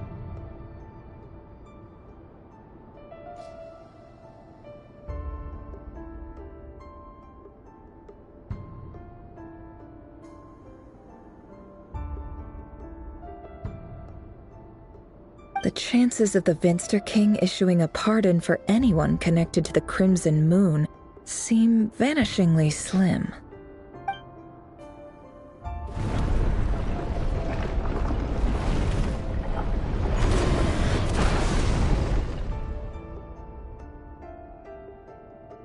This black fog over the board must have some connection to Thelindis.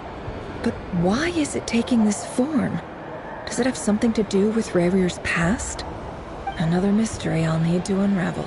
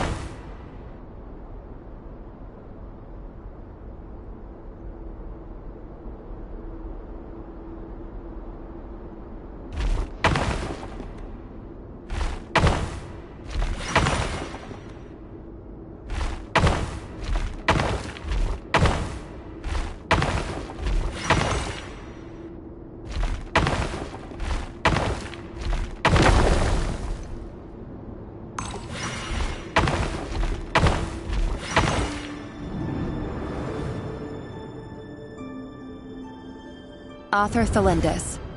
Over the course of this week, the research object was subjected to interference for a total of 60 hours for experimental purposes. The results are as follows.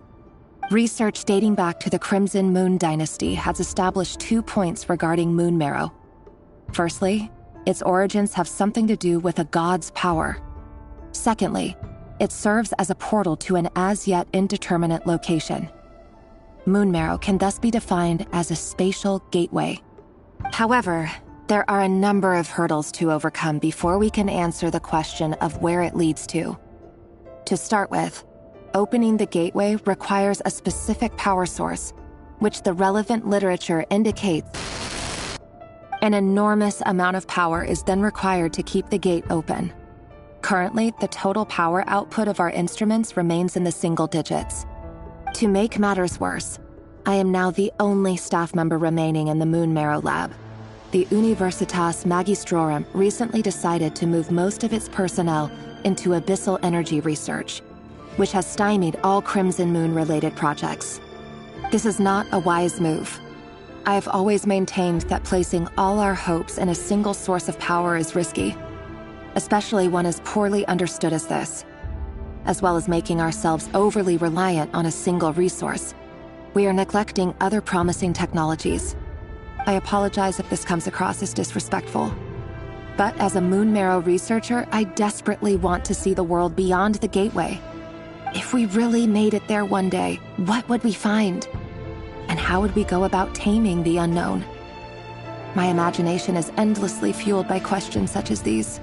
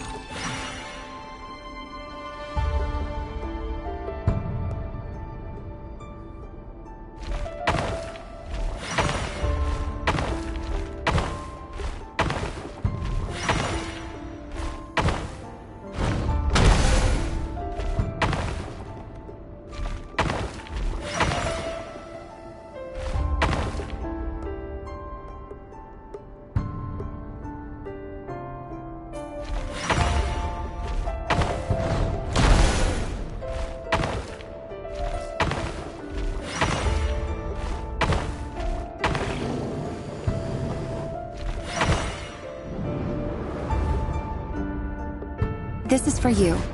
I heard you're gonna leave the city with your parents.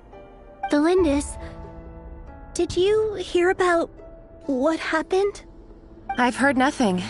Rerir got back very late last Friday, and he was acting a little unusual, but he slept pretty well, so I'm guessing whatever he did was a good deed. You never saw him, and I don't know what he did. And this conversation never happened. You understand? What if he finds out that you pried into his secrets?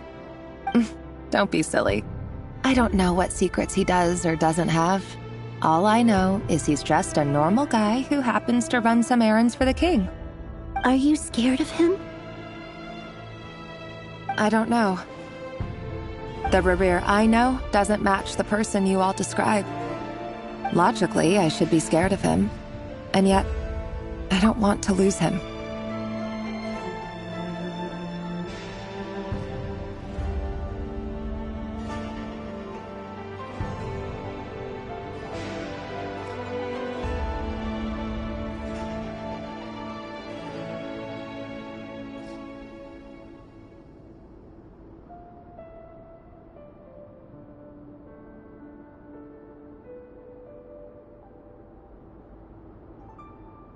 But enough about that.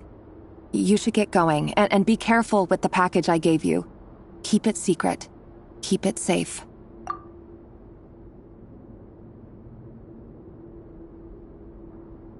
What's in it? A piece of the moon. All you need to know is that as long as you keep it safe, then in the future, everyone will be able to see a red moon. A red moon? You mean our moon? That's right. Our moon. Promise me you'll look after it.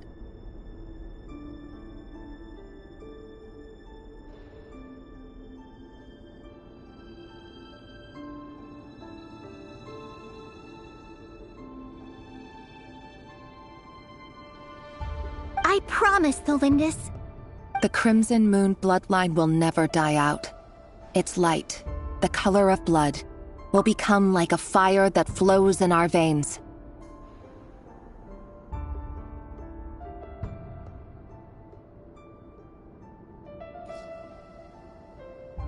No matter how long it takes.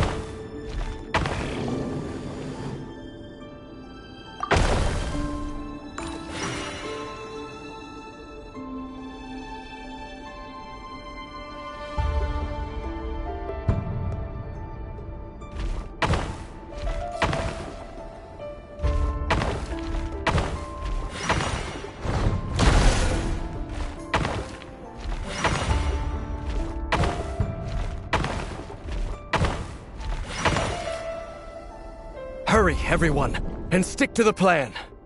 Sir Dainsleif, what are you? Is this treason? You know what happens to those who betray the throne. Please, don't do this! It is the king himself who has betrayed the throne. He has betrayed all of Conria. If you have any love left for justice in your heart, you should join me. It's showtime. Dane and his group will handle the troops in the palace. Then Hraptatir and Rhindaughter will disarm the security measures. My job is to enter the prison and rescue Vedifalnir. Stay safe. Wish me luck. Look after my brother. Draw your blade. It is time for justice to prevail.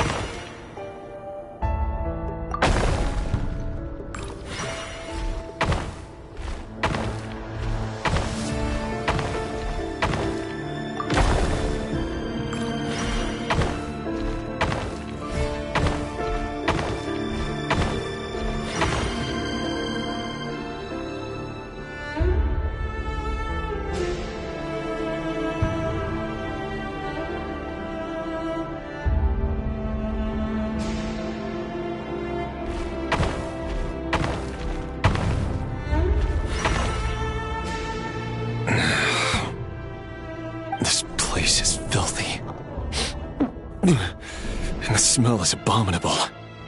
Clearly, the king doesn't allow his prisoners a single shred of dignity. This is dire. Found you. Hello, Mr. Vedafilnir. It's you.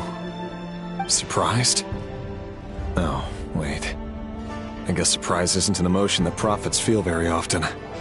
I certainly felt some surprise in the moment when I was blinded. Surprise at the king's sheer ignorance.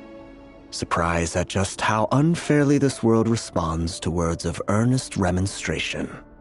I'm curious. What did you prophesize this time? It wasn't a prophecy. It was a word of warning.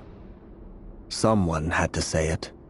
The king has forsaken all reason in pursuit of his obsessions. I simply told him that if he continues on this path, Conria will surely fall. But he didn't listen. Worse still, he stabbed you in both eyes and locked you away. Dane asked for my help. The court is in complete chaos now, but I'm sure you predicted that. Everything is transpiring as I foresaw, yet I am powerless to change it. Fate is an immutable force. I can but lament as the inevitable unfolds. I do wonder whether giving a man the power to see the future does nothing more for him than slowly crush his spirit. Forgive my curtness, Vedafilnir, but the king did not suddenly turn on you today. His suspicions have been brewing for a long time. You can't have wisdom beyond the reach of your fellow man without attracting his fear and suspicion. There are things the king does not want to see. So, he doesn't want you having visions of them either. He blinded you because he thought this would make the visions stop. He wasn't entirely wrong. I did indeed lose my power to see the future. Right up until... Until what? Just now. I believe I saw something new. Well, tonight could go a lot of different ways. 5 of us banded together to storm the palace, also we could rescue you. This will go down as the most tumultuous day in Conrian history. I sense hatred in you, but also hope. A desperate hope that with the tyrant deposed, that will be the end of the story. But this is not the end. It is the beginning of a new chapter, in a whole new story. There are many men of honor and courage in this world, Rerir. But you are not one of them. You're not here for justice, are you? You're here for yourself. Is that a dagger? Interesting. Why not the polearm? It was always your weapon of choice. With your abilities, I don't doubt that you were able to recover some of your sight. But I also doubt that you want to make an enemy of me right now. Of course not. We're on the same side, aren't we? We could be. But I need you to be honest with me, Vedafilnir. At this point, you're my only hope for the future. You mean your future? With your beloved, Felindis? Yes. And I know there are bigger things at stake here. A dynasty, a nation, maybe the entire world. But forgive me, I care first and foremost about myself. I can't abandon the one I love to save myself. I just can't do it. But you see a broader picture of the future than I. You see the solutions to the biggest problems of our age. So tell me, what is my solution? What's the answer? In matters of fate, answers are either right or wrong. What will be and what will not. Maybe you are willing to pay a certain price in the pursuit of happiness, but unfortunately, fate does not negotiate.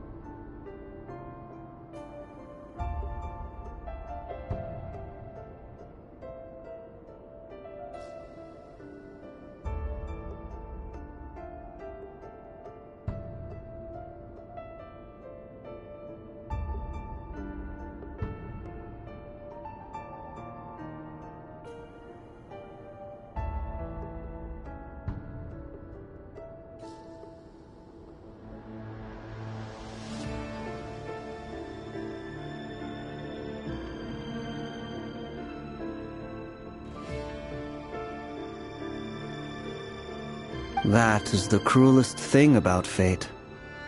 It is unmoved by your sacrifices. That can't be true. I know it's your voice that I keep hearing in my head, urging me to see how the world is changing, to seek more power, so I can protect the things I love.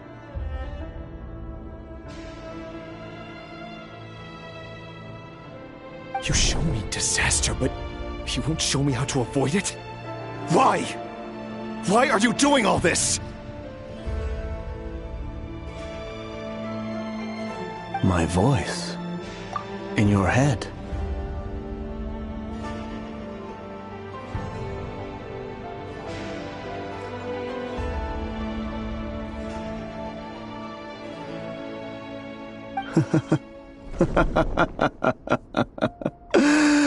So, you hear it too? The voice that steals your mind, gains your trust, and drives you crazy.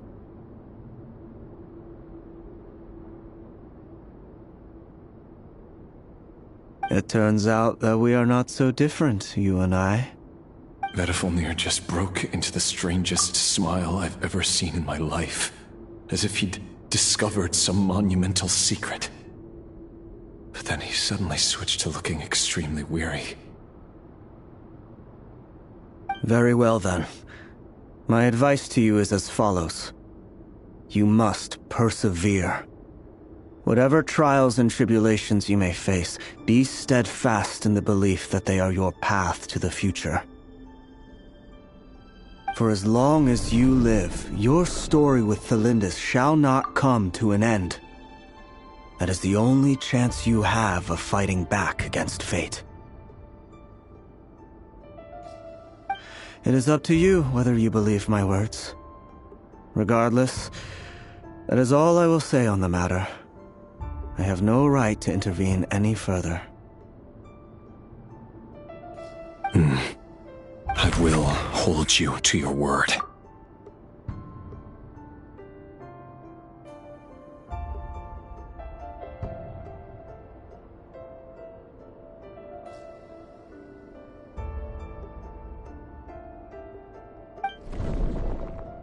Thank you for setting me free. In return, I will tell you one more thing that you cannot afford to ignore.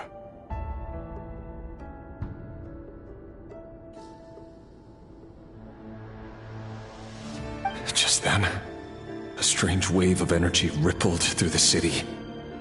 We had no idea what it could mean.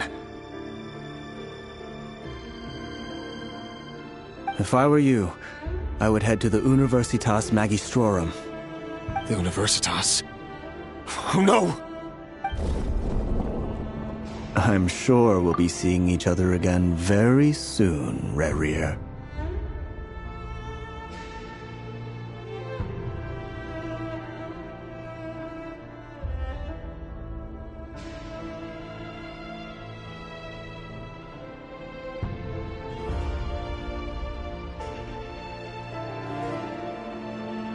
Whatever Vedifilnir said, I didn't catch it. I didn't even help him out of the prison. There was no time to lose.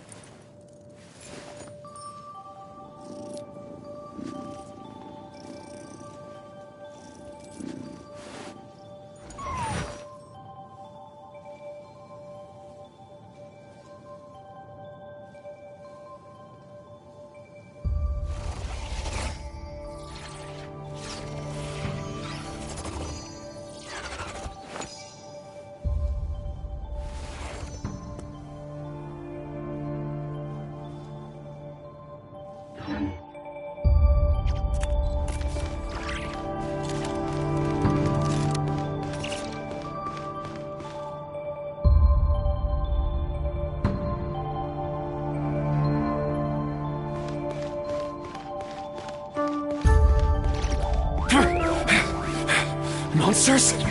Is this Rhine-Daughter's doing? Or the Universitas Magistrorum? Out of my way!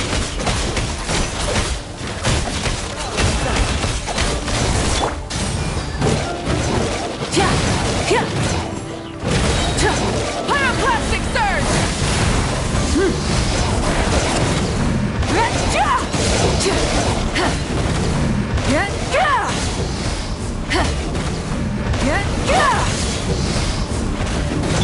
Strike a pose! Scatter!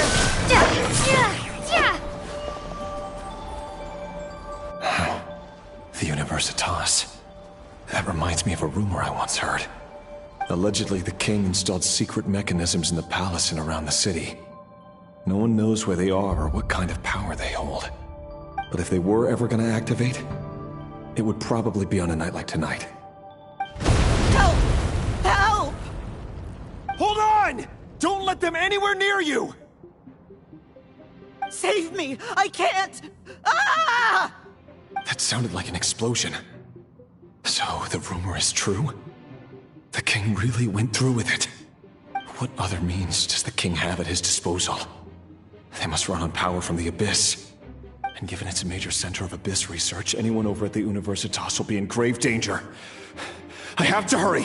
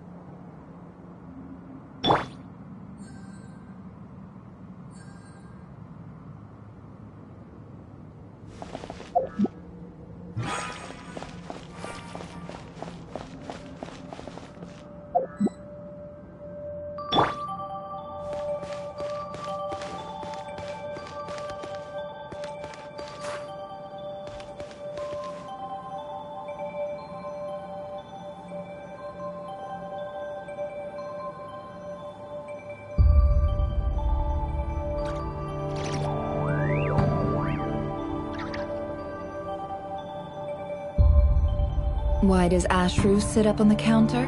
To welcome our clients, of course. A kitty's gotta earn his kibble somehow.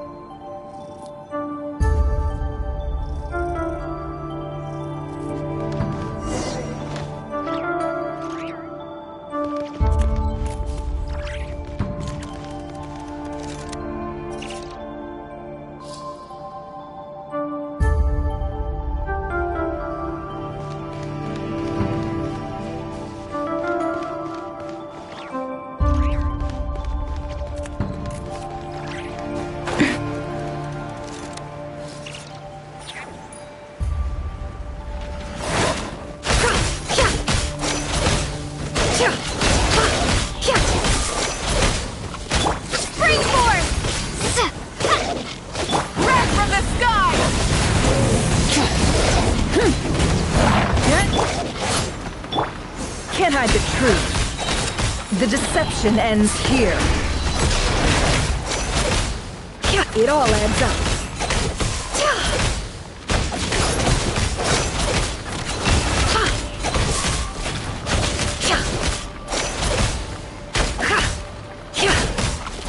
No more lies.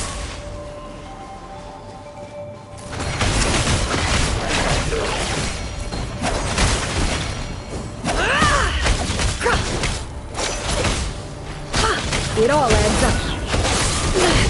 I better Oh, so sorry. The show begins!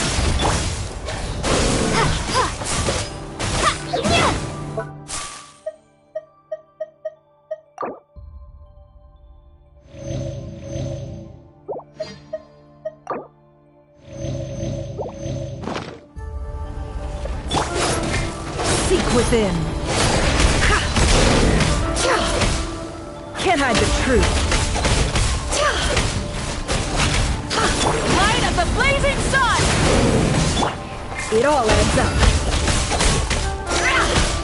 No more lies.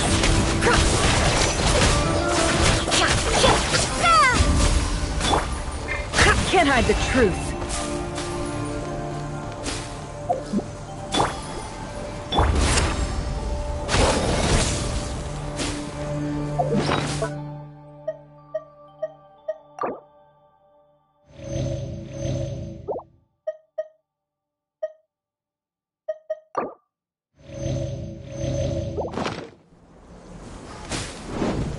Time to shine!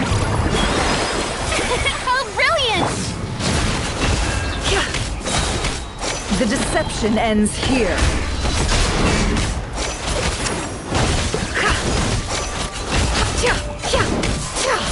No more lies.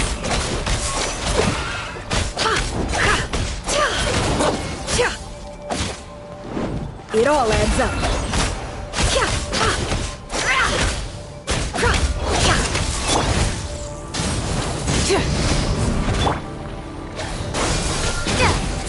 Wrath from the skies! The show begins! Propagate! Seek within. Can't hide the truth.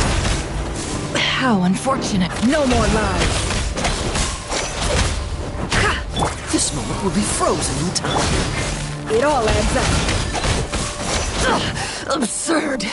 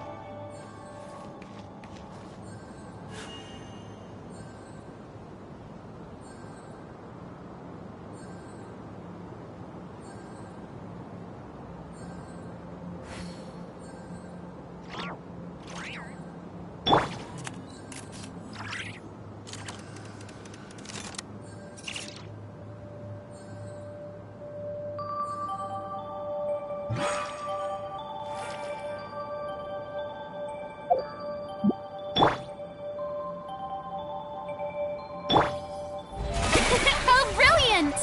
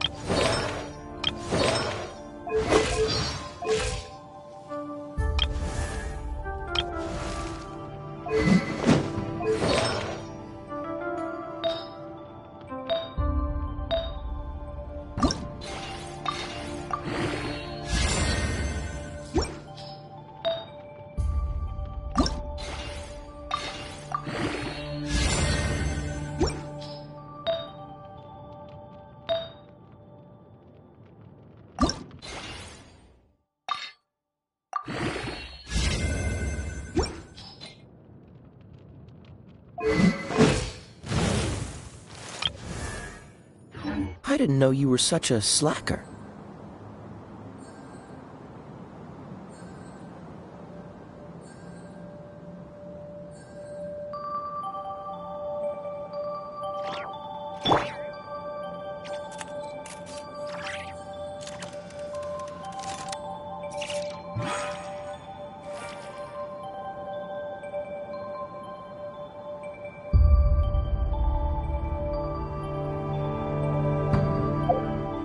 Many insects have a compulsion to follow the light.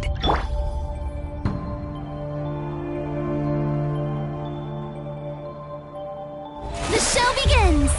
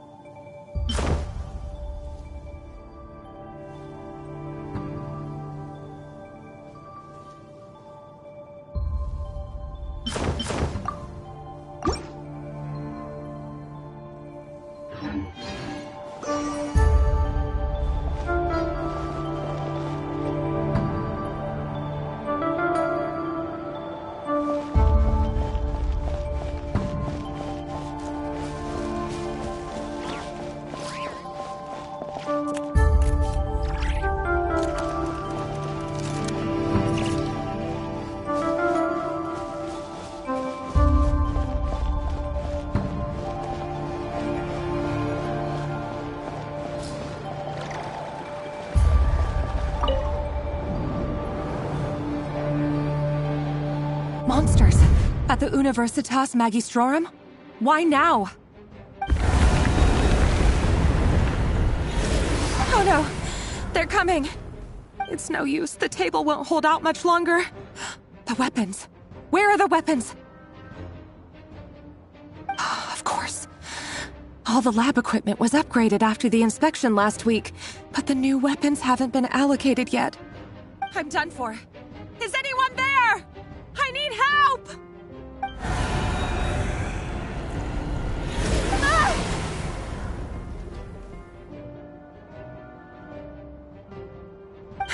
Stay back! Please stay back! Please!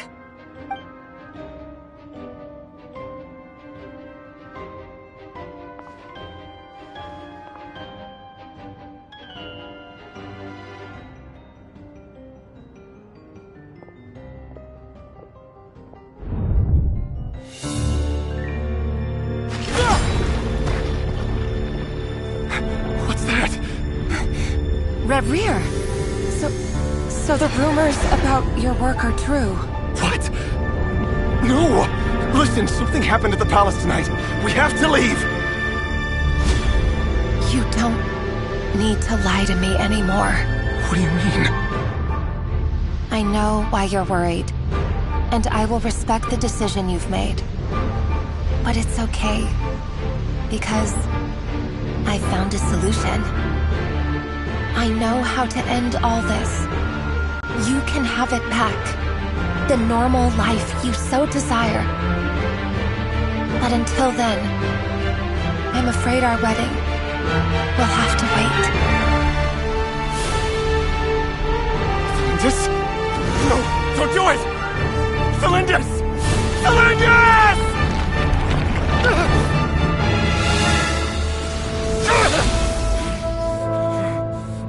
I told you, Rarier. Let her go. You will find someone better. No! No, I won't do it! I have to save her! By what means exactly? A lowly pawn. You lack the power and the strength of will. Do you know a way? Tell me! Come to the palace. Join us.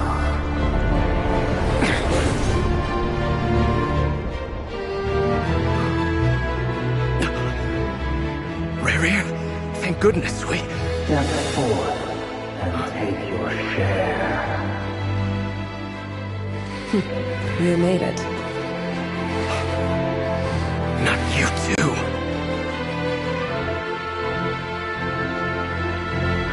Hatred or grief, despair, desire. We all have our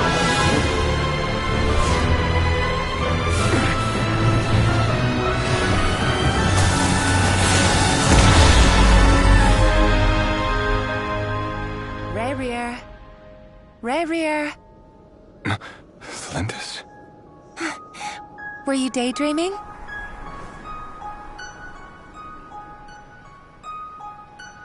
You still remember, Rarier?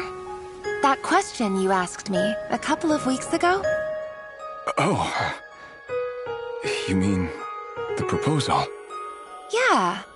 I'm wondering, where do you think would be a good place to discuss it? Maybe in the garden? Or were you thinking a fancy restaurant? It's your choice.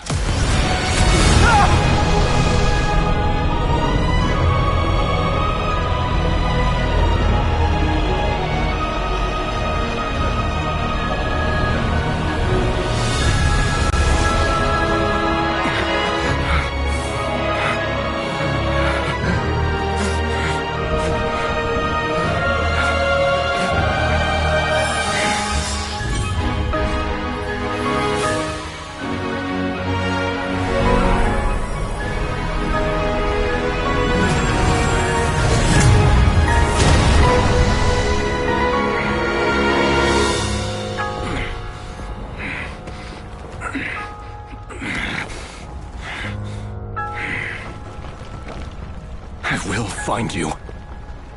And then, you can give me your answer.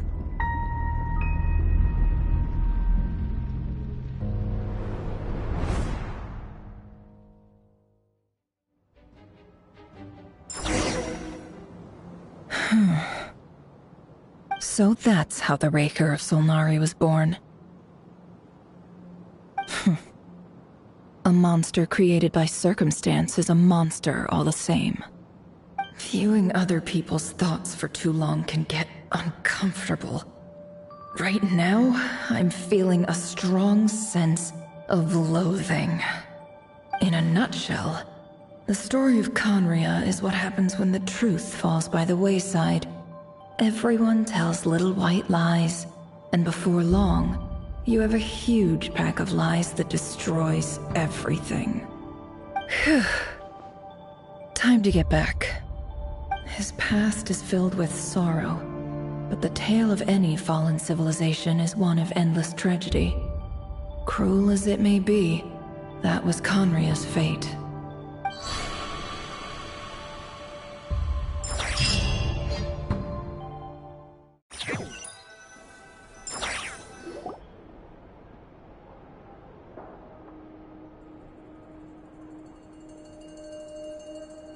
Everyone, I'm back.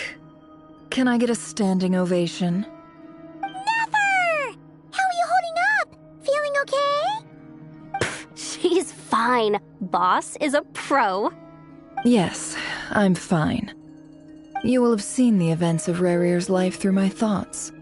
It's now clear that he is just a regular nobody, driven by personal tragedy, as he said himself. I mostly agree. There's only so much we can know about him from his memories alone. but they did give us a clear glimpse into his life in Conria. However, I would not consider Rerir to be a nobody. He was deeply involved in the events of that era. Yet, when the catastrophe of a generation strikes, nobody is safe. Sounds to me like you're speaking in riddles again. Is this you urging me not to abandon the people of Nodcry in their hour of need? That's not what I meant. Although I do hope you choose to remain a part of the plan. Without you, the mission ahead will be all but impossible. Then try to remember that I respond better to the carrot than the stick.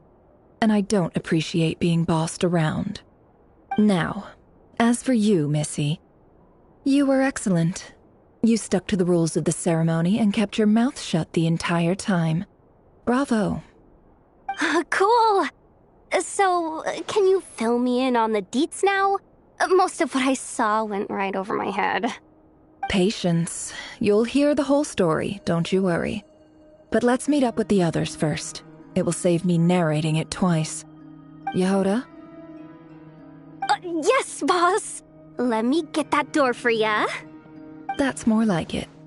For a moment there, I was worried you'd forgotten about the first clause of your employment contract. Forgive my curiosity, but what does the first clause say? It says I gotta do the annoying stuff that boss is too lazy to do for herself. Like opening the door, pouring the tea, yada yada. Is that right? If something is in the contract, it's because she willingly agreed to it. Rest assured that the Curatorium abides by the very strictest of labor policies. You don't seriously think I'm cruel enough to treat her like my slave? In any case, I've hardly shied away from my share of the work today. Hope I don't catch Flintz and Varka lounging about in their chairs, enjoying a leisurely cup of tea. There's nothing I dislike more than other people enjoying themselves while I'm hard at work.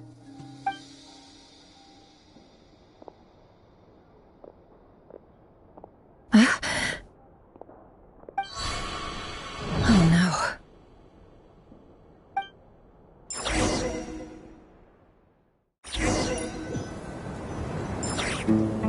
Sorry to disturb you, but we seem to have run into some trouble. Evidently so. Don't worry, I'm not about to leave you to fend for yourselves. I'm not that kind of boss. And it would go against the Curatorium's labor policy. I'm sorry. What did you hear me say?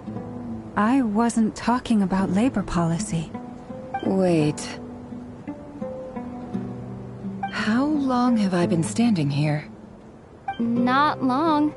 You just appeared by the door a moment ago.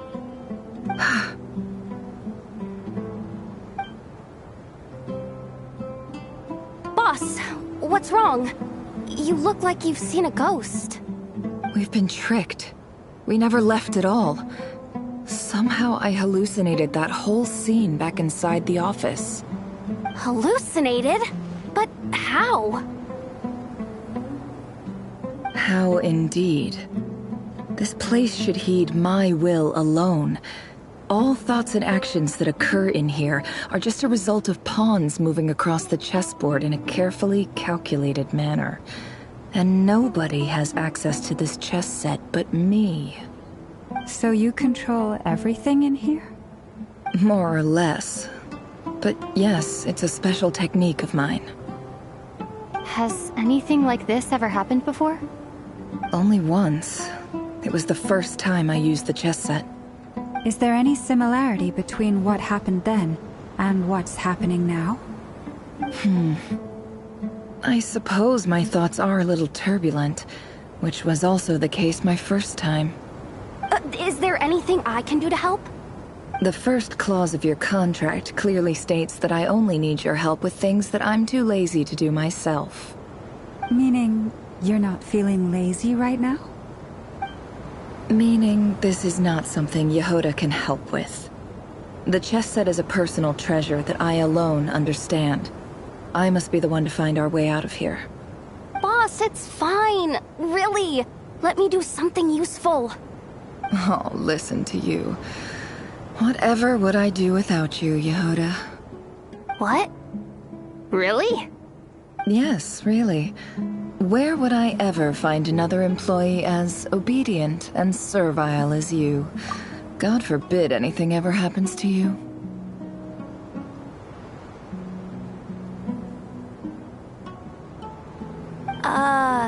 Oh, okay. Well, anyway, I was thinking of fetching some water. There's gotta be a source around here somewhere.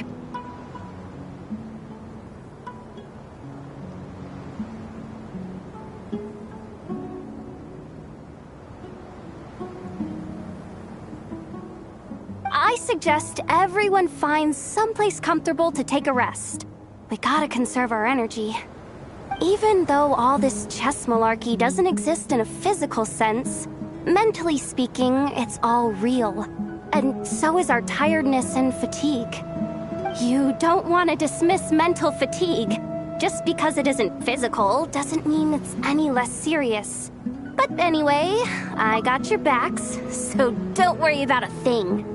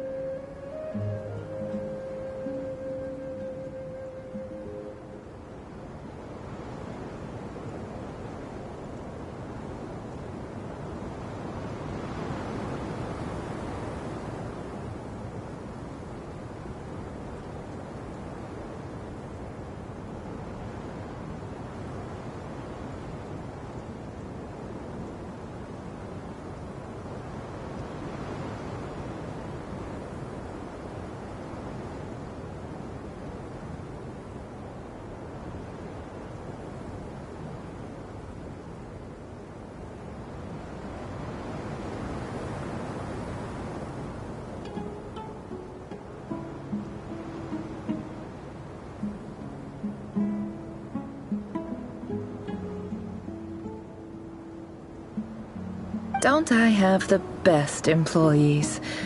Jealous much?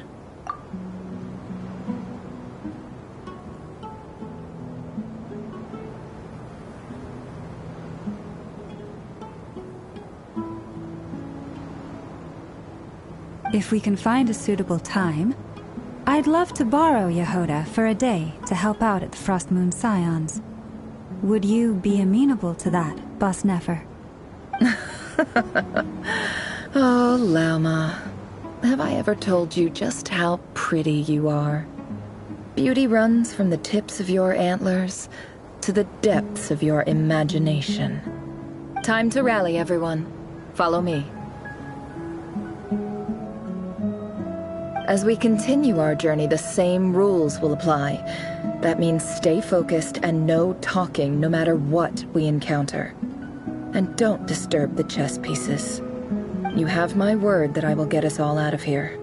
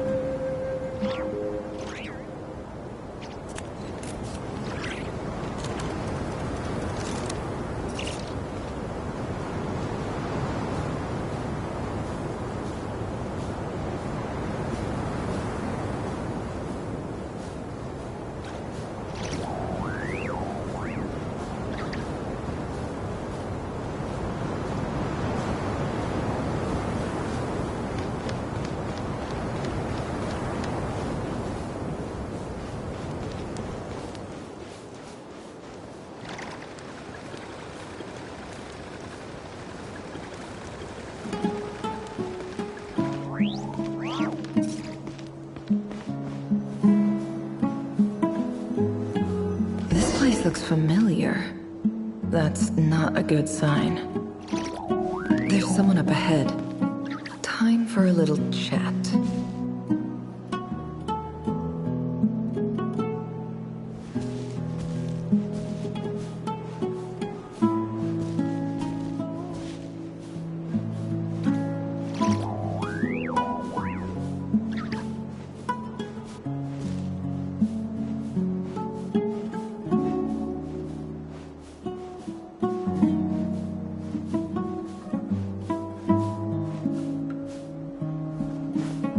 I wasn't expecting visitors at this hour. Wait, is that? Oh, it's him. There you are! Sinue's been looking for you all day. I think he has some news for you. Oh yeah? What were you doing just now, Uncle Retinue? Hiding away some more loose change? I know I saw some Mora. What do you mean loose change? Oh, come on, I'm too old for this. Just pretend you saw nothing.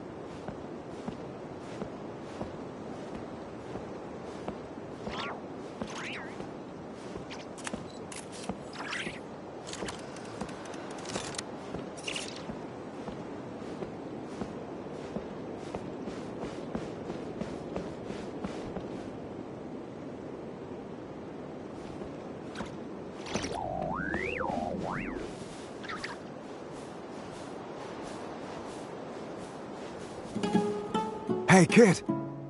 Mind telling me what Sinuhe's been up to recently? I'm trying to get in his good books and I need a way in. Get in his good books? Why? What do you want with my dad, Uncle Apepi?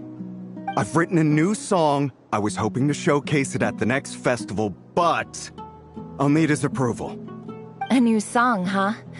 I'd love to stay and listen, but unfortunately, Uncle Retinue says my dad's looking for me.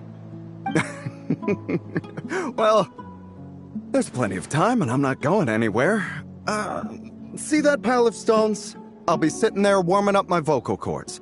Come find me when you're done. Pile of stones. Got it.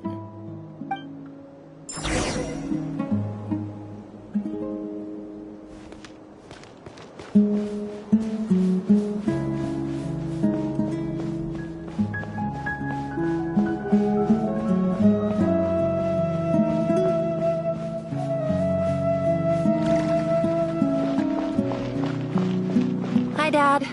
Uncle Retinue said you were looking for me. Ah, there's my little princess.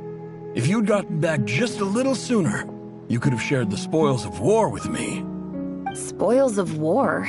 Who were you fighting against, Dad? It was just a figure of speech. The aftermath of a sandstorm is no time to be waging war. I was talking about our war against thirst. I went out to fix our water supply problem, and now I'm back. Which means... We have a well again! That's right. I found a new one and brought back as much water as I could carry. It should last us for a good while. If it wasn't for these blasted sandstorms, our wells wouldn't be caving in. You wouldn't be spending all your time out searching for new water sources. As the chief of our tribe, I'm supposed to be leading us out of hardship and poverty, onto better things. You know how prosperous our ancestors were. I've told you all the stories. And look at us now, squeezed into these hovels.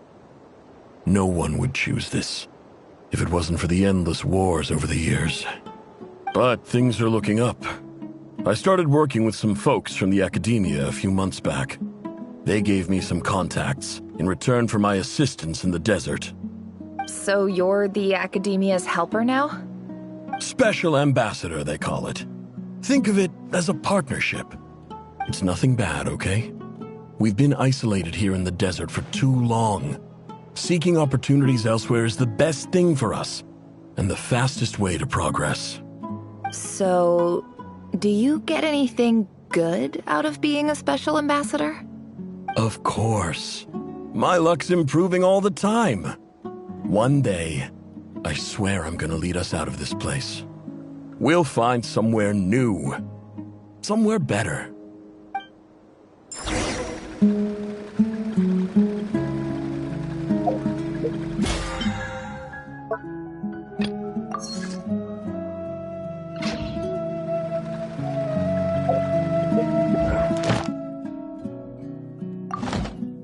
Don't trust your eyes uncritically. People only see what they want to, so don't be your own fool.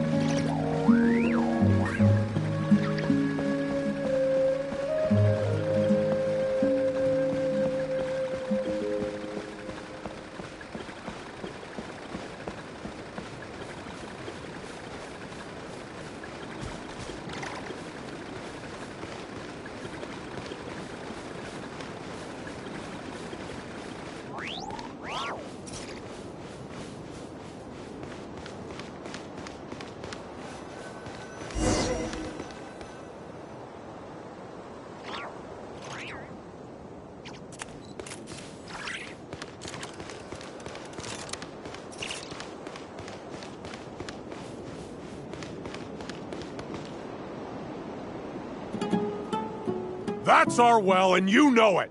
You stole from us. Well, you've gone from chief to thief, and now you have to face the consequences. Did you really think you could take our water without permission and get away with it? You're either brave, stupid, or both. And that Special Ambassador Act? Yeah, nice try. We spoke to the Academia. They said it was all news to them. You're a liar and a cheat!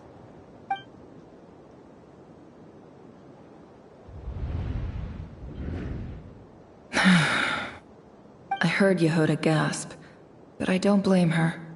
Most people are terrified by the sight of blood. Corpses strewn across the ground. The wounds are clearly from scimitars and daggers. The desert dwellers' weapons of choice. There's a handwritten note on the ground. Let's see what it says. Halil, this is Sinuhe, chief of the Shimti tribe. Surely you remember me. I was the one who helped you and your colleagues avoid the quicksand in the desert. This is my second time writing to you. I assume my last letter must have gotten lost in the mail, as I didn't receive a reply. I hope this one makes it to you safely. I'm writing to you because I need some help. That sandstorm the other day completely blocked up our well, forcing me to look for another water source in Iab and Unut territory. It was a matter of survival. Praise the gods. The well of the Iab tribe was intact. It was my last resort. I drew what water I could and left, but not without being spotted. I fear they will retaliate. You told me to write to you if I ever needed help. You said you'd be my ally in the Academia. I urgently need you to formally recognize my title of Special Ambassador and send some of your people to assist me for a few days. It's the only way I can convince them that this was the Academia's decision and prevent them from retaliating. This is an emergency. Please send help as soon as possible. Looks like this letter never got sent. The writer died a grisly death, and the letter was trampled into the ground. It's badly defaced. Some parts are barely legible. What a ridiculous lie the surviving Shimti tell.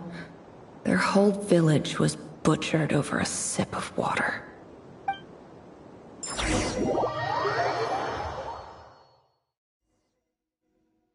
Ah, officer. Welcome. Welcome to our humble village. I thought you would at least have the courtesy to provide some respectable libations. This is the finest wine Aru village has to offer. I promise.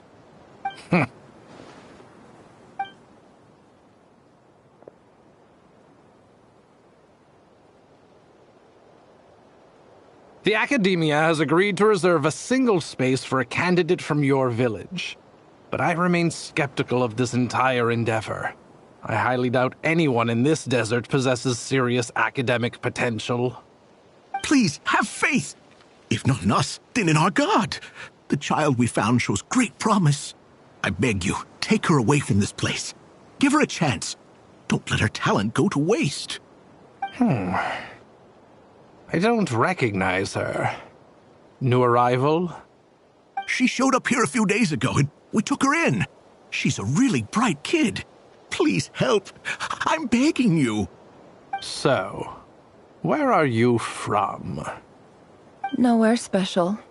Just a sand dune. What about the rest of your family?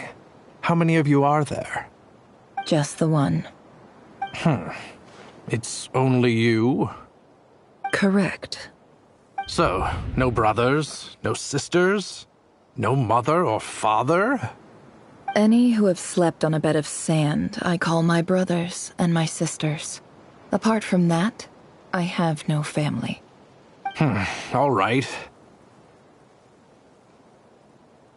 Get over here. Sign your name on the form.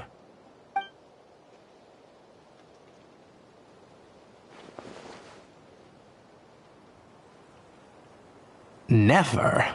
You're rather fair-skinned for a desert dweller.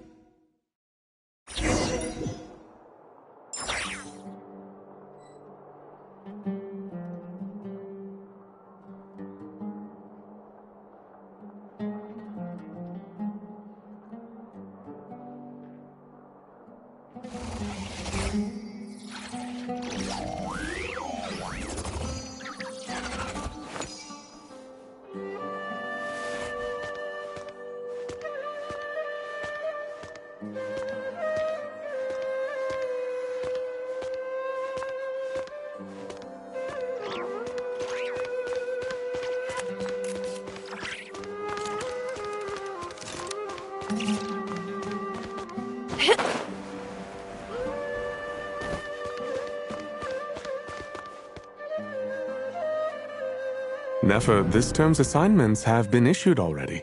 Please read through the materials thoroughly, conduct your own additional research, and then write an essay on the topic.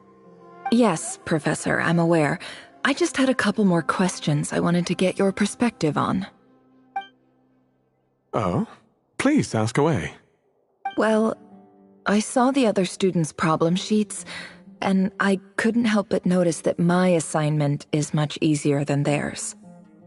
Do you really think I'm a weak student? A weak student? Goodness, no. Quite the opposite. You have a sharp mind. Almost too sharp. I think what you're saying is, a weak student wouldn't have noticed the discrepancy. And if they did, they certainly wouldn't complain about the lighter workload. You see, sharp as they come. You see things the way they are. And I'm sure you know why they're like that. Because of where I come from. Because I'm different. I'm sorry, Nefer. I don't like it any more than you do. It's just... Anyway, you said you had a couple of questions. What's the other one? I wanted to check... If someone sent me a letter to the Academia, where do I go to collect it? Ah, your family wrote to you. Well, as long as they put your name on the envelope, someone should hand it right to you. Not exactly. It's not even a recent letter. I was just curious where the mail would end up if no one collects it. The House of Dana, I expect. I know there's a box for unclaimed mail somewhere in there, probably sitting on a shelf. Whatever you're looking for, that'd be the place to start. Okay, got it. Thank you, Professor. Oh, don't mention it. Honestly, I feel like I failed you. I'm supposed to be your teacher, but I haven't taught you anything. Hey, don't say that. You're a great teacher, and you do your best for all your students. But the rules are the rules. You're not allowed to teach students like me. It's not just the academia either. The whole world bends over backwards for the successful and leaves the losers to suffer and die. Oh, my dear child. Don't tell me you've given up on life already. I haven't. I just think that if you want to make it in this world, you have to find a way to become successful.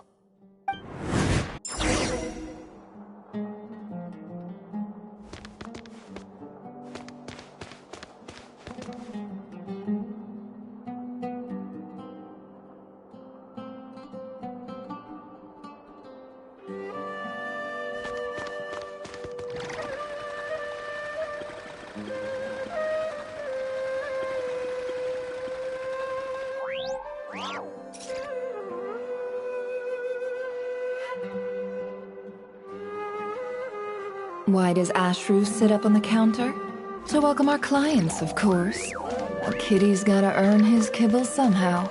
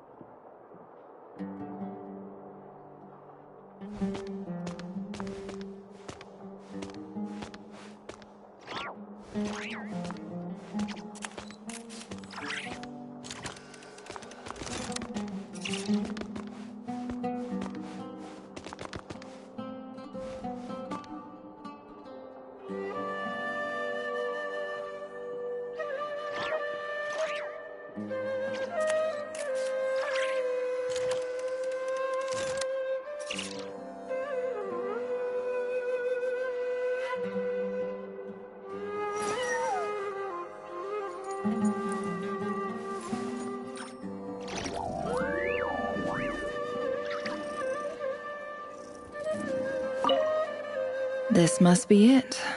A big cardboard box full of unclaimed mail. And probably some letters that ended up here by mistake, too. Let's take a look.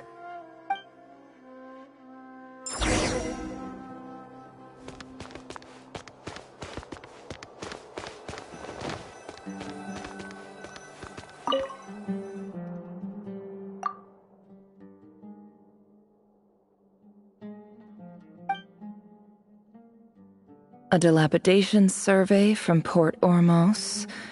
Looks like it's from a Core of 30 representative. What a strange thought. A bunch of mercs losing sleep over rundown buildings.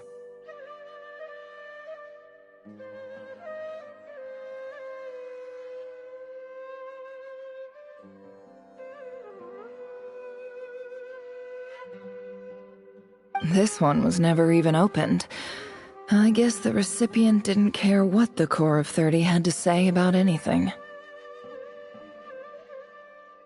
Who was it addressed to? I don't recognize the name, but it must have been a Kasharawar professor.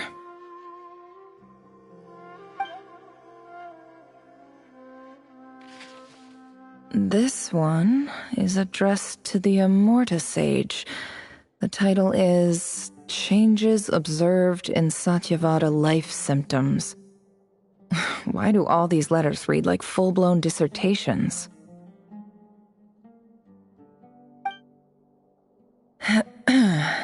Guided by the incense, we became lost somewhere in the forest. All the barriers between levels of consciousness disappeared as our minds soared around in circles, looking for a branch to seek refuge on. In clinical terms, these symptoms fit the description of incense poisoning. The Immorta Darshan strictly prohibits the use of hallucinogenic substances, but I believe there are still people getting away with it. For example, my neighbor who always breaks out into song and dance after using incense. This seems like something the academia would want to know about. Why wasn't it collected?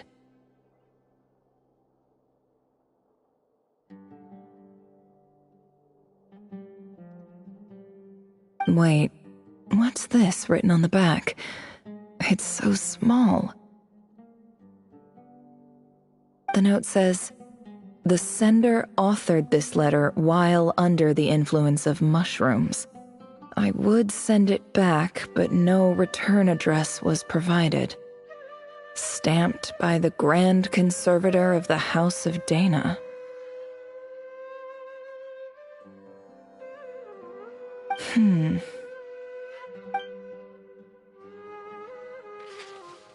This next one is addressed to Grand Sage Azar. A few words of protest regarding recent changes in Sumeru's educational policy. In recent years, the academia has taken on a small number of students from the desert region, as per the policy to this effect. However, it appears to me that these students have not, in fact, been provided with educational opportunities that are, in any meaningful sense, equal to those enjoyed by their peers. As well as receiving dumbed-down assignments and perfunctory tutoring, they do not even have full access to the Akasha system. Education is the fundamental purpose of this institution, which should go without saying in a nation whose founding virtues are knowledge and wisdom. I ask you, is the lip service we pay to the policy of education for desert students truly the standard of pedagogy to which the academia aspires?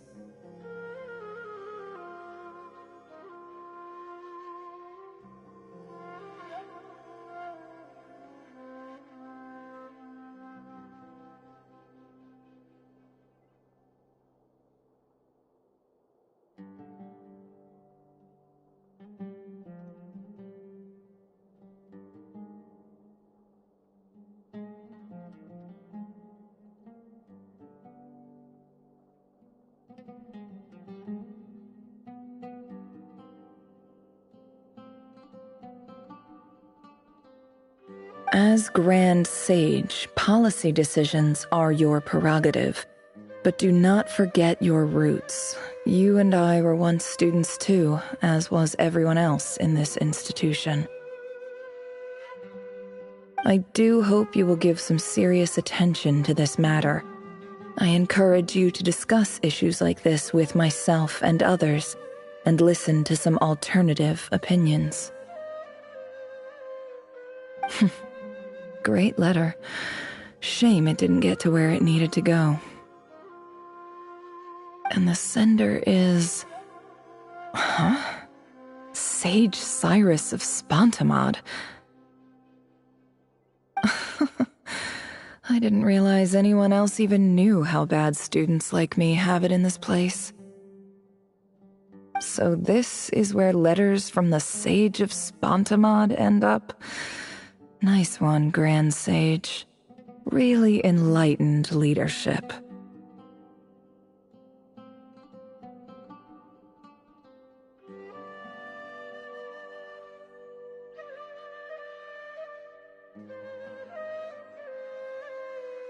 Whatever. This isn't what I came here for. Moving on. I'm not exactly holding out hope that a letter sent from the desert would even make it here. But if it did, where else would it end up if not in this box? I can't believe how much discarded mail there is. Must have been years since someone last went through it all. And this is just one box. The whole House of Dana is boxes on shelves. I don't believe for 1 second that any human being has sat down and read through all the documents in this place. Who has that much free time on their hands?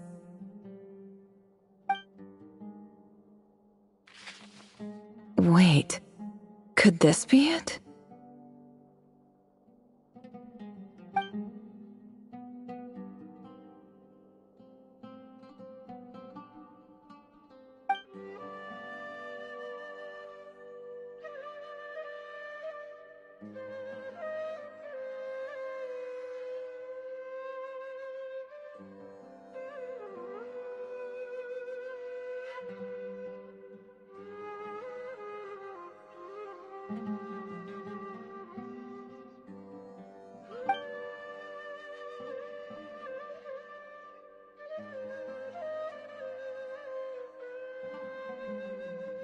Greetings, Halil. My name is Sinuhe, chief of the Shimti tribe. I was the one who came to you and your colleague's aid when you ran into trouble in the Great Red Sand.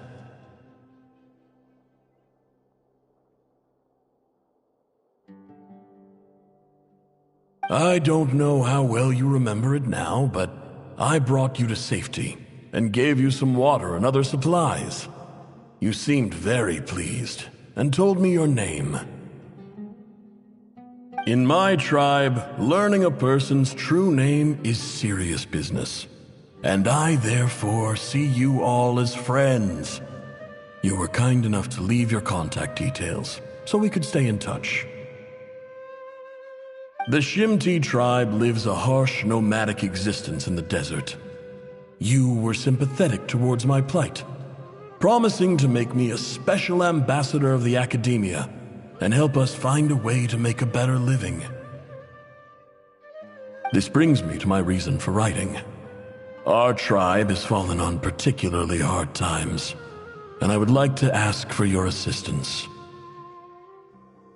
There was a terrible sandstorm a few days ago, which blocked up the well in our land.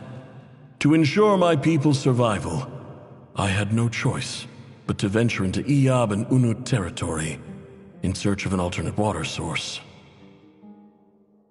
The Iyab and Unut are descended from the Thamudians, while we trace our ancestry to Tulatala. We worship the Lord of Flowers and have had relatively good relations with our fellow tribes up until now. I found a well belonging to the Iyab tribe.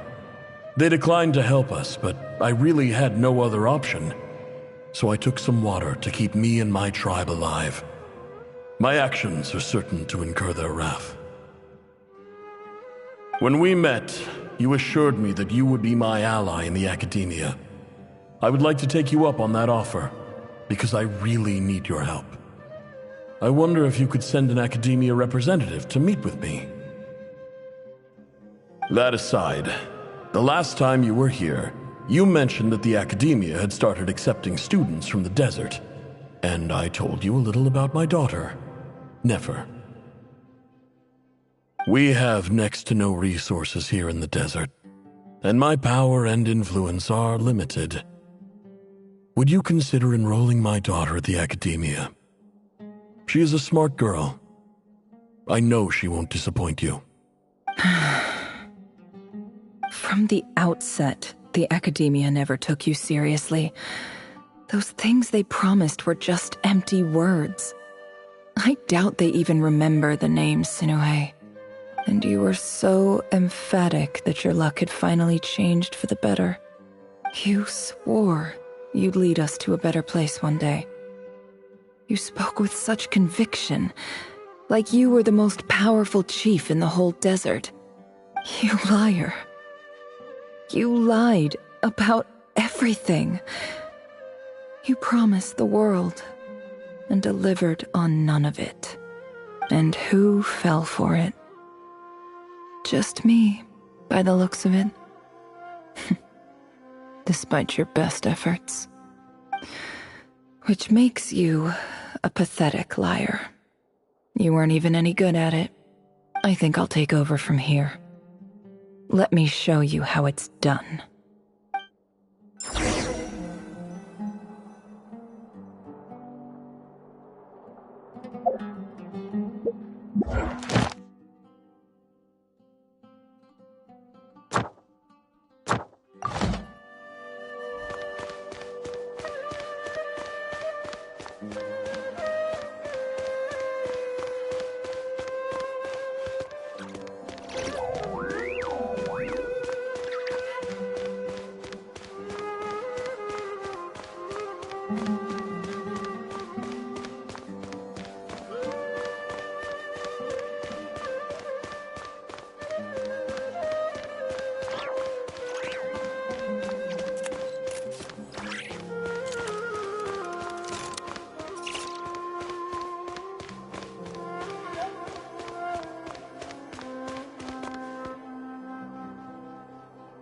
I just came to say goodbye. Thanks for everything you've done for me in my time here. Nefer? You packed your bags. Where are you going? I'm quitting. Something's come up in my hometown. Gonna head back and deal with it. Huh? But this was a hard-won opportunity for you. You know that better than I do. It was. But it doesn't matter. I have more important things to deal with, and they can't wait. Oh, and I didn't want to overfill my bags, so I left some incense on your desk.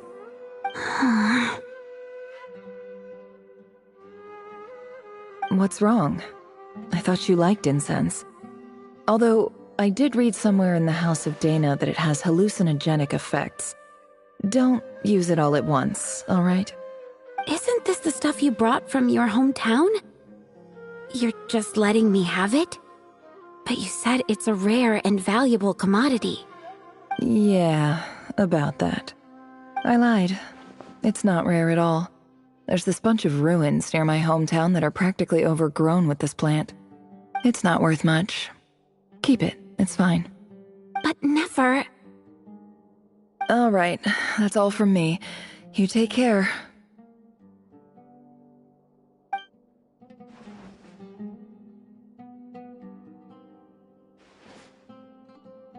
Don't forget me, okay? I mean, we're more than just classmates, right? We're friends. Yeah, I'll remember you. I lied again. That incense is worth a fortune, and it's a rare find even in those ruins. And as for remembering her, I have far too much to do when I get back.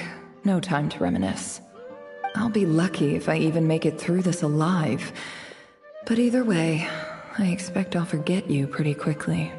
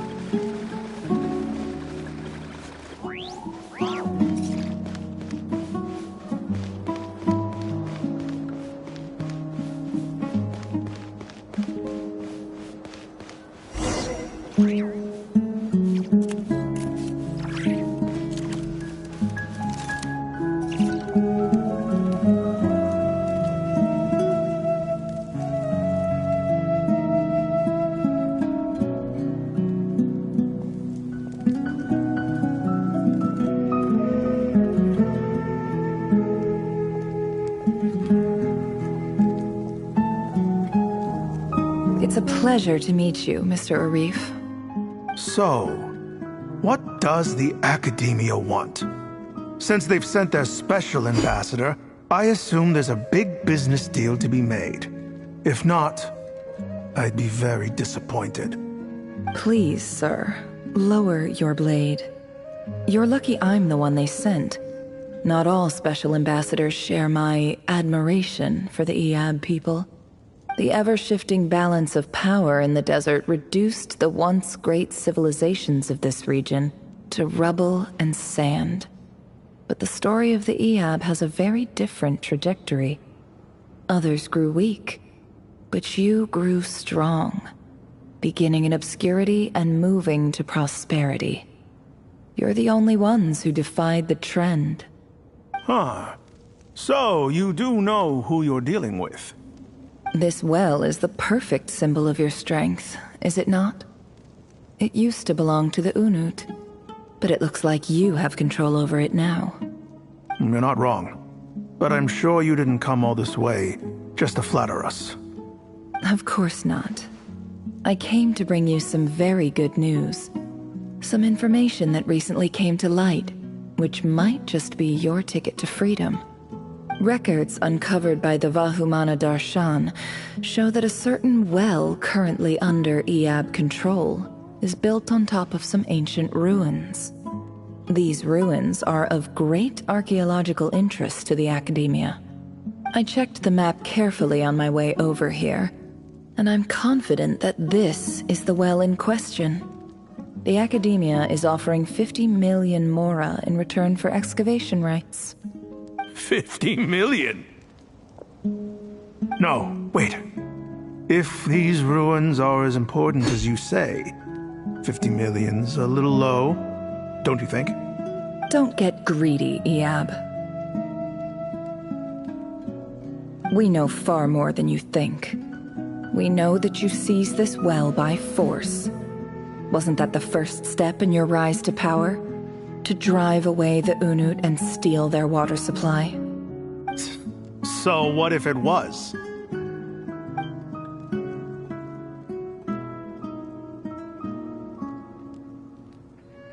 Don't worry. As unscrupulous as it was, it's something we're willing to overlook.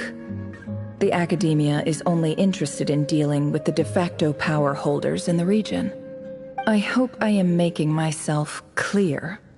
And I hope your words are the truth.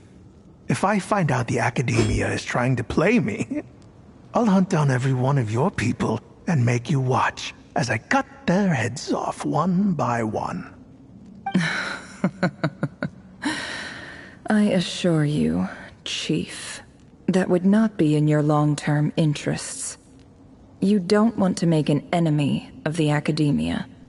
You see how I'm dressed, don't you?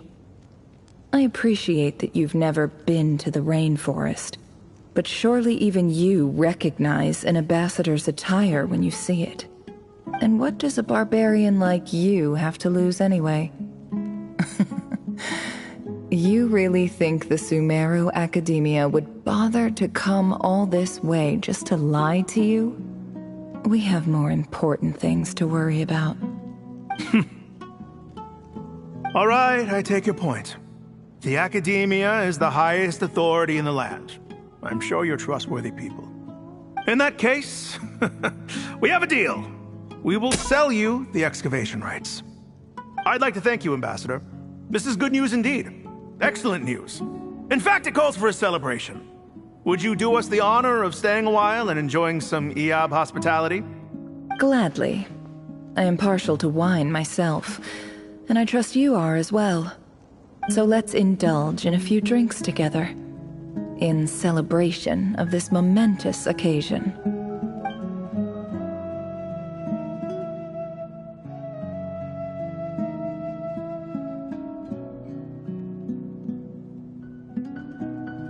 Chief! Chief, it's an emergency! It's the Unut. They've taken the well. What?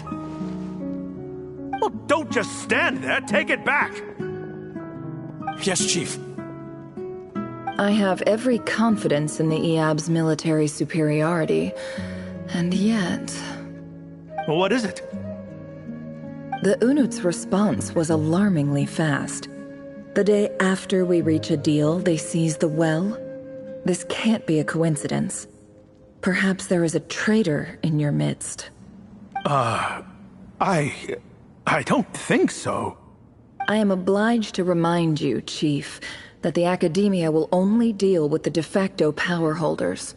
If you cannot regain control over the well, I'm afraid you won't see a single mora of that 50 million. No! Please, Ambassador, just give me some time. I swear the Unut will not get away with this. That well is ours, and so is the Mora.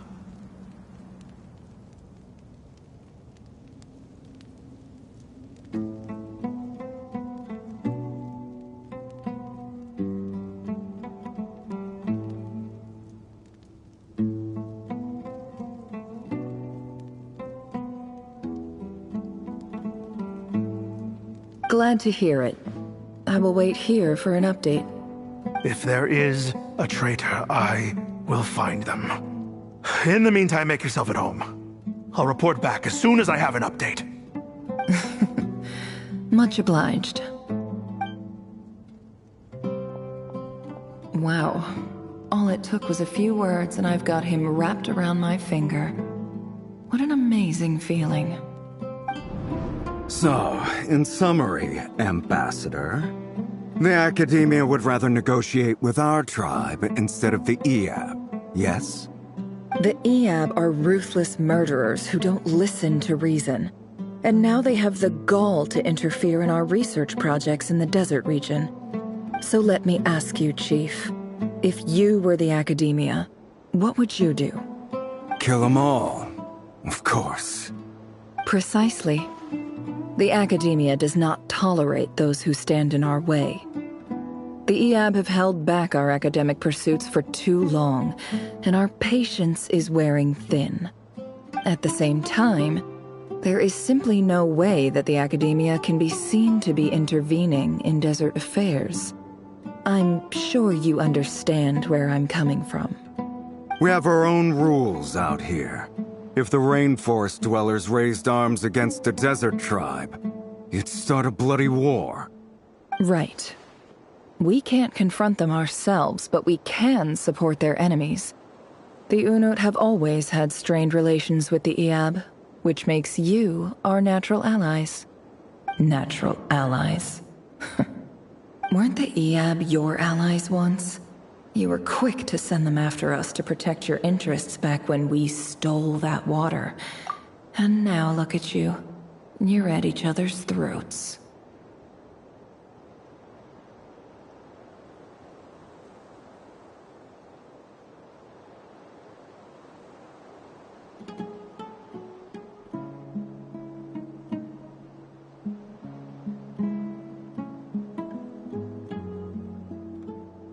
Let me be clear. The Academia wishes to collaborate with the legally recognized rulers of the desert in this matter. We are asking for excavation rights to that well, and our offer is 50 million mora. Say no more. I believe we have an understanding. Good. Then I suggest you get to work. Get us access to that well, and the mora's yours. You see, Dad? Lying is easy when you know how. People will believe anything.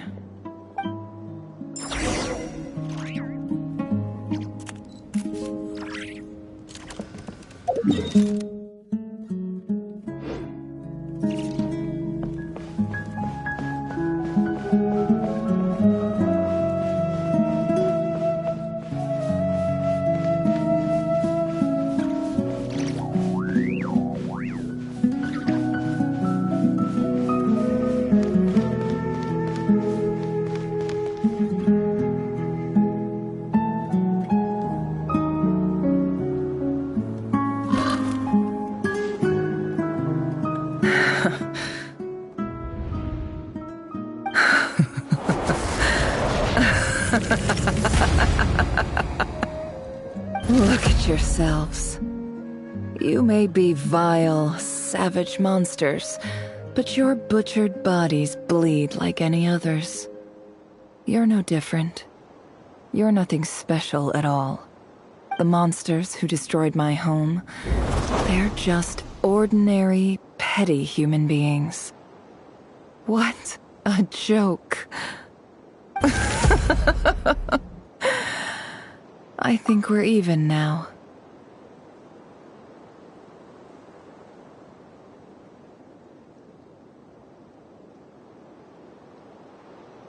Maybe I've even done the desert a favor. It's a better place without all these people around. Oh, Sinuhe, my gullible fool of a father. Perhaps if you'd been as ruthless as I was today, our tribespeople would still be alive. In this dog-eat-dog world, a chief needs to be tough to survive. But you couldn't do what had to be done. So I did it for you. Nefer, it's okay. All of this is in the past now. I believe I remember you promising to remain silent. Yeah, but even so...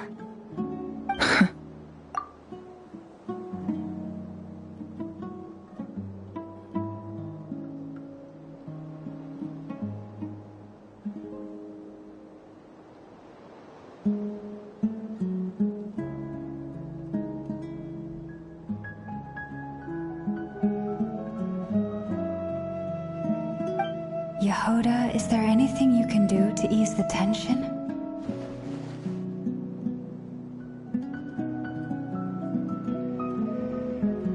Alright, time for a sharp turn onto a completely different topic. So, anyway, that's enough of that. When are we getting out of this place? Feels like we've been walking forever. I'm getting pretty tired. Oh, Alma, you tired?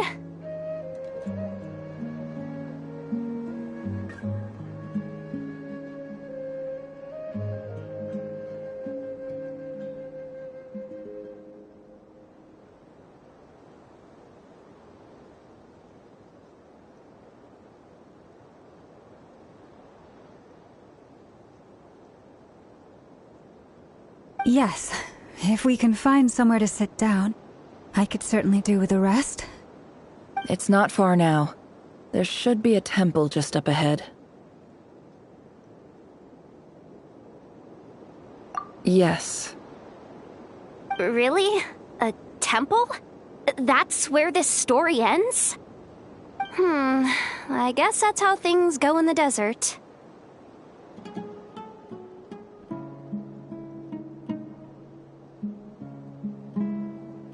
Desert dwellers can never escape their destiny. Or so everyone says. I never wanted to believe it, but looking back now, I'm as desert as they come. You mentioned a temple. What's waiting for us there? My biggest trade secret of all. Ah. Then I'm guessing it's where you got your power from. The power to peer into other people's minds. I didn't know you were clued up on any other religions. I'm no expert in the history of Sumeru, but since you come from the desert, I would imagine it has something to do with King Deshret.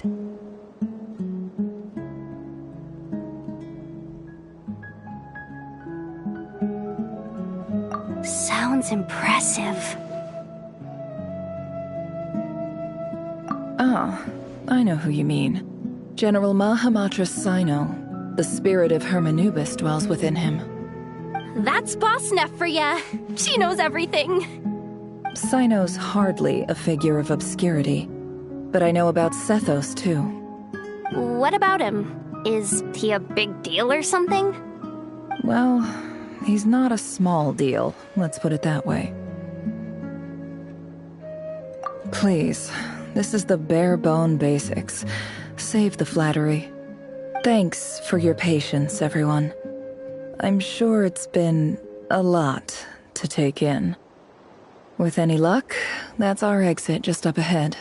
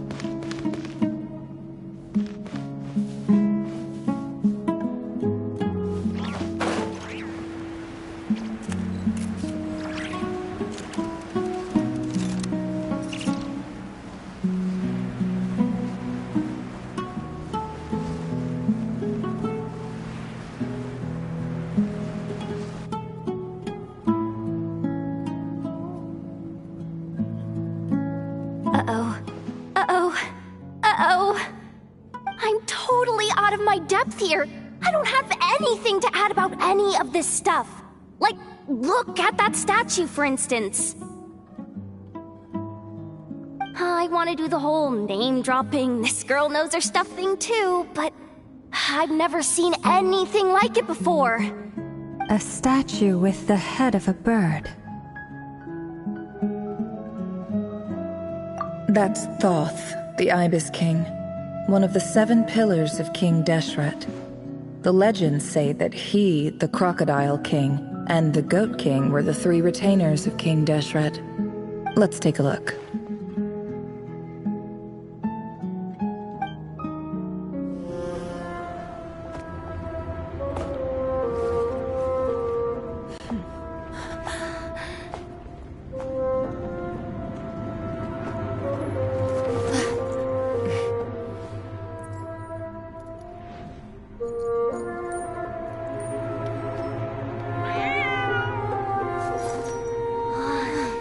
It's just Ashru.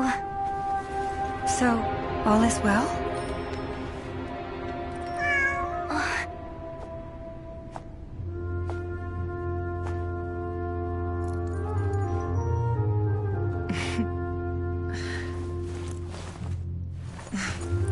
Typically speaking, at this point, the world disintegrates. Then we find ourselves back in the outside world.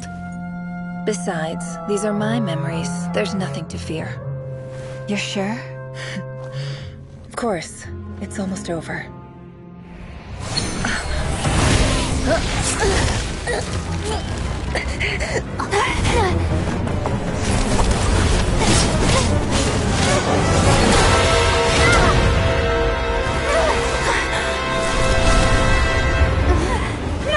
Hold on!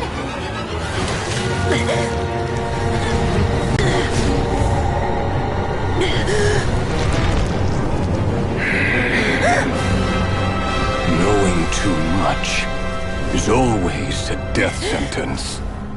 Speak for yourself.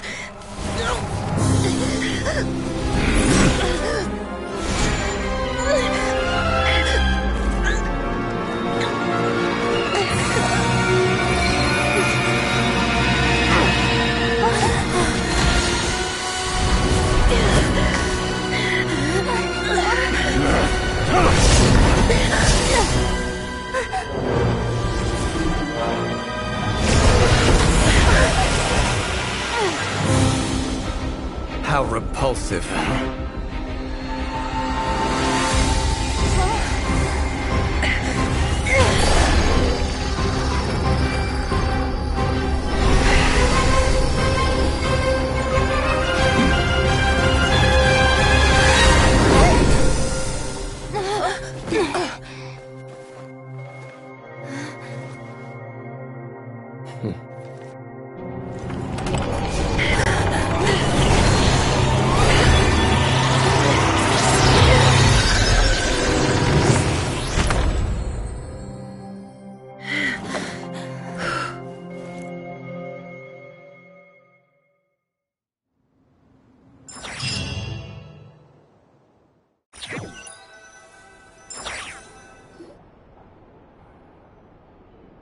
Timed that pretty well, didn't I?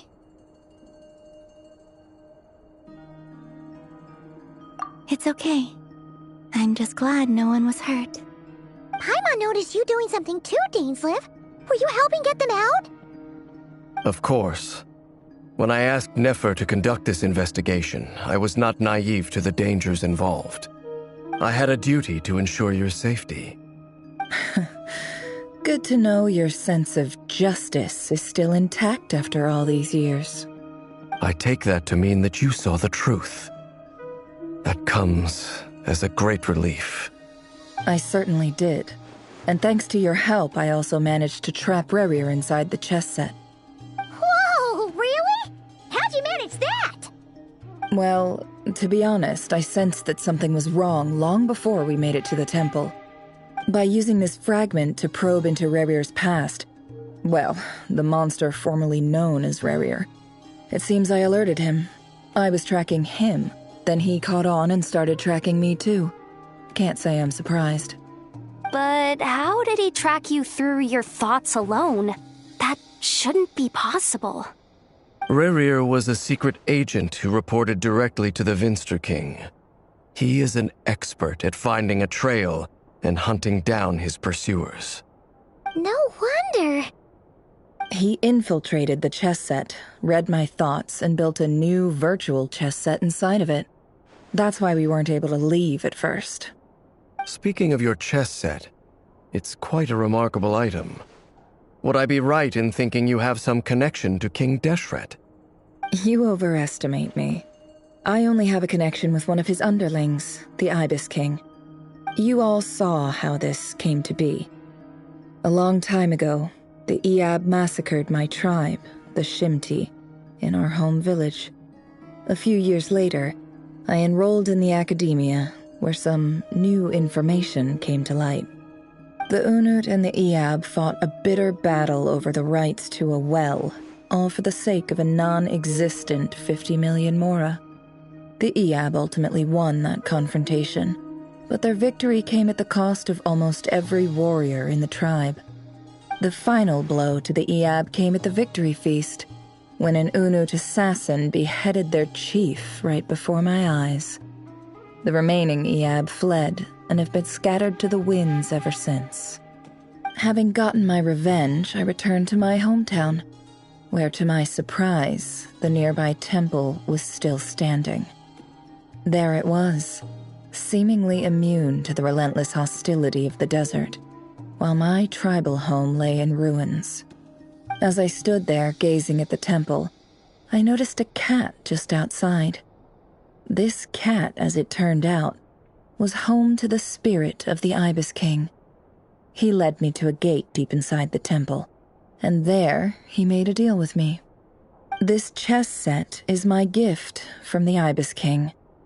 The chessboard within is made to the same specifications as the one in the mausoleum of King Deshret, and represents his power of piercing analysis. With this chessboard in its container, I gained a certain ability to perceive hidden secrets. Now, you could conclude that the Ibis King simply wanted to give the people of this world the power to seek the truth, but I don't believe that's the full story. Every god plays favorites. Their hearts are as fickle as any human's, full of secrets, perversions, egotistical tendencies. But precious few gods are willing to admit this. It is the same with all powerful forces, including fate itself. Their gaze falls preferentially upon a select few. As you rightly point out, this is an act of favoritism. If you're alluding to the Abyss, then yes, I agree. Gather the others. It's time to share everything I've learned.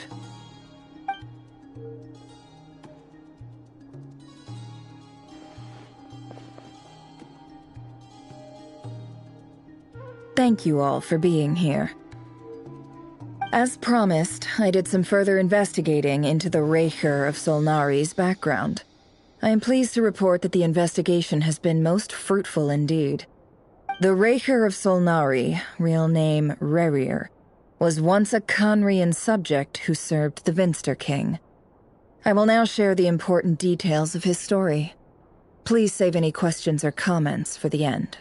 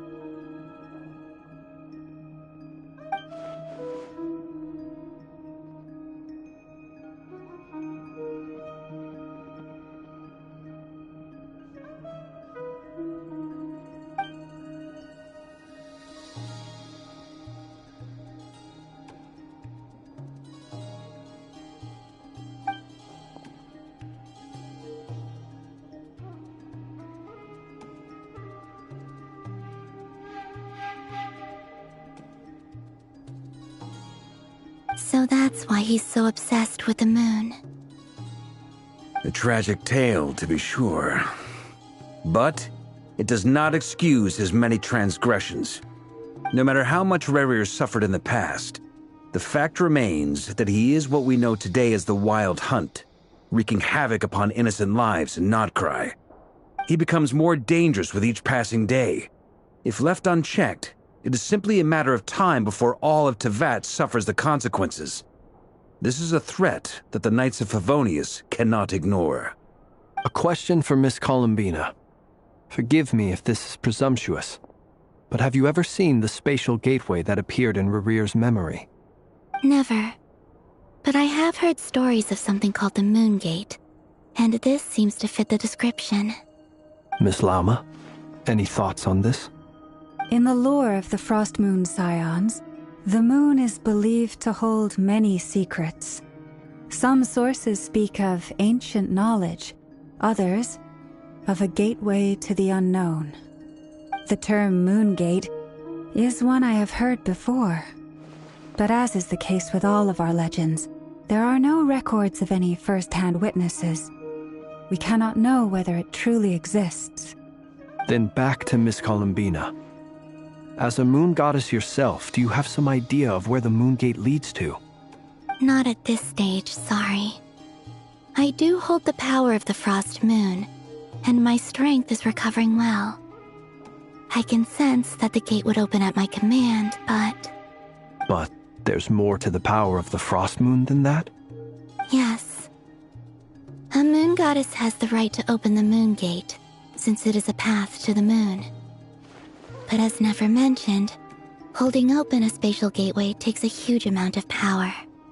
And right now, I need to conserve my energy to fight the Reihir of Solnari. I'm afraid this is one mystery we may have to leave unsolved for now. I agree. Better to save your strength. But if you'll humor me for a moment, I have a bold conjecture of my own regarding the world beyond the gateway. I highly suspect that neither Tholindis nor Rerir made it through unscathed. The evidence pointing to this is the fact that the Reihir of Solnari exists in the form of countless fragments. With the abyssal power he wields, no ordinary foe can touch him, let alone tear him to shreds. And yet, the Wild Hunt proliferates wherever his scattered fragments lie, drawing hordes of monsters to many different locations across the land. So your theory is that Rerir was physically torn to shreds by some powerful force? Hence, why the Wild Hunt is a distributed phenomenon, rather than a unified one? Makes sense to me. Explains why the Wild Hunt is so pervasive, and why he's been trying to piece himself back together. He was whole to begin with, and he wants to be whole again. Without the power of the Abyss on his side, he almost certainly would have perished the moment he was torn apart. But the Abyss, much like a curse, has kept him alive. I could not agree more. The power of the Abyss is most surely a curse. It is a compelling explanation, and one that accords with my present understanding of Abyss creatures. Whether the life form in question is primitive or advanced, if a curse has extended its lifespan unnaturally, it will continue to survive in spite of everything. This raises some interesting questions. I will run some experiments and see if there is any validity to my suspicions. That being said, regardless of whether my research bears fruit, I would like to thank Miss Nefer for conducting such a thorough investigation. Already, it has greatly enriched my understanding of the entity we face. My pleasure, Mr. Albedo. I too hope that the information I have shared today proves useful as we look to formulate the next stage of our plan. Hey! What is it, Dainsleif? You look really upset!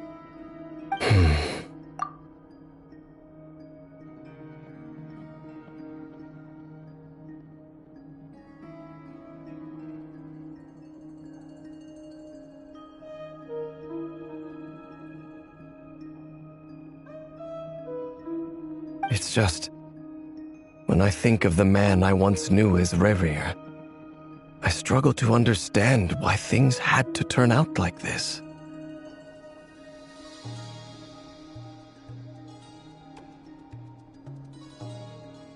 The two of you used to be friends, didn't you?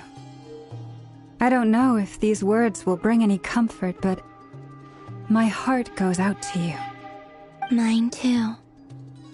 We could never know all the hows and whys of the way things are. The moon and stars are full of untold secrets and lies, and the skies are host to many more mysteries than these alone. Yet, none of that can begin to compare with the complexity of human life. Those are the first comforting words I've heard in a long time. Thank you, both. Well, I think this is a good place to end today's meeting. I'm sure Nefer needs some time to recover. She's been through an awful lot today. That's very thoughtful of you, Lama. Of course. Sounds good to me. Take some time to rest and digest before we reconvene to nail down a plan.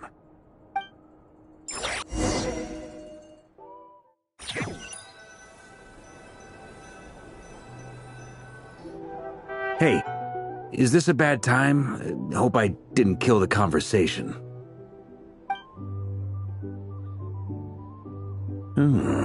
Nice room. Oh, I'm not coming in, though. Why not? It's just a hotel room. If it's all the same, I'll just stay out here. I might not look the part, but I'm technically a knight. Barging into people's private quarters isn't the kind of thing we do.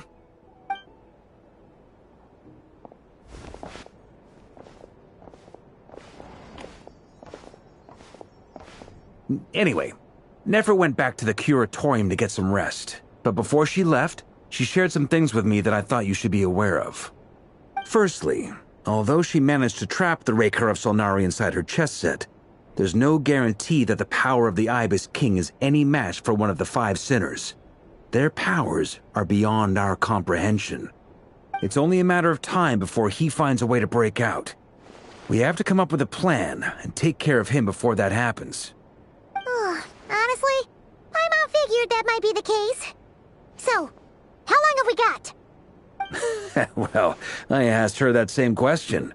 She talked for a long time, but for the most part, it seemed like she was trying to convince me how precious her chess set is, and what a long and storied history it has. It felt like some kind of sales pitch, you know? The kind where you end up handing over Mora against your will? Anyway, after all that, she finally answered the question. 2 days, at most. 2 days? Holy moly! Can we even recruit enough help in that time? That remains to be seen. Which brings me to the second issue. Dainsleif is obviously conflicted about this whole thing. But given how little time we have, there's no way we can pull this off without his help. You have some history with him, right? Do you think maybe you could talk to him for us? Great. I appreciate it. All right, on to item 3. So, Albedo, Durin, and I put our heads together and came up with a plan. Can't promise it's gonna work yet, but at least it's a start. We figured we'd bounce the idea off you first. We'll explore it further once everyone's recovered. Oh, Paimon's dying to hear this. All right, so here's what we're thinking.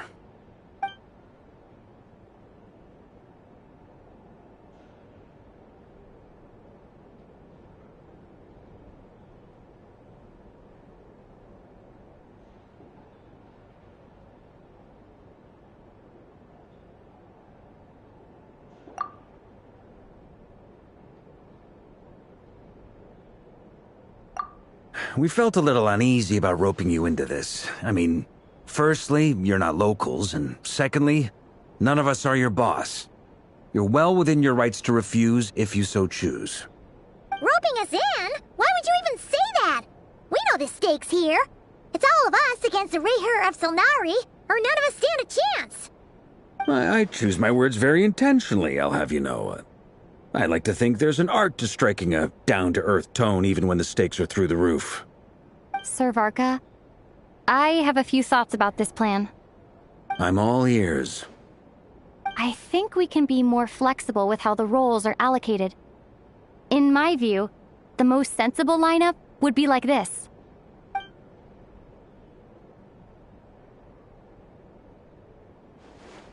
I see your point, yeah. But if that's how we're going to approach this, you'd better make sure you're ready. To be clear, I don't doubt your abilities. Far from it. I just want to make sure. Are you really willing to take all this on?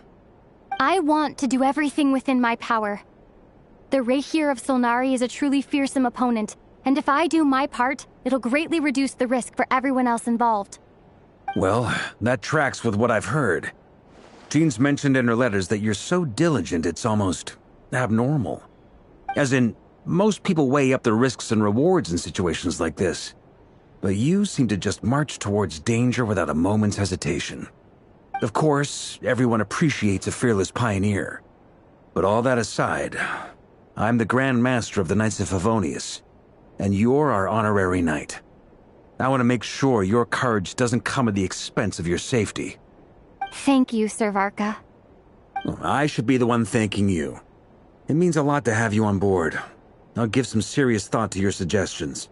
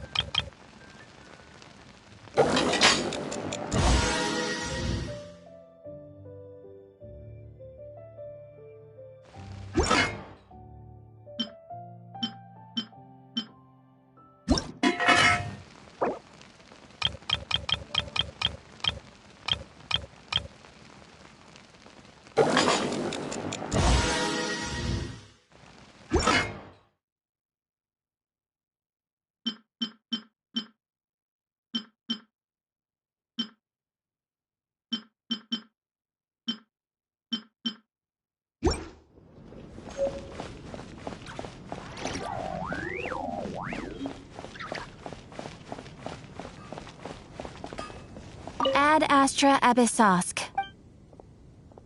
Thank you for completing today's commissions. Here is your reward.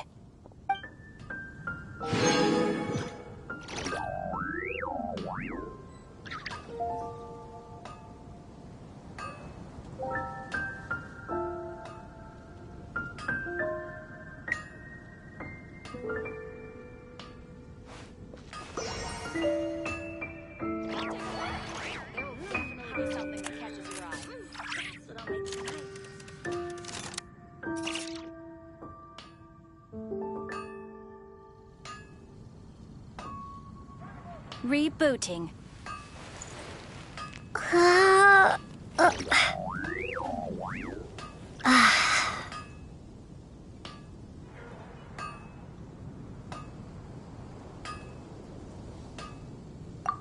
Haven't you heard? There's a strange Ad Astra Abyssosk. Welcome to the Adventurers Guild.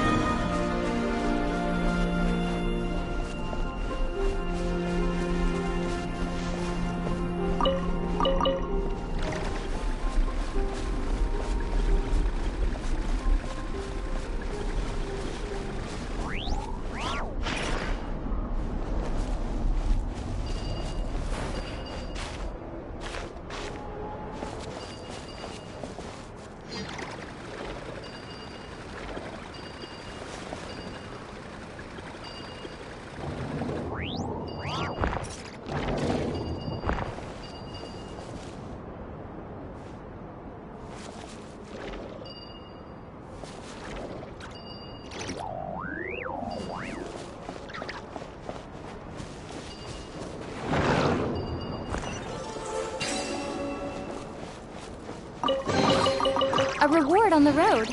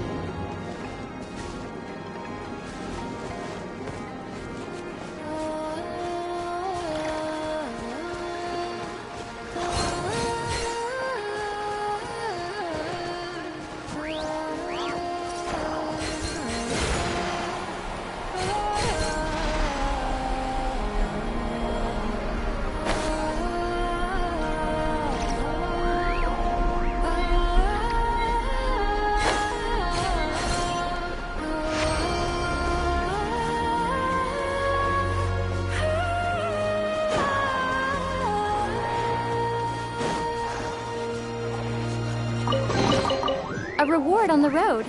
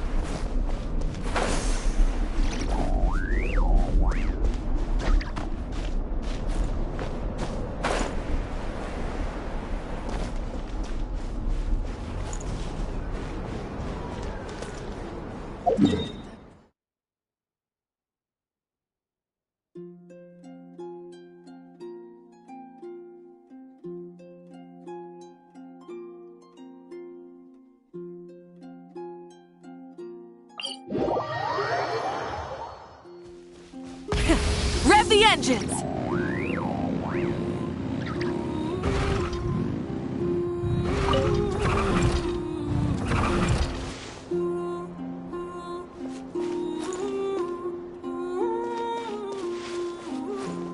Try and stop me!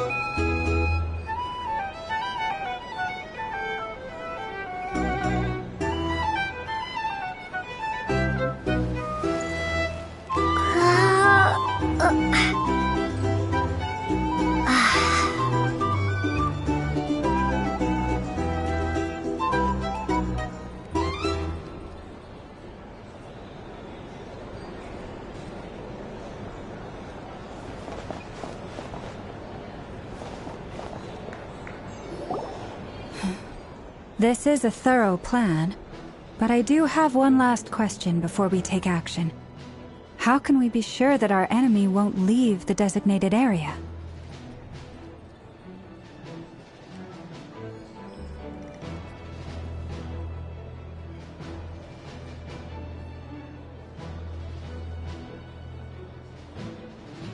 Great question. Albedo's been hard at work analyzing Rerir and the Wild Hunt's behavioral patterns. His conclusions are as follows. Firstly, from the earliest known confrontation until now, Rerir has never displayed any ability to manipulate the dimension of space. So it's unlikely he has any power in that domain. Secondly, he seems to have a particularly strong vendetta against our group. If we put him in a fight-or-flight situation, he'll choose to fight every time. Thirdly, finally, and most importantly, he is consumed by hatred, both for the moon and for his enemies. Turns out, we tick both of those boxes. We have a reincarnated moon in our ranks, and a spy who accessed his private memories without permission. He'll be baying for blood, not looking to escape. As someone who's had their fair share of interactions with the Wild Hunt, those all seem like valid observations to me. Understood. Then I will defer to the verdict of the group. Well, everyone, that's the plan in full detail. Albedo and Durin are carrying out their part as we speak. Plan approved. Scheduling. Okay, any firepower you need, I got you covered. Let's light this baby up. The Frost Moon Scions are behind you as well. And the rest of you?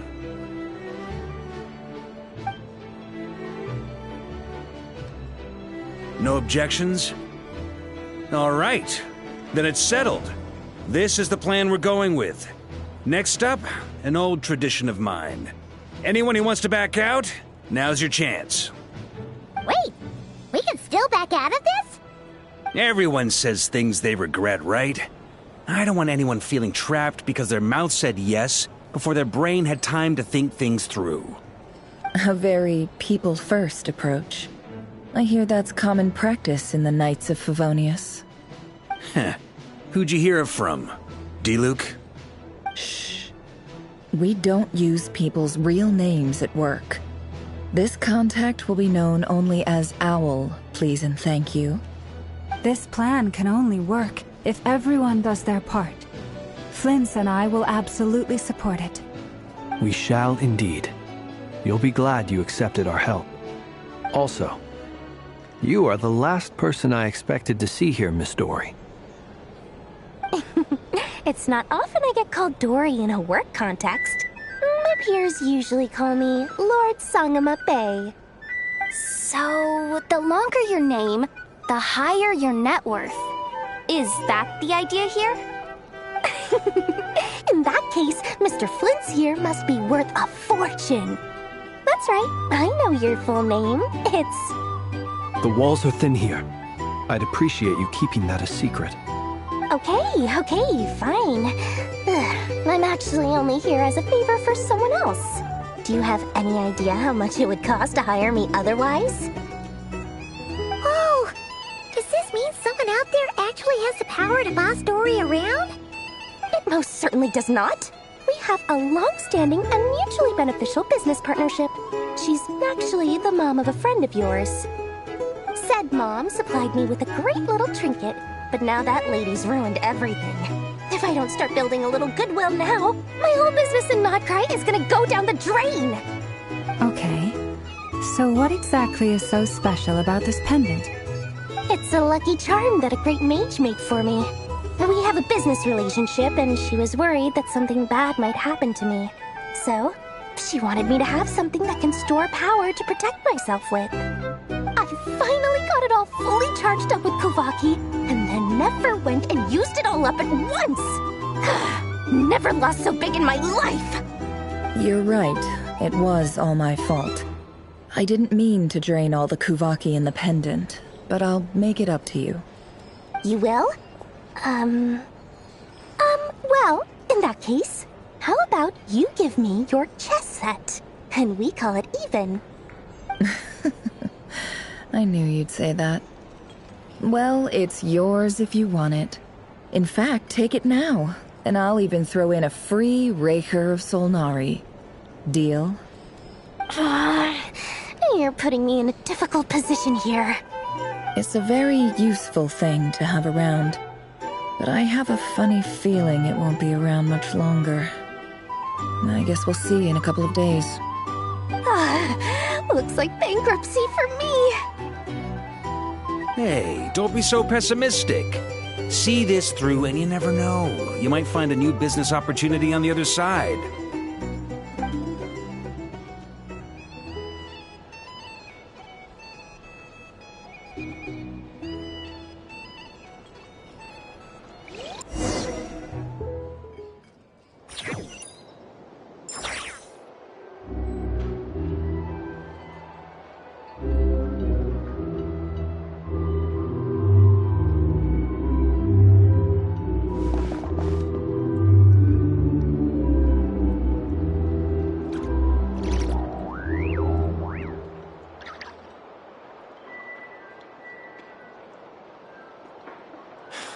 You're not here looking for work, are you?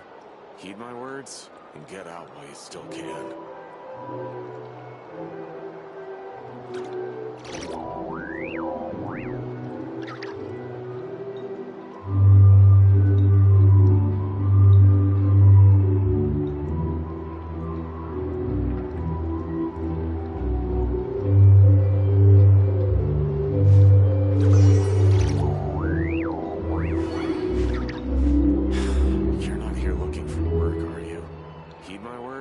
And get out while you still can.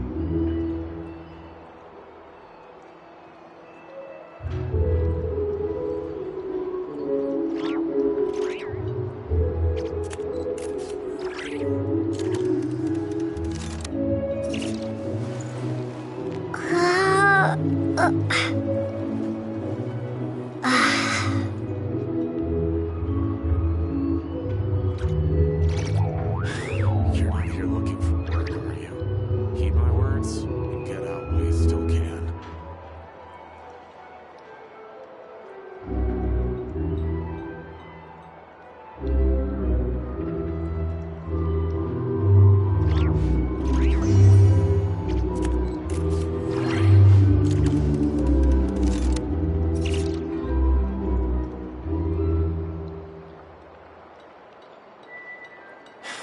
You're not here looking for work, are you?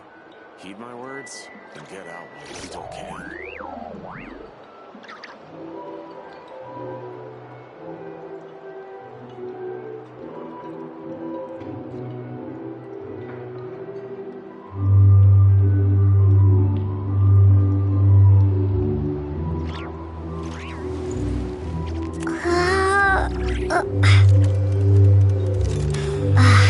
Looking for work, are you? Heed my words and get out while you still can.